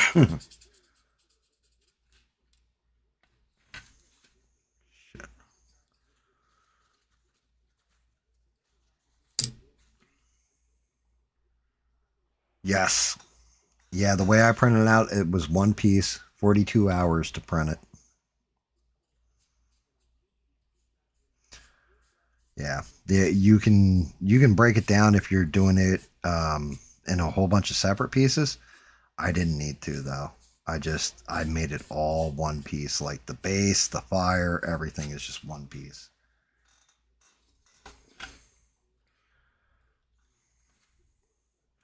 But yeah, you can simplify it down too. I didn't see a need to.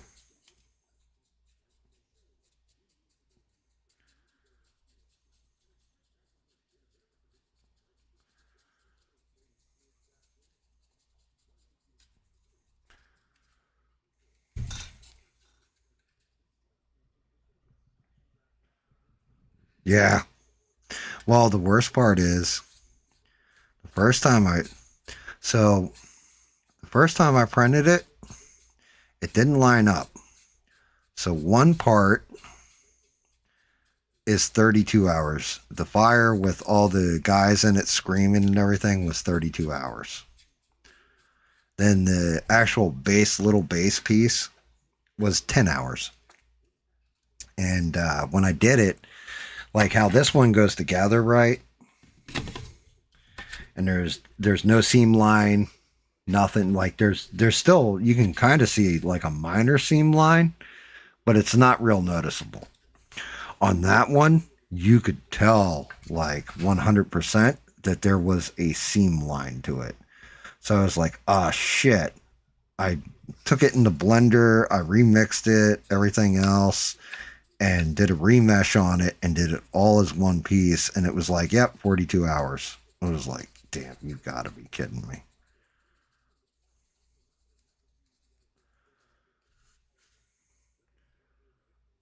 So, yeah. Already spent, what, 94 hours of print time on that thing? On just the base. Meantime, Etrigan was done right away. Jason Voorhees, he was like, he came out pretty good. He came out fast. That one's going to be an interesting one when I get to him.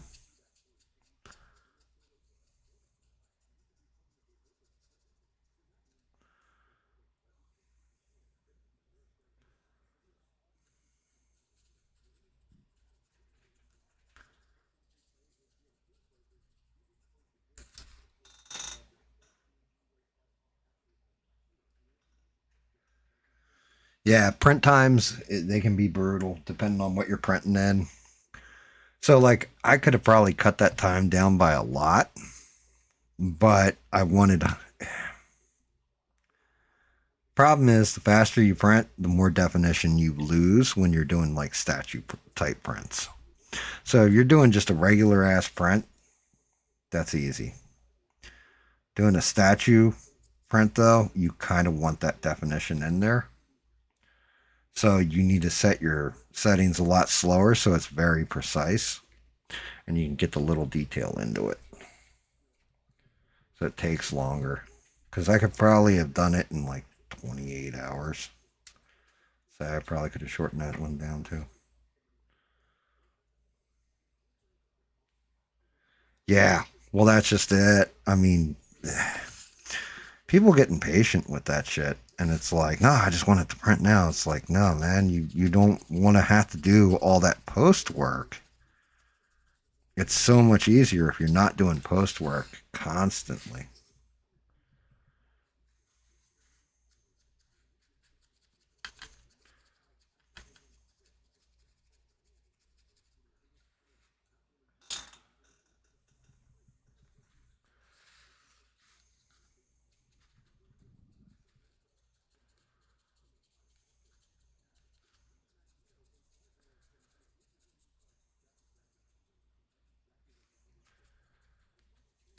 Like 2 hours of sanding, you don't want to be doing. 5 minutes of sanding, maybe half an hour with the electronic knife. Okay. 2 hours after you just waited, like, it's like just do it on a longer print cycle. Make it go slow. Really let it get everything you want in there, every detail.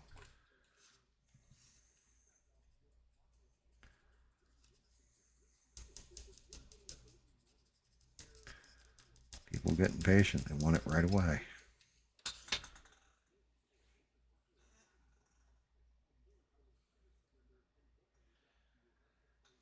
Did you ever find one of them? Dude, I've looked for that forever for you. Unfortunately, I don't know enough about Warcraft to go into like Warcraft forums and talk to people. But just like the printing end of things, everybody keeps telling me like, man, they're illegal. Like, you're not going to find that. Nobody's going to have that. Like, well, if they have it laying around, unless you're like hyper nerd with them, they're not going to hook you up. I was like, damn. And I know how that goes. You know, I've been like that with video games, stuff like that too, where it's like, oh, you're actually a true fan of this. I'm like, I ain't no fan. The guy I'm trying to get it for is, but I'm not.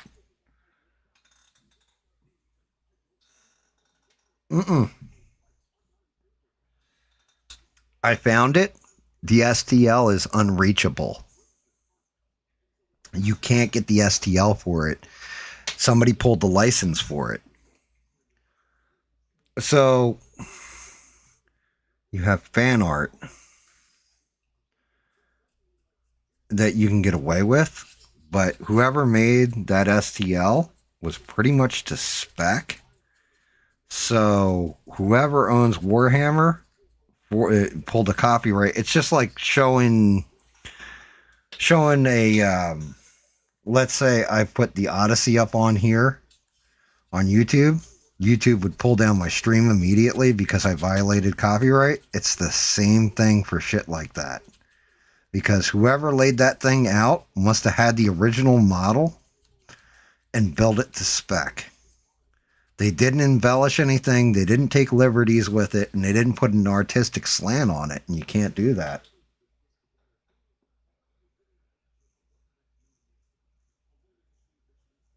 No. I did talk to guys in the forum and they treated me like an asshole, but no. I never got the STL.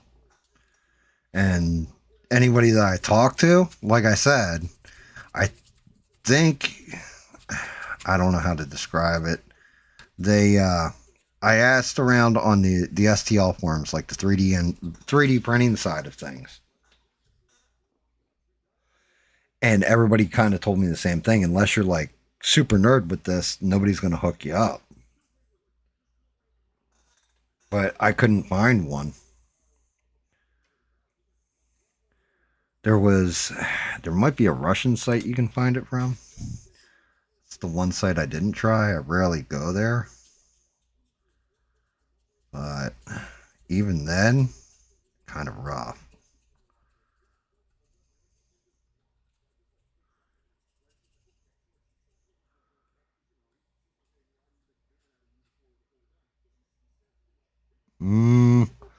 That wasn't me, bud. I haven't pulled up my slicer ever on stream.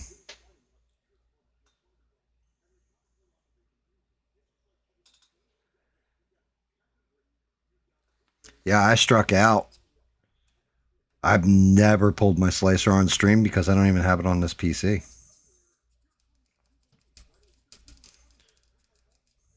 I've got it on my other PC. I've got it on my gaming PC. I don't do my artwork from this PC.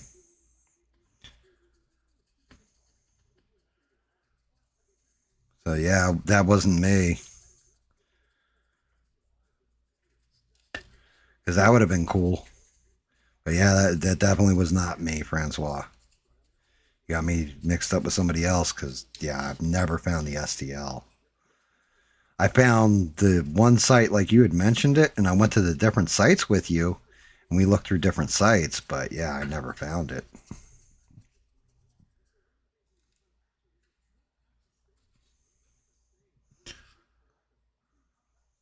Would have been cool. I would have liked to have found it. Yeah, I never found it.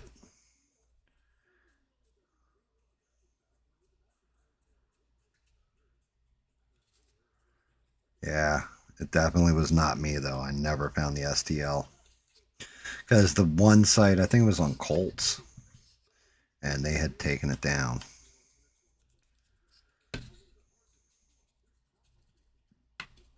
So yeah, but yeah, it definitely was not me.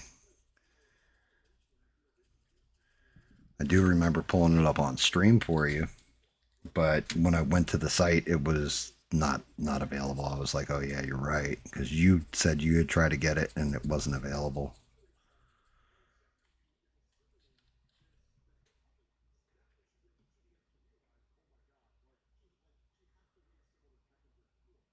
I had to wait until I did some medical stuff. Nah, man, no medical stuff with me. No, sir. don't have medical stuff going on. I'm actually in pretty good health. But yeah. Yeah, it wasn't it, brother, it wasn't me. I don't know who it was, but yeah, that was not me.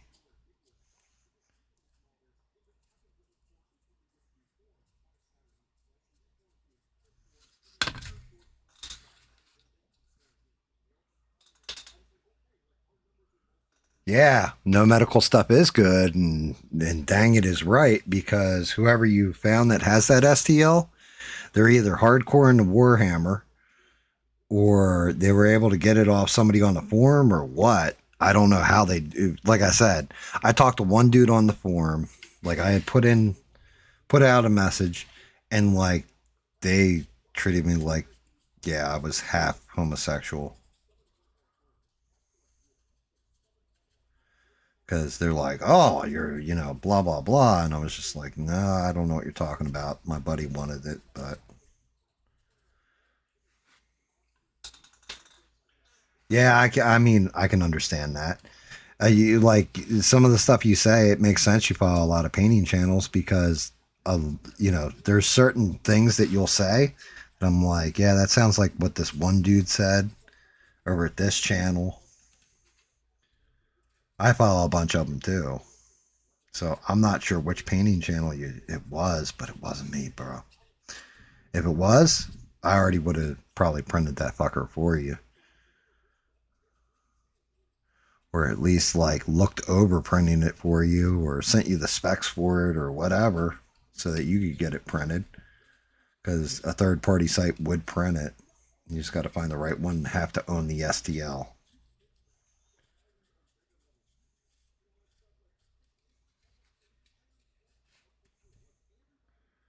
But yeah, because if you remember, like, when it comes to like Warhammer, I know nothing about it. Like, I didn't even know what you were talking about with the Elder Phantom and all this. I'm like, what the hell's an Elder Phantom? And you had to explain it to me.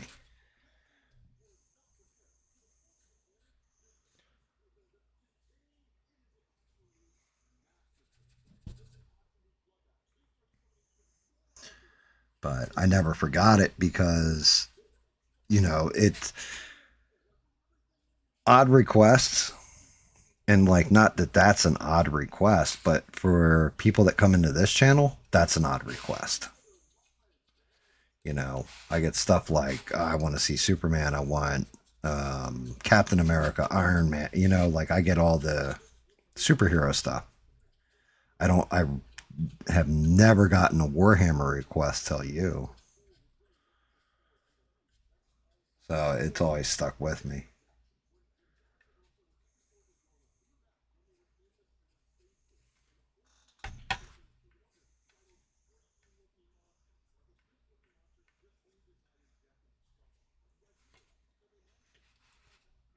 I will use the other white for the highlight on that.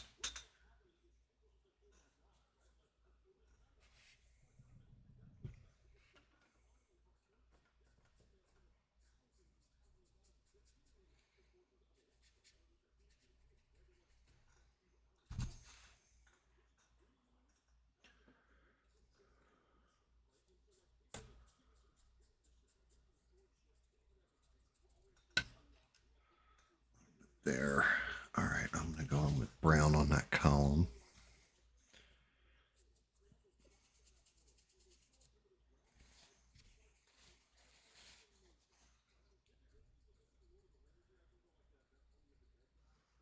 Tell you what, though, I mean, I've doubled in size because of, and again, shout out to Don Benitez. Nice as hell of them.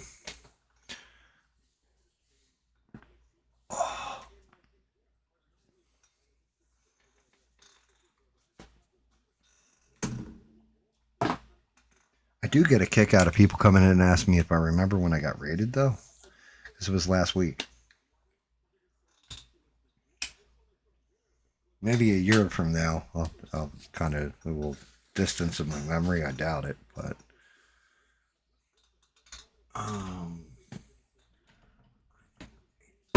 shit. Is that anywhere? Yeah, there we go. Letter. Yeah. As far as Colts go, Colts is pretty cool. They got, you can find damn near anything on Colts. But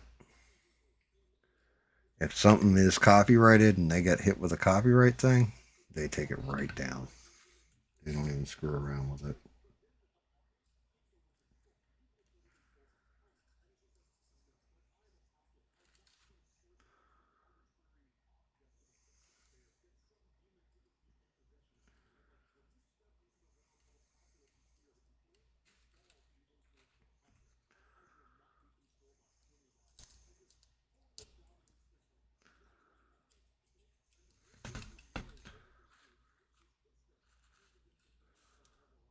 Yeah, I mean, think back. What artist do you think it was?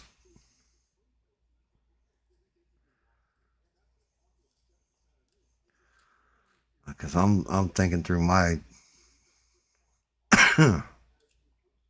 all the artists I watch, and I'm trying to think who's had medical shit happen.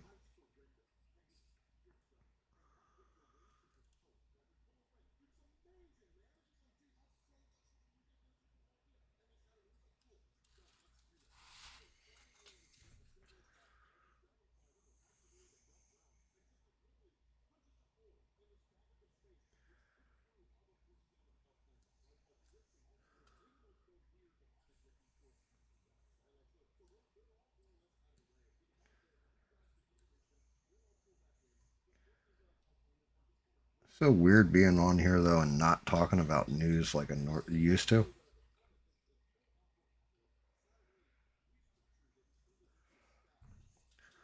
Just because the news is so fucking depressing lately.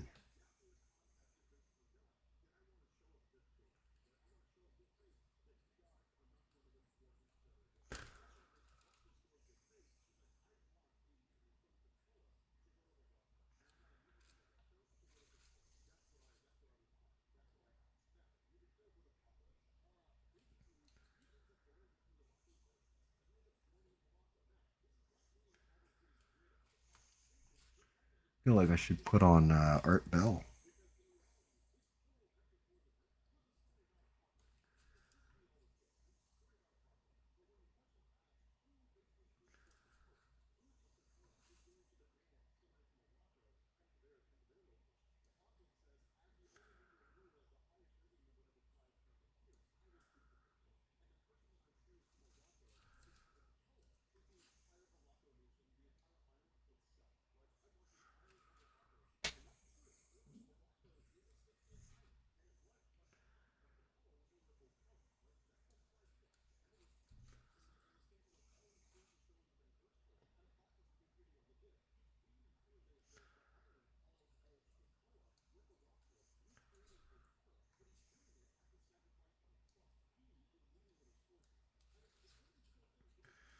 Hopefully this works out the way I think it's going to.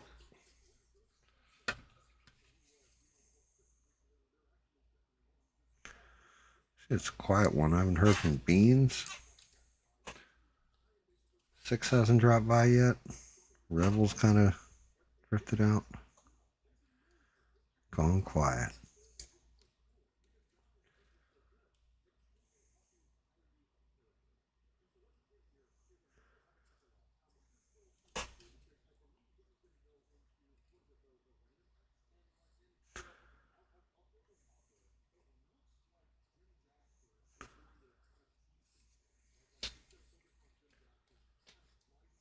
Good Lord.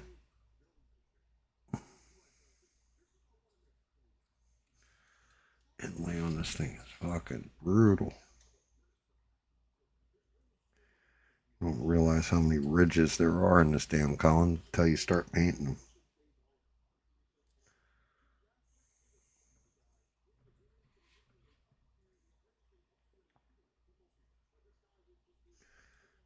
Definitely a little overloaded in that brush.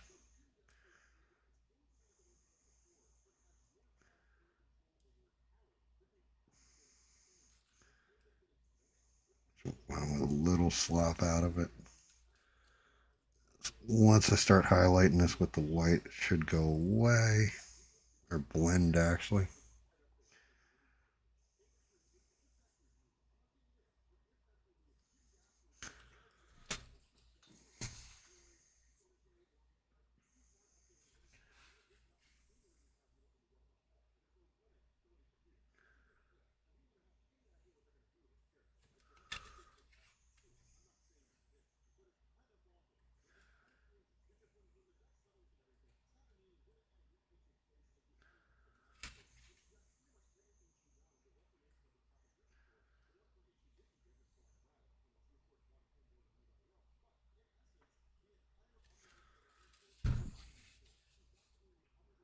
Alright, let's throw in some Art Bell. I need something to listen to. Do do do do do do do do do do do do do do.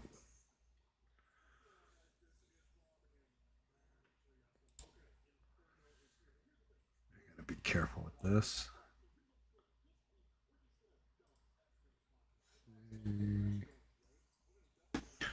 Art Bell. Go to best of call-ins.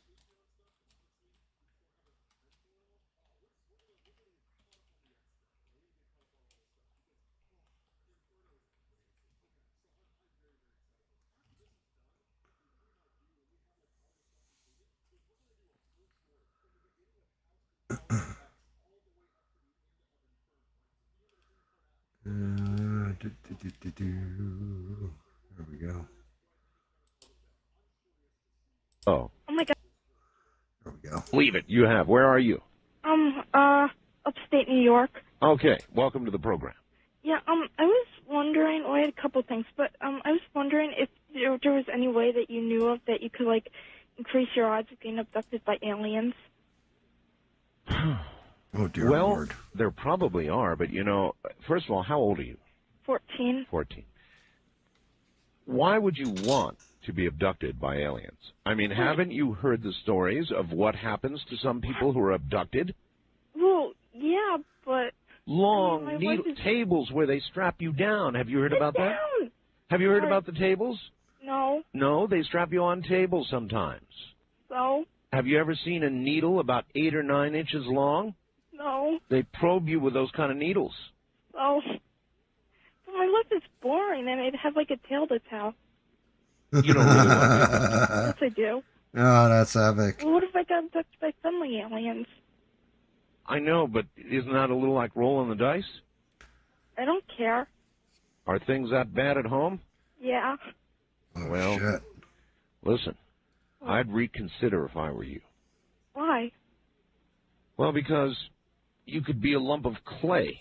You could be, you know, who knows what might happen to you. I really think that you should, before you even ask such a question, you should think much harder. Okay. All right? Okay. All right, go away and think about it. Okay. All right, see ya. You don't want to be abducted by aliens. You're too young. Your parents would worry. Besides, those things I said are true. A lot of abductees talk about all kinds of things you really wouldn't want to happen.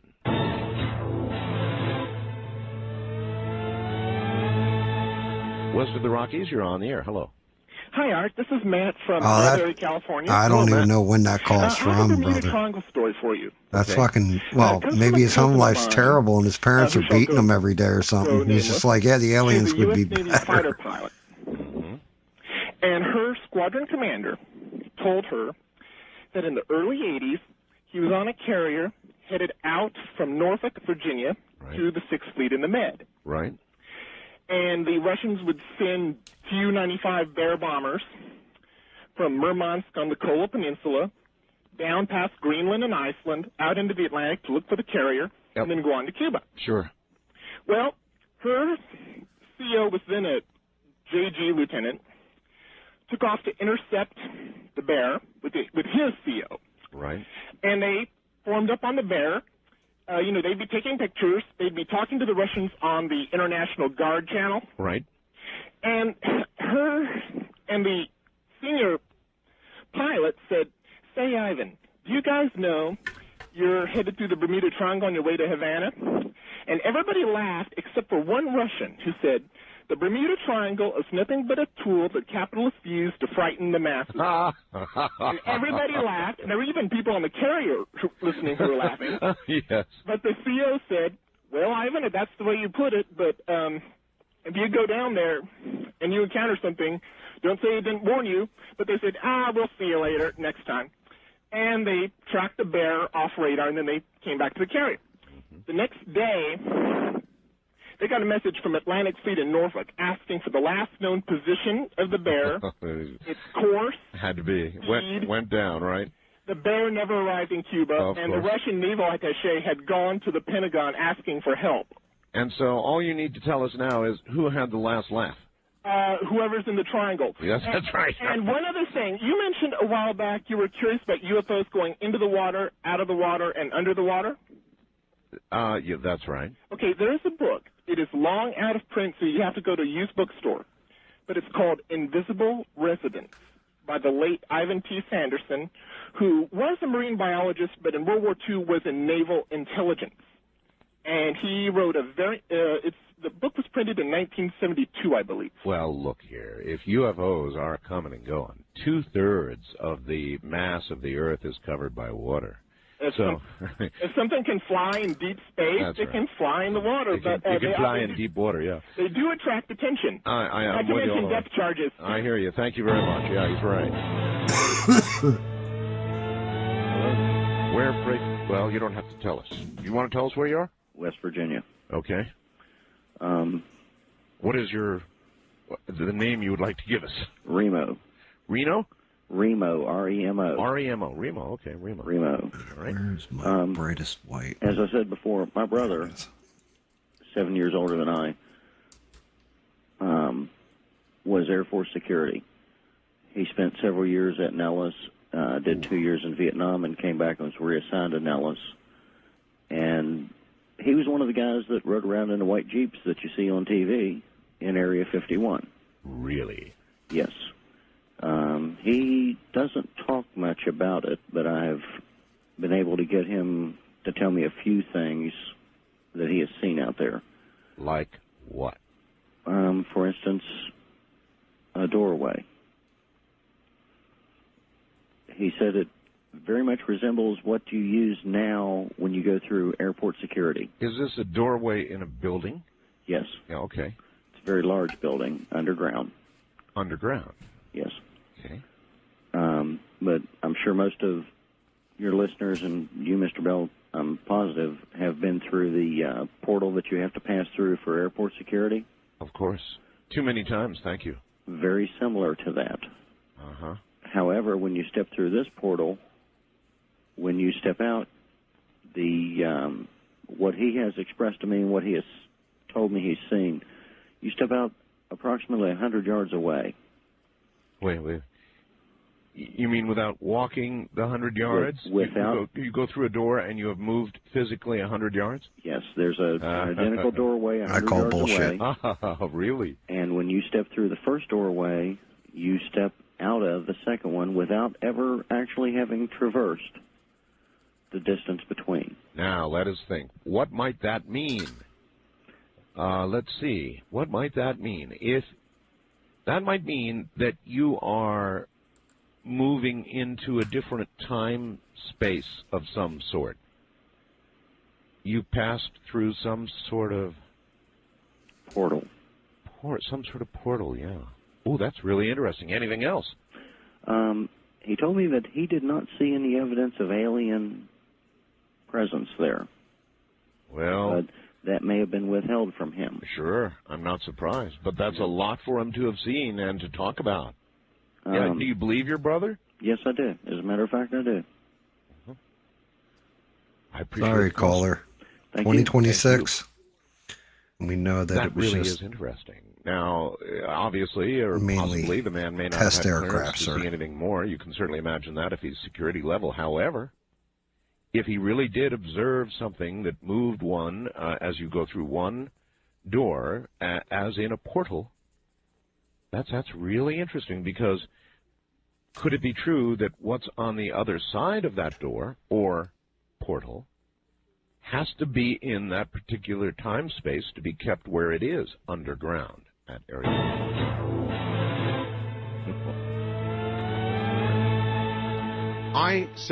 I didn't say that we should do it. I started something really big. I didn't say that we should do it. Are you listening to me now? I said that it would work, that the government or anybody else could, in effect, interdict some drugs, hardcore drugs, crack cocaine perhaps, heroin, that sort of thing. Why do you get a lot of fentanyl? Poison those drugs, and the net effect would be people would stop using them. That's incorrect. It's true, the hardcore addicts would continue to use those drugs. They would seek those drugs out. Dead, it's called hot so shotting. they wouldn't be back for more. Yes, and they would everybody all who be was dead. using them socially would go, I don't want any of that stuff, thank you. Yeah. So, dumb plan, that Art. caused Dumb all plan. hell to break loose here on the program yesterday when I said that. They called it and said, but that'd be murder. Well, in a war, people die. Oh. In a war, when people die, they don't call it murder. Would it be in this case? Well, I suppose collateral technically damage. so. Would you consider yourself weird? I don't think of myself as weird on a moment-to-moment basis, but every so often, if I'm able to step back far enough from the forest to see the trees, I would have to be considered weird, yes. Well, even though you might not consider yourself weird, is it reasonable that other people would consider you weird? Completely and totally reasonable. All right. What is it you do? This is not what's my line, but I mean, what do on you... a day-to-day basis, to put it at its weirdest, I take... Call us toll-free at 1-800-618-8255. What the fuck happened there? Call cut. Do that is because... Oh, but now, wait a minute. We're going to have to be a little bit careful here. He said something fucked up. I'll crank it... We're going to have to be a little careful. I mean, I'm not Howard Stern. I understand. I'm open-minded, but I'm not Howard. So we're professionals. We are, and so we're going to have to you're do not, this sir, unless you're a professional peacefully prostitute or something. All right. I handle the constant barrage of questions related to a device called the Venus 2 Personal Comfort System for Men, and also another device called Sybian. Wait, let's get these straight. The Venus 2. Pocket. That's correct. The Venus 2 Personal Comfort System. Personal comfort system for men, and the Sybian, which is a comparable device made for ladies. Which these devices. He's a dildo salesman. Are engineered from the ground up to produce orgasms for Venus for males, the Sybian for females. These are orgasmic machines. And they are not toys. These are devices that are made to the standards of quality, durability, and safety that are much more closely related to medical or therapeutic or clinical devices. They sell the Sybian is $1,400. $1,400. That's it can be had for around $1,250, but I'm just you discount occasionally. If we do offer discount offers, and the Venus 2 sells for $1,095, but it can be had for around $950. Sir, tell us about the Pleasure Master 3000 at Smurfman. When you say $1,095, you mean $1,095? Yes. Uh-huh. And they're made to last a lifetime of the owners. And all day long, I take questions from individuals who, through one means or another, have heard about the devices, and they're calling to either to buy or to ask questions. Okay, so you manufacture machines that produce orgasms, machines. Yes. Now, as a matter of absolute curiosity, what got you started in this? In this working for line the of particular... Yeah. Well, that's a good question. I was managing a nightclub in Chicago, and Chicago has some very unusual standards about gentlemen's clubs, and the club was closed due to a parking. We had So guys wanted to go fire off, so I took them to the parking lot, and I built this machine. And simultaneous with that, a local newspaper, Chicago Reader, published an article about a fellow who had was the original engineer inventing the Venus 2. And I called to congratulate him because that particular issue had been picked up from the distribution points faster than any other issue in the 20-year history of that newspaper. Well, I guess so. I had put in about 10 years in medical marketing, once for plastic surgeons, another time for a renowned eye doctor. And to make a long story short, what I do is not too dissimilar from medical marketing, because as you stated, we have to be professional. I mean, I can certainly understand that, for example, there would be a definite use for that machine in, say, a sperm bank. I'm sorry? There would be a definite use for that machine in, say, a sperm bank. Right? That makes sense. I mean, where were you going? Certainly, we've sold a few, but because of the age that we live in, there's a lot of people who either, let's say in the case of men, who do not have access to ladies, or who think that they don't, which amounts to the same thing, and who are afraid to take care of those matters the way people did 50 years ago, or maybe even 15 or 20 years ago, or 10 years ago. And then, of course, there's safe sex and AIDS and all the rest of that, too. Yes, and some people feel that as men age and it is inevitable that they're going to be confronted with prostate problems. Oh, yes. And many doctors feel that if those matters aren't taken care of, that can accelerate the point in time when someone is confronted with that difficulty. So, and also, and this is, I think, it qualifies both as weird and also as beneficial. But the Venus 2 can produce and deliver orgasms even for men who are impotent. Wow. In other words, it functions. It doesn't have to be operating on something that's rigid. What made you decide to call it the Venus 2? Now, Venus was associated with love, I suppose. It was already called the Venus 2 when I came on board. I didn't invent this, but I did add the personal comfort system for men because it has to be a way of describing it. How about, I thought of, while I was just sitting here thinking during the news, I thought of the Orgasmatic. Well, Orgasmatron is one of the names that we have copyrighted. Oh, copyrighted yet, huh? Oh, sure. Are these Orgasmatron large machines physically? Venus 2 comes in its own carrying case that's about the size of a large briefcase. Not However, that big, then. we're coming out with the next generation unit in the spring, and it would fit in a shoebox. A shoebox. Wow. Now, how are these items marketed? I mean, you don't go door to door and, like the vacuum cleaner salesman, yes, hi, ma'am, I want to show you our...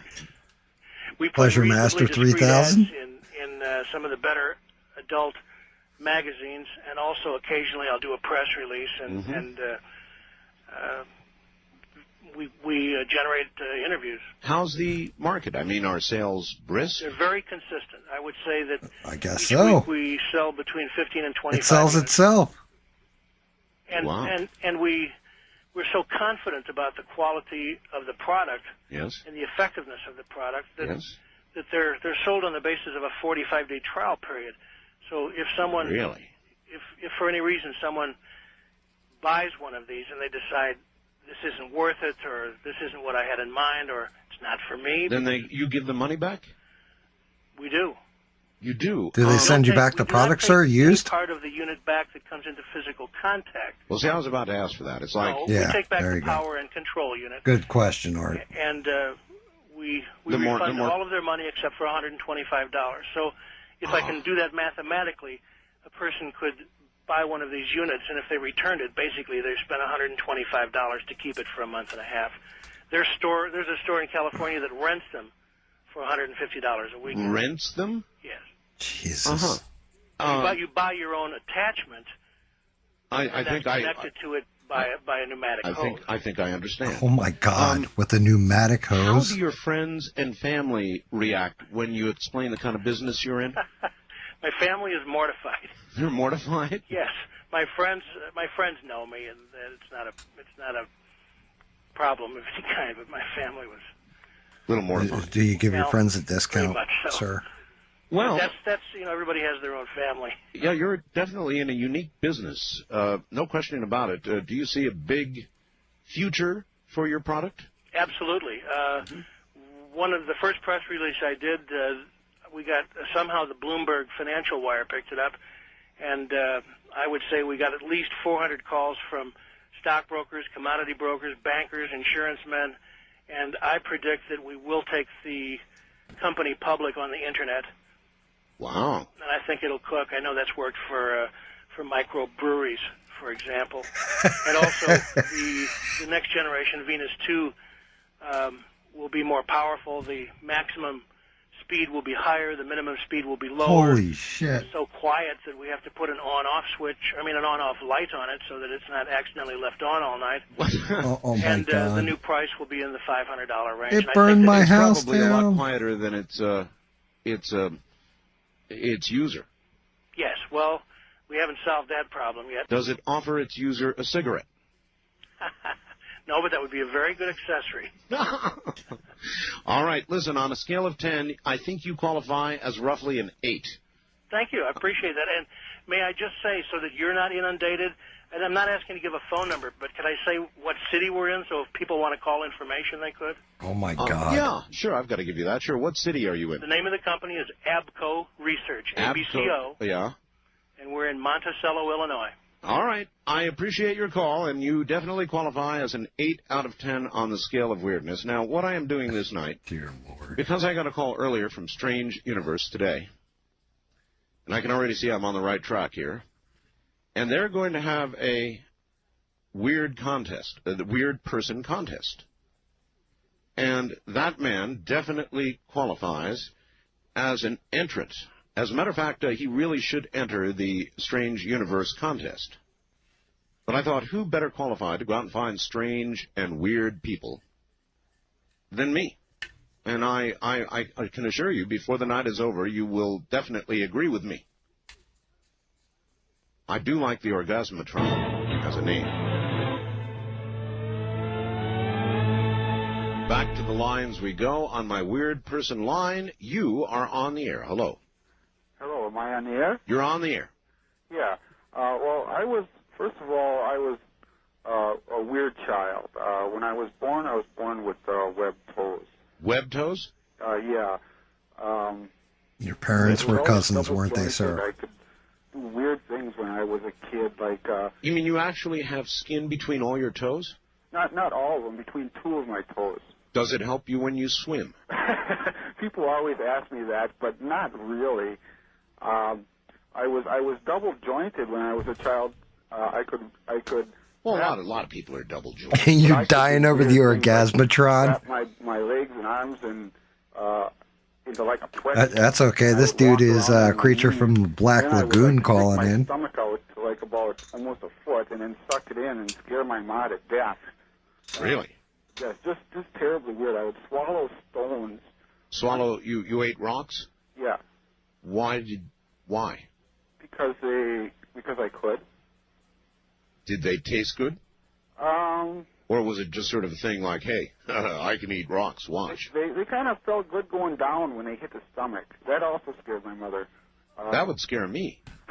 Well, What size rocks could you, surely you couldn't eat a jagged rock. No, they were round, smooth rocks. Like one you'd time find I in a dug- pond or maybe at the beach or something that had been worn away by the water. No, just right out in the yard. Yard rocks. Yeah. Where are you, by the way? Right now I'm calling from Maybrook, New York. Maybrook, New York. Where were you when you were Holy eating rocks? shit. Green Bay, Wisconsin. Oh my Green Bay, God. Wisconsin. Do you have any idea whether the rocks... Now, obviously, a rock is not something that you're going to be able to assimilate and digest. Well, that's what my mother was worried about, so she called the doctor, and the doctor said not to worry, that they would pass right through, which I don't remember happening. But another thing that I did is I took a stick and I started digging a hole in my knee, and What? I got to the bone. What? I'd take a kind of a pointy stick, and I would start digging a hole in your knee. Yeah, in my knee, and then I see some white stuff in there, and that. That's probably your bone. Yeah, it was bone or cartilage or something. It was kind of neat. I just had a weird life, just completely oddball weird. You're right. You are weird. Now, how old are you now? Oh my God. I'm 37. 37. Now, how long were you eating rocks? Oh, yeah, dude. Well, I stopped. They My mother definitely made me got to be stop first after a while, cousins. but I would say for about a week or so. A week of eating rocks. Yeah. Do you have any idea what caused you to be? When I was told my father was in the service, and I was told that. See, like he doesn't even know who his dad was. He didn't realize it was really that, Uncle Pete that used to come by all the time and visit Mom. And I've always had a theory that sort of kind of passed on to me. Ah, so you think he may have been genetically irradiated, causing a defect in you, which caused you to eat rocks and pick your knee open? Well, yeah, but I don't consider it a defect. I consider it kind of like an enhancement. Oh, You know what I Jesus. mean? Kind of like a superior being, a mutant, like on the X-Men or something like that. Oh, my God. You dig? Yeah, I do. Do you still feel that, for example, today you could eat a rock and that? Oh, definitely. I could definitely eat a rock. Do you actually find yourself longing for an occasional rock? Well, considering that the nutritional value of most of the food nowadays isn't all that hot, I would think a rock would be fairly good for you. Well, there would be trace minerals, certainly. Well, yeah, a lot of dirt. Dirt is supposed to be good for you, really, if you think about it. You didn't eat dirt, did you? Well, there was dirt on the rock. That's true. Oh, Jesus. So I suppose, in a way, your body probably did assimilate some of what you ate. Well, I would think so. I've never, like I said, I don't remember passing them. Have you ever seen a snake eat a mouse? No, I don't believe I have. It's really horrible. You can see the mouse actually, as a giant lump, slowly going down the snake and being digested as it goes. Doesn't the snake's jaw kind of disconnect so it can? That's right. That's exactly right. Now, what size rocks? I mean, did you eat what we would generally call a pebble? Oh, no, like about a bird's egg size rock. I mean, I couldn't obviously take a 5-pound rock and Holy shit. swallow it. I mean, it was just a stone. Nothing, fancy. Well, look, I'm not exactly sure how to classify you, but you're definitely up there on a scale of 10. Sir, it doesn't end there, but I don't know if you have enough time for me. You mean there's more? There is more. I hate to admit it. Well, I do have time for you. Well, when I was 16 or in my teenage years, I was pretty much, I don't know, the village idiot. Kind of not too smart about it. Well, probably you don't from eating say. rocks. Yeah. Well, see, what I did is I kind of sat down. Wait a minute. Let this be a cliffhanger. Can you afford to hold on? I don't know. I've got a prepaid phone card. I'm not that rich. All right. Well, call me back then, and we'll continue. Tonight or today? Well, no, tomorrow. On my Area 51 line. Oh, you're yeah. on the air. Hello? After that, they're definitely Hello, Art? closer than Yes. first cousins. Hi. I don't have a whole lot of time. Well, look. Oh, this is one of the most famous Art Bell call-ins. Properly or not? Area 51. Yeah, that's right. Were you an employee or are you now? A former employee. Former employee. I was let go on a medical discharge about a week ago, and I've kind of been running across the country. Oh man, I don't know where to start. They're gonna they'll triangulate on this position really, really soon. So you can't spend a lot of time on the phone. So give us something quick. Okay. Okay. What we're thinking of as aliens are they're extra-dimensional beings that an earlier precursor of the space program made contact with. They are not what they claim to be. They have infiltrated a lot of aspects of the military establishment, particularly the Area 51. I'm pausing this real quick. The disasters that are coming,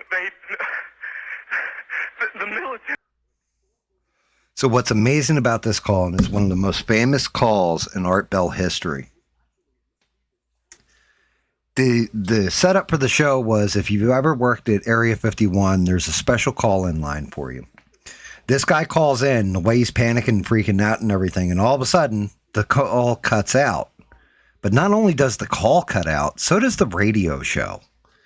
Art's entire show shut down. The satellite connecting his radio show at the time, all of a sudden they were off the air. Just out of nowhere, out of the blue, in the middle of the call, and this guy says something to the extent of, they're tracking me, they're coming for me, or whatever, and then everything just cuts out, and then Art Bell comes back. It's like one of the most famous ones where people are like, shit, maybe this guy really did work for Area 51. He really is fucking like terrified. Like you can hear it in his voice. He's just terrified. But yeah, one of the most famous calls in Art Bell history. I'm sorry, the government knows about them. And there's a lot of safe areas in this world that they could begin moving the population to now, Art. But they're not doing anything. They are not. They want the major population centers wiped out so that the few that are left will be more easily controllable. And there's the cutout.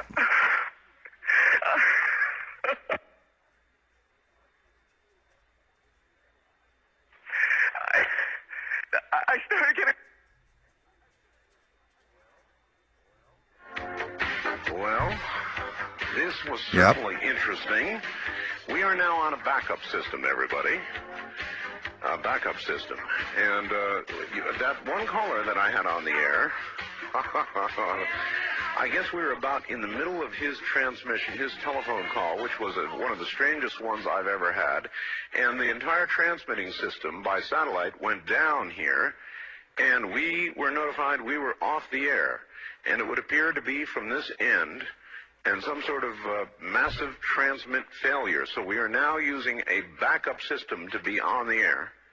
And not that I would normally believe this kind of thing, mind you, but I can't help but wonder if somebody zapped us in some way. We'll find out. East of the Rockies, you're on the air. Hello. Art Bell? Yes.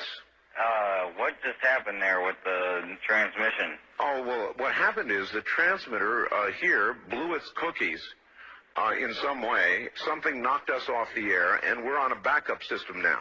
It's the government, or? I don't know. It has to be something, though. Well, did you hear? Now, you tell me, because you were listening. That was awful strange. There was a really weird guy on the air when it went off? Yeah. Real weirded out. Like going sort of sounding paranoid, schizophrenic? Like crying and everything. Yeah. And how far into the conversation was it when it went off? Just a couple, about 15, 20 seconds, I'd say. Oh, you guys you really missed a call then, and I've got a feeling somebody didn't want you to hear it. Yeah. Because it was really strange. All of a sudden, I'm hearing Mark Furman, and that's right. Well, the network, of course, went immediately to a backup tape while we tried to figure out what blew up here. So that's what you heard happen. And then we're now on a backup link system to be on the air at all right now. So, well, I'm telling you. Am I on the air right now? You're on the air right now. Well, you better be, yes. And where are you, by the way? I'm in Michigan. Michigan. Yeah, I called the other night, and I wanted to ask two things. Real quick. Well, I wanted to say one thing, and I wanted to ask another. Real quick. I wanted to ask if you could play that remote viewing one when you were while you go to Egypt. Yes. And also, I wanted to know all this stuff about, like, Area 51, if it's, like, the government's trying to put it out there like that, so, like, some other place isn't being... Yes, I would say. Good interview, but you had to hear it in context. All right, well, we will continue on with the backup system and go to work on the primary system. This is why we have backup systems. I tell you, live radio is weird stuff, folks. Anything can happen, and this is another perfect example of that. On the run, trying to get things done in a 5-hour What's program. up, Bob? How are you, brother? My transmitter has had an apparent massive heart attack. How goes it, Bob? All hail, Bob. Somebody did something to it. And I will not mention the alternative means we're doing to get, accomplishing to get a signal up there right now, or to the network, let me put it that way, but pretty weird, and it certainly occurred at a pretty weird time. West of the Rockies, you're on the air. Hi. Hi, Art Bell. Yes. Turn your... Talk real quick so Bob can hear me. So, yeah, Bob, I heard that your favorite streamer hasn't, well, actually, I looked it up. He hasn't streamed in 3 weeks.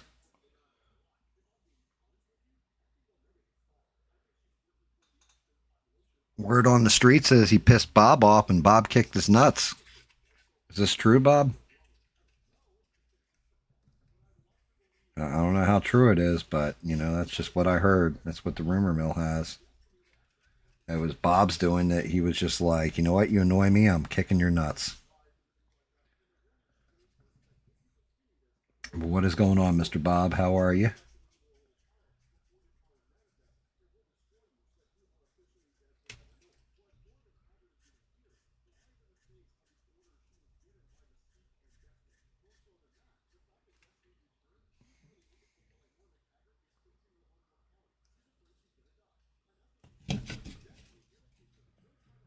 I don't think Bob's with us anymore. He like is like, oh Christ, here we go.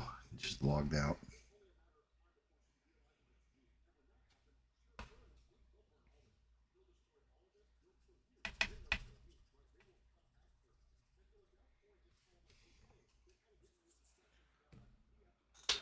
Let's see how he's looking.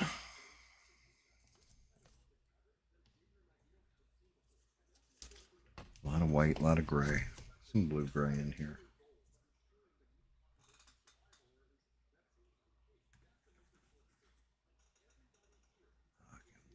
Columns. Let's see, what are we looking at? Shazam. Shazam's column. Not bad. I think I might need a little bit of brown, yellow. I mean, yellow and white. Just a little bit. It's knocking along. All right, back to the call-ins. Thanks for stopping in, Bob. Turn your radio down, please. Turn it off. There you go. Thank you. Where are you? This is Barbara in Kingman, Arizona. Hi, Barbara. My husband and I have a question about that interruption you had, and also about Dannon. Yes. And all right, the interruption first. What do you want to know? Okay. Was that person flipped out, or? Sounded flipped out to me. Yeah. But did it have anything? Did it have anything to do with our failure? It was I must admit, of all the times that it would go out, that was a pretty weird time. Yes, Art, this is Mark, her husband. Yes. And our phones went dead. Your phones went dead? Yes. At that same time? At that same time. Where are you? We're in Kingman, Arizona. Kingman, and your We're on the other side of Area 51. So your phones are now restored, obviously, because you're talking to me. Right. And that sounded very... Can I ask you a question? Yes. When it went off, what were you hearing? I was hearing the man talking, and he sounded like he was almost in tears. Yeah. And then I heard like a static interruption, and then you went off the air. It was just like zip, and then the phone went dead. Too weird for me. Too weird for me. And you're telling me that your phone went dead at the same time? Yes. Okay. Okay, and my wife and I, we have been rock hounders, I guess you could say. Do you eat stones like the X-Men guy that was up before, sir? And we have been up near the Area 51. And when we got, we had passed over the Area 51 area where it says no trespassing past this point. You're not supposed to go past that. Well, we did. And you probably met Wackenhut. Well, we met these people. Whacking Hut Security is, I think, the people that still take care of security up there, and they're really efficient at what they do. Well, yes. They escorted us off the property. I'm even wondering how much more I should be talking about this tonight. And they escorted us off the property with automatic weapons. Right. Yep. Well, that's the way it's done. All right, sir. Thank you very much for the call. Oh.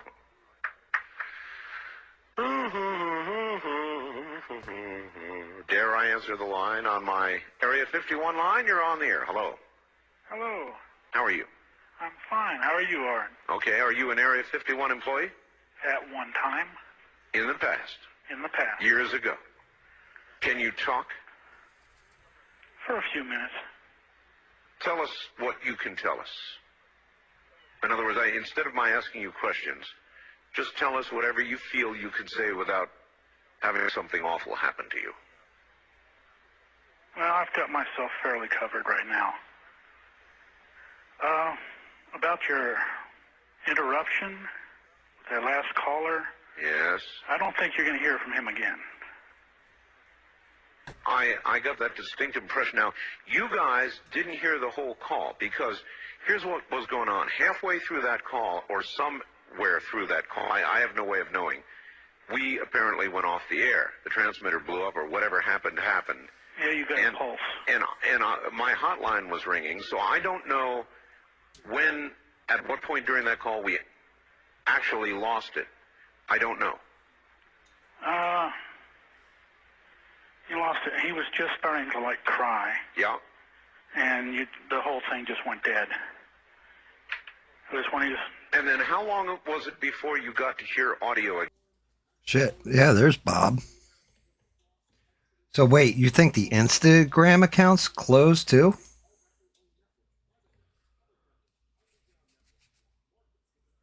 I mean, he's still doing shorts.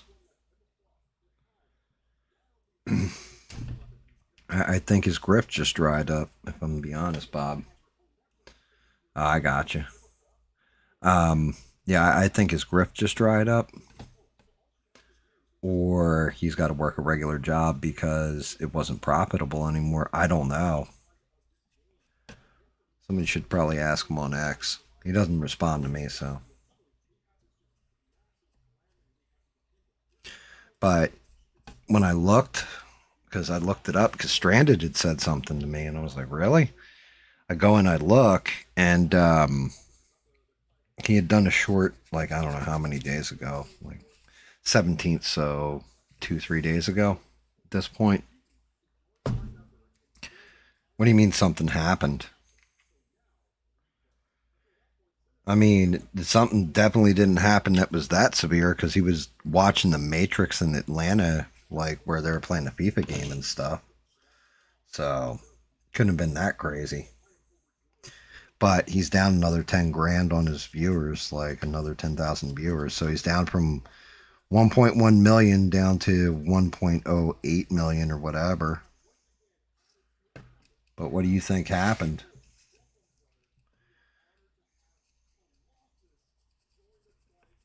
I mean, he's pretty fucking milquetoast, so nothing he says on YouTube's going to get him banned. I mean, he's a well-known political commentator, so that's not going to happen. He's got the ability to talk politics plus 1 million subscriber following. So they don't ban you that easy. It takes a lot to get banned. And like I said, he doesn't even swear on his show, so. Yeah, you don't know and you're not worried. You're just like, fuck it. Listen to the guy for 5 years. I could give a shit. Why you having trouble sleeping? Probably the heat, brother. It's been hot. Heat will put you on your ass.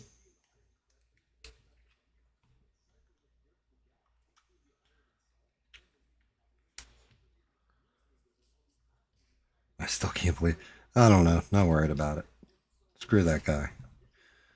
Listen to him all the time for, years, but the hell with him. Yeah.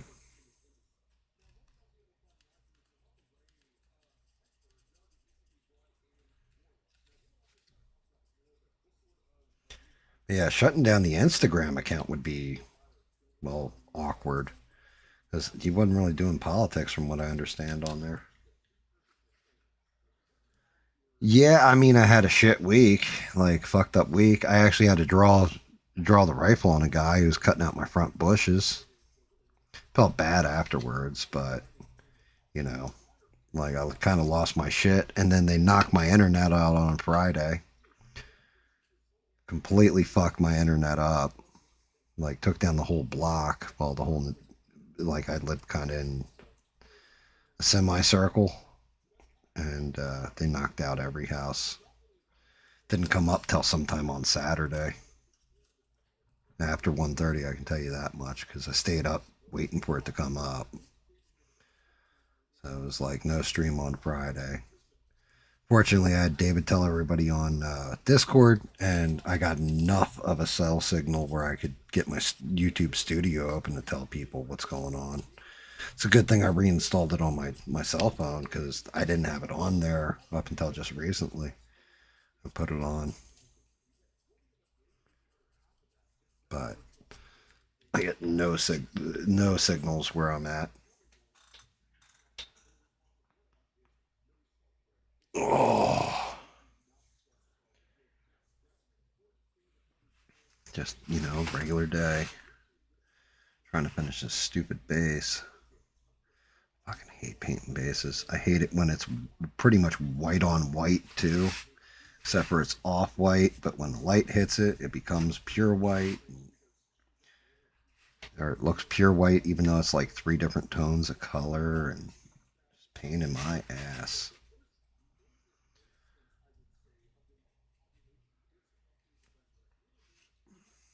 Well, that's good, Bob. I haven't written any new songs about you, Bob, so there's a positive for you. You know, I thought about it. I thought about writing a new Bob song. It was called Bob Gets Laid. That's what the song was going to be called. And it was going to be about you you going on a date with an actual girl. It was just, you know, trying to be nice. I was going to write a nice song instead of a dick song. Yeah, I know we do got about enough Bob songs. Everybody loves the power, like all hail Bob. That's just the thing with it, you know. But I think you're right. I think we do have enough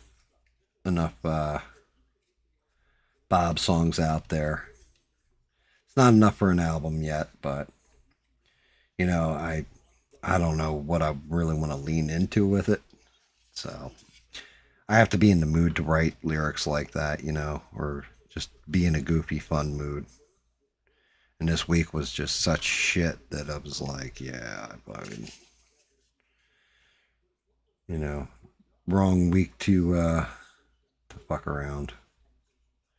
I don't want to be excessively mean to somebody that's my friend, you know, or somebody I consider like a decent person.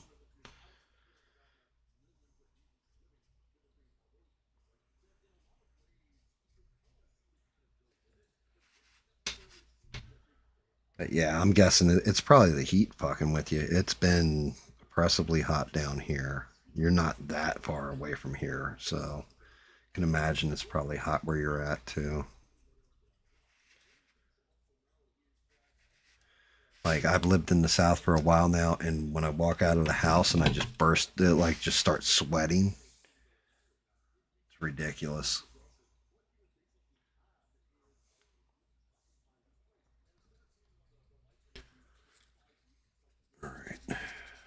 Look at these feet real quick. Sure my weights match. I gotta go brighter.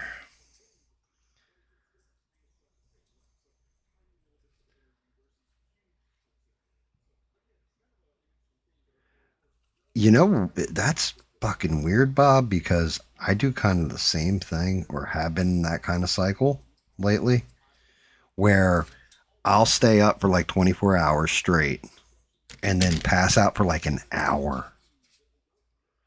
And then I'm up like I've never went to, like I never, like I slept for 10.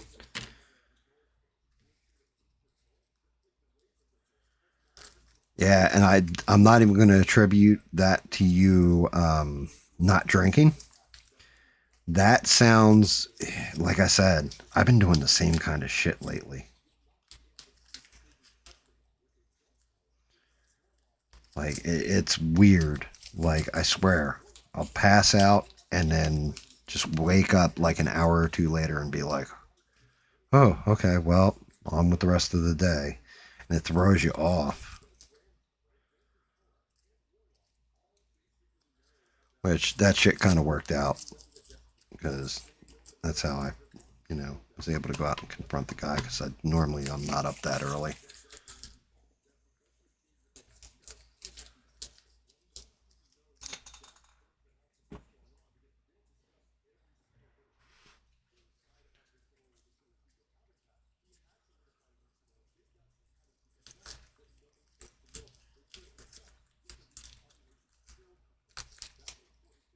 Peeling all this shit off. Definitely did a good job masking them, though. No blowouts, no fuck-ups.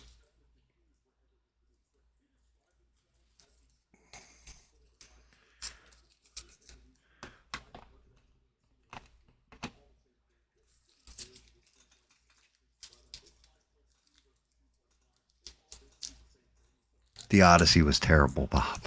I watched it. It wasn't good. And yeah, it was hard to follow. It shouldn't have been hard for him to follow, but it was hard to follow because it was basically doing a flashback while he was having a flashback, if that makes sense. So, like, when the movie starts off, he's on the island with Calypso, and then he's remembering the Trojan War, which is a flashback. And then he's remembering the adventure forward from there. But it also goes to what's currently happening in Ithaca and then flashing back to him. And I could see where he would be confused by it. Like, I don't quite understand. All right, let me look at this.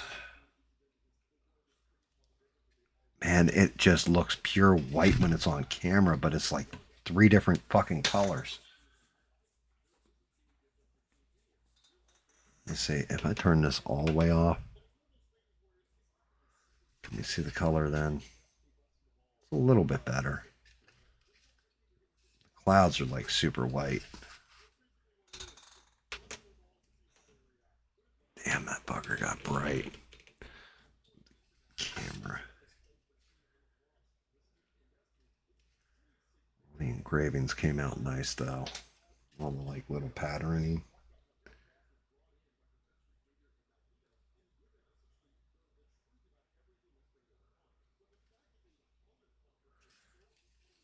Yeah, it actually looks a lot better than it appears. Shit. All right, let's seal this bitch up.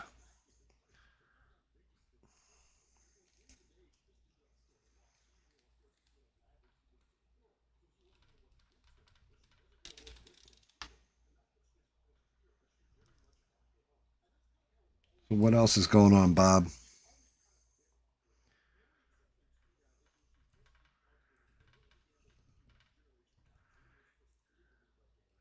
Been starting any fights? A whole bunch of people were here. It's been all throughout the night, like different people. People came back from the raid from the other day. One guy came in just to say hi, get smashed like, and all that stuff, just to let me know, hey, I watch for you every time you're streaming. Francois's been here all night. Beans was throwing hearts earlier. Melissa was here. Stranded was here. You had a lot of people here. Yeah, people coming in, hanging out. It's Sunday. Everybody's kind of beat up. I've been Rebel was here with me for a good chunk of the night too, hanging out. Rebel Without a Reason. I don't know if you know him, Bob. But yeah, of course you know Rebel. It's, yeah, David dropped by. Like, it's, I don't know. One, it's a Sunday, and it is extremely hot out. So people have, sure, people that aren't working tomorrow and are chilling or whatever, or getting done work tonight and all that kind of stuff. People are passing out early. Like, it's been weird. It's a weird fucking summer, man.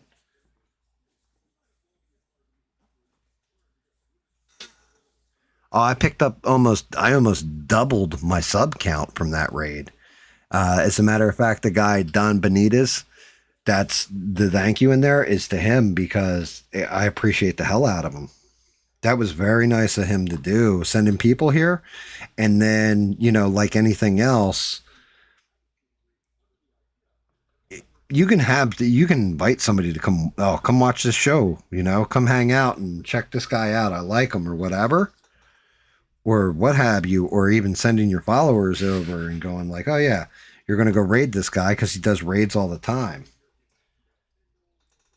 The trick is retaining those people and having them come back and be like, oh yeah, I liked what I saw and I want to come back. And like I said, I had quite a few of the people that came in and were just like, hey, I'm from the raid and I'm still here, you know, and I appreciate them. And even the people that didn't come back didn't cancel their sub. So they could have just come in, subbed to me, and it would have been nice for like a day or whatever. They came in and left their subs up, man. That was super nice of those people.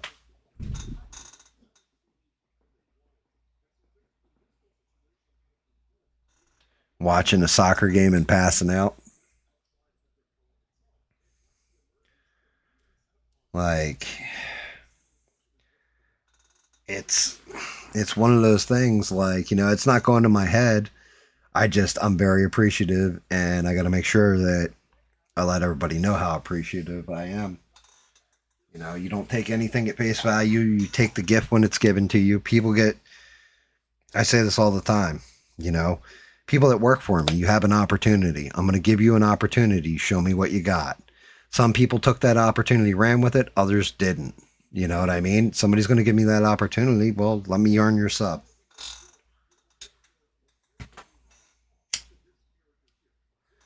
You know, argue with me or express your opinion, and do you, but you should always earn your subs. And I feel that was a gift. So, yeah, man, good stuff.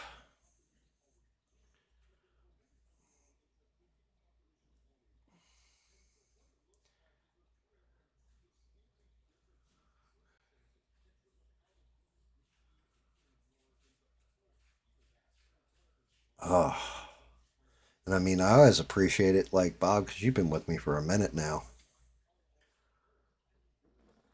But yeah, I mean, I do find that annoying about certain people when they get an opportunity. Instead of taking the opportunity, they bitch that they didn't get a big enough opportunity. You're like, what the fuck's wrong with you, dude? You got an opportunity, make the best out of it. I don't know why that didn't. That's seated in there now. That's sealed. That thing finally sealed. We'll try to find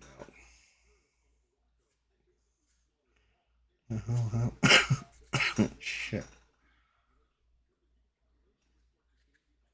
Good. Well, always let me know you're alive and kicking, Bob. You know? There's only one Bob. Well, for us, there's only one Bob. World, there's many Bobs. There's a lot of Bobs in this world, but there's only one Bob that we consider one of ours.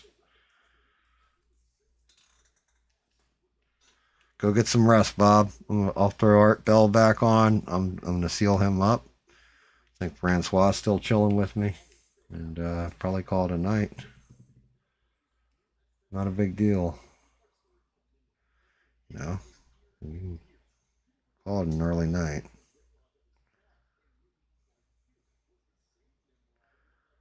I got this color right. If not, this is going to suck.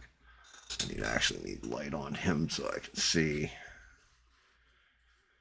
I got a color match because there's spots blown out on him. Like he must have fallen and bumped. Same thing was up here in the chest. Dark spot. Light spot here.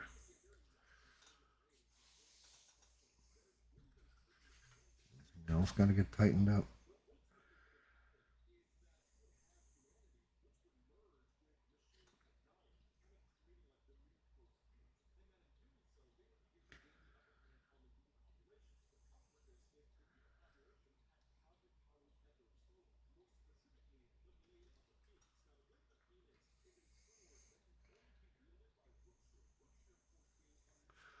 Let's see, what's the other red look like? Other red darker, flat red. Plus we're the only two people to be up. Well, there's other people in here. I mean, Beans is probably still at work and chiming in. She's been putting in that time. Really working her ass off. Like I said, Francois been hanging out all night. Although Francois got me confused with somebody else he was talking to about 3D printing. Which I don't hold against him. Trying to figure out. Because there's a model he was looking for. I couldn't find it. And he thought I did find it. There we go. Color match patch.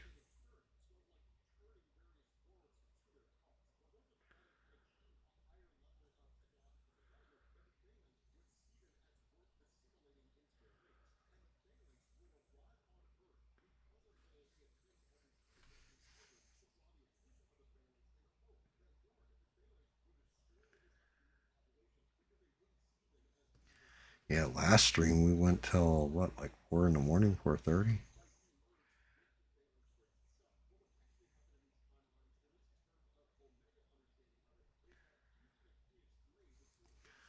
It's craziness. All right, let's fire back up Art. Go on, Art, talk to me. Entertain me, Art, entertain me. Again. About 2 minutes. 2 minutes. Yeah. Oh, man, I bet silence alarms went off everywhere, all across the country. Okay, anyway, listen, why do you think we'll never hear from him again? Because he was on the phone too long. And he was right. You know, if you'd heard the end of the call, I'll tell you. I'll tell everybody right now. The end of the call, it got worse and worse. He was crying, and he screamed. He screamed, and the line went dead. And at that point, I think I went to another call, and I answered the hotline and found out we'd been blown off the air somehow. I've got a guest in the studio right now. He's confirming. He's shaking his head. Everything I'm telling you is exactly true. This guy screamed, and the line went dead. I wish you could have heard the end of it. I can imagine the end of it. You can? Oh, yeah. Very easily. I used to work security problems for Site 51. Oh, you did? Yeah. I was one of the men they called to close gaps.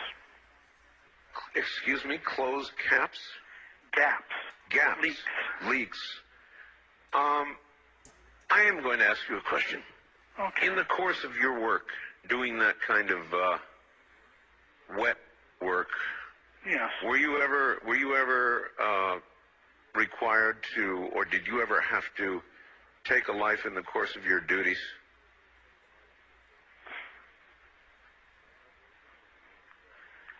Don't let those silence alarms go off now. Okay, yes.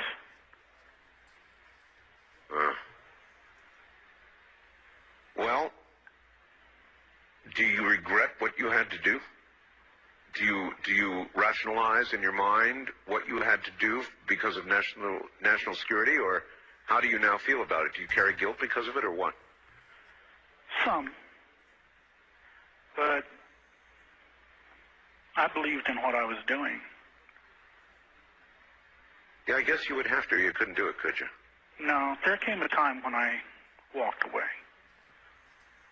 But when I was doing the work, I believed wholeheartedly. All right, listen, I don't want to keep you on the line too long. I learned one hard lesson tonight already. Okay? Yeah, well, like I said, I've got myself covered. I hope that's so. You take care.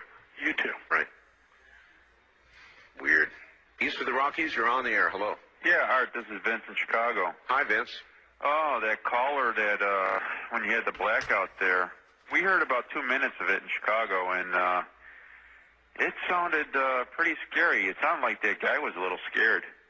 And, I know he had little scared?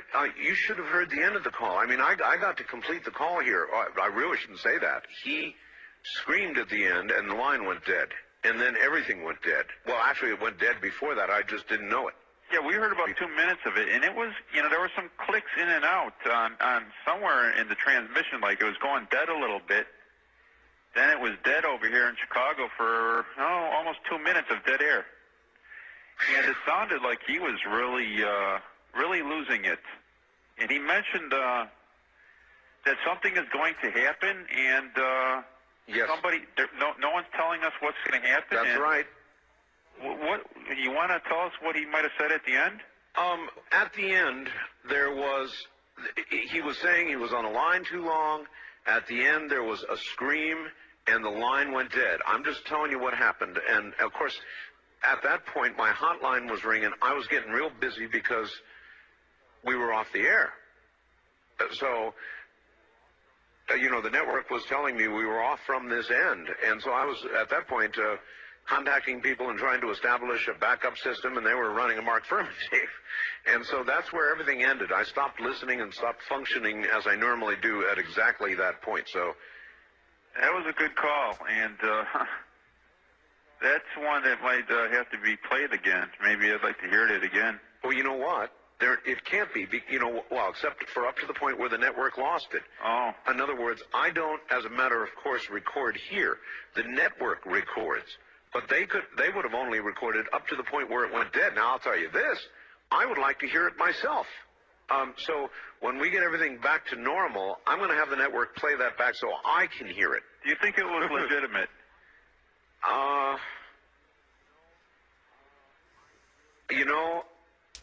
I really at this moment can't say. I find it rather strange that everything failed during that call. That was weird because I was playing with my dial, wondering what happened if something was wrong with my radio. There was dead air for a good 2 minutes. Man, that's serious for WLS in Chicago. 2 minutes of dead air. Yeah. Another thing, that first caller, the first Area 51 caller, it seemed like that guy had a lot to say. I agree with you. I think he should call back again sometime. I think he's got a lot to talk about. Well, we've had a lot of strange calls tonight.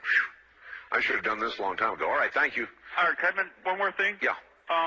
The program with Jim Collier debating Richard Hoagland about whether we walked on the moon. Yes. I've been listening to you for about a year, and I think that was one of the best programs I ever heard. Well, they really went at each other. They really did. You know, it's funny. People had either a very positive or a very negative reaction to that program. Some people sent me emails saying it was the worst thing they ever heard. No, I thought it was very hard-hitting and entertaining. Well, that's what it's all about. Thanks, Vince. Take care. On my Area 51 line, you're on the air. Hi, yeah, I'm calling from Rochester, New York. Where? Rochester. Rochester, New York. Yeah. Are you an ex-Area 51 employee? No, I'm not. But I've got some valid points. Well, then you're going to have to make your valid points on another line. Now, this is a special line. Only Area 51 employees call this line. So contact me on one of the other lines. All right? Yeah. All right. Thank you. See? You can't cheat. The rules are the rules. East of the Rockies, you're on the air. Hi. Hello, Art. Your tonight's show is fascinating, of course. I'd like to suggest a possible open line for NASA employees for the secret NASA. NASA employees? For the secret NASA. A NASA line, you mean? Right, for the for the secret NASA that Richard speaks of, as opposed to the one that we all know about. You're absolutely right. That's a wonderful idea. A NASA secret mission line. Right. I also had a question. You've given us some great movie reviews in the past, and what do you use your Real Talk for?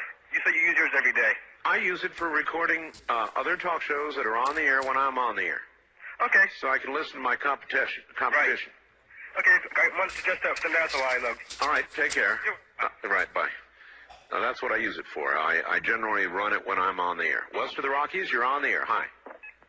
Art. Yes.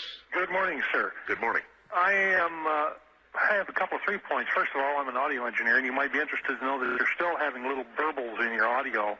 Well, I'm sure it's because of the backup system. Anyway, this is Nick from Oak Harbor, Washington. Yes. And I am near Whidbey Naval Air Station here, and I worked on that base for almost 7 years. Whidbey, yes. We have seen the silent craft that you've talked about, and also it's interesting that, and I am near Whidbey Naval Air Station here, and I worked on that base for almost 7 years. Whidbey, yes. We have seen the silent craft that you've talked about, and also it's interesting that they have areas here. Triangular craft, sir? The silent ones. I couldn't, yes. Huh. My wife and I, well, it's a long story. Actually, I'm blind, but my wife saw them. We weren't more than a couple, 300 yards from them. So you're relying then on her description, physical description? Yes, but I was there to vouch that there was no noise, and she saw them very plainly for, about 2 or 3 minutes. Boy, of all the times that it would be hard to be sightless, that would be one of them, huh? I agree.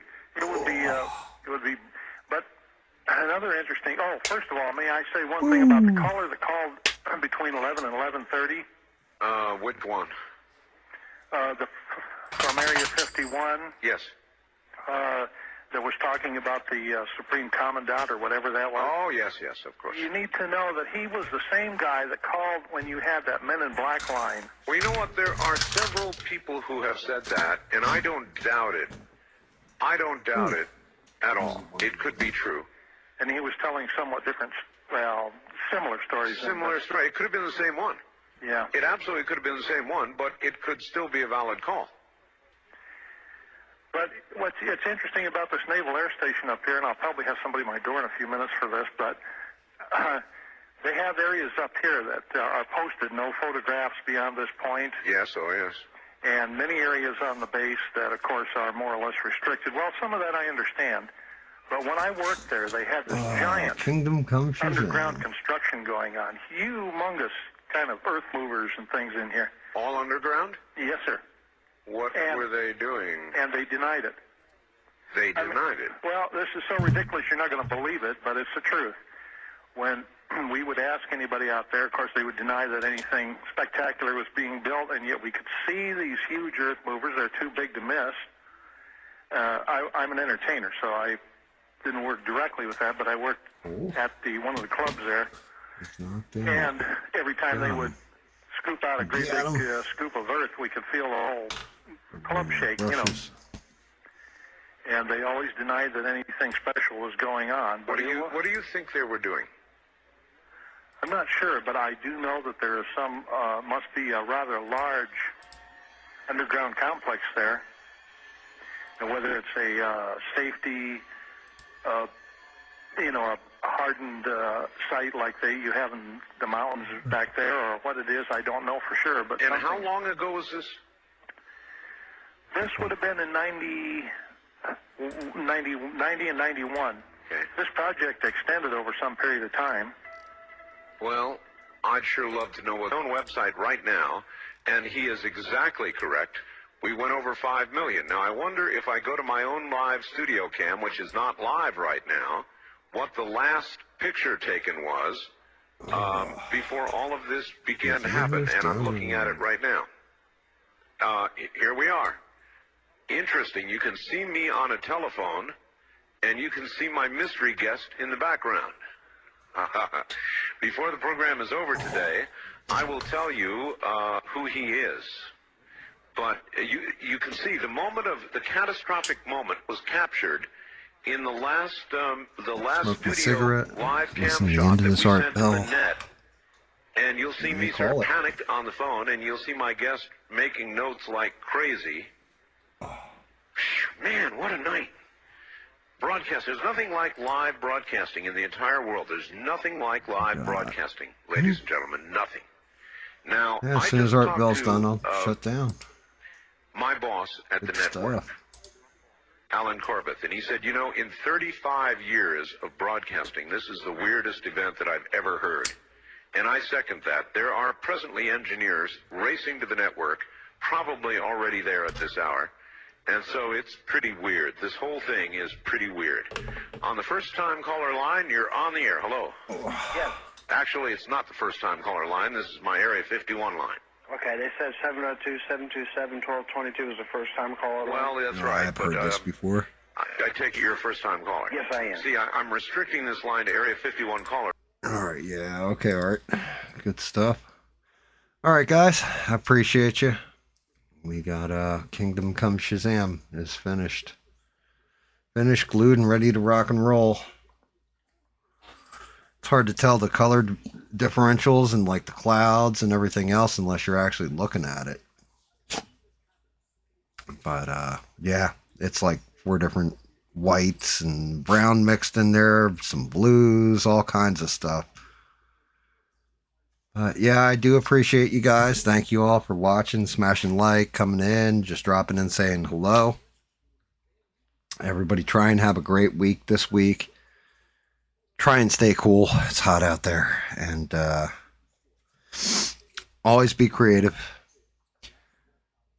And most important of all, don't take shit from anyone. Good night, everybody. And thank you again. And also shout out to Don Benitez. Good night, guys.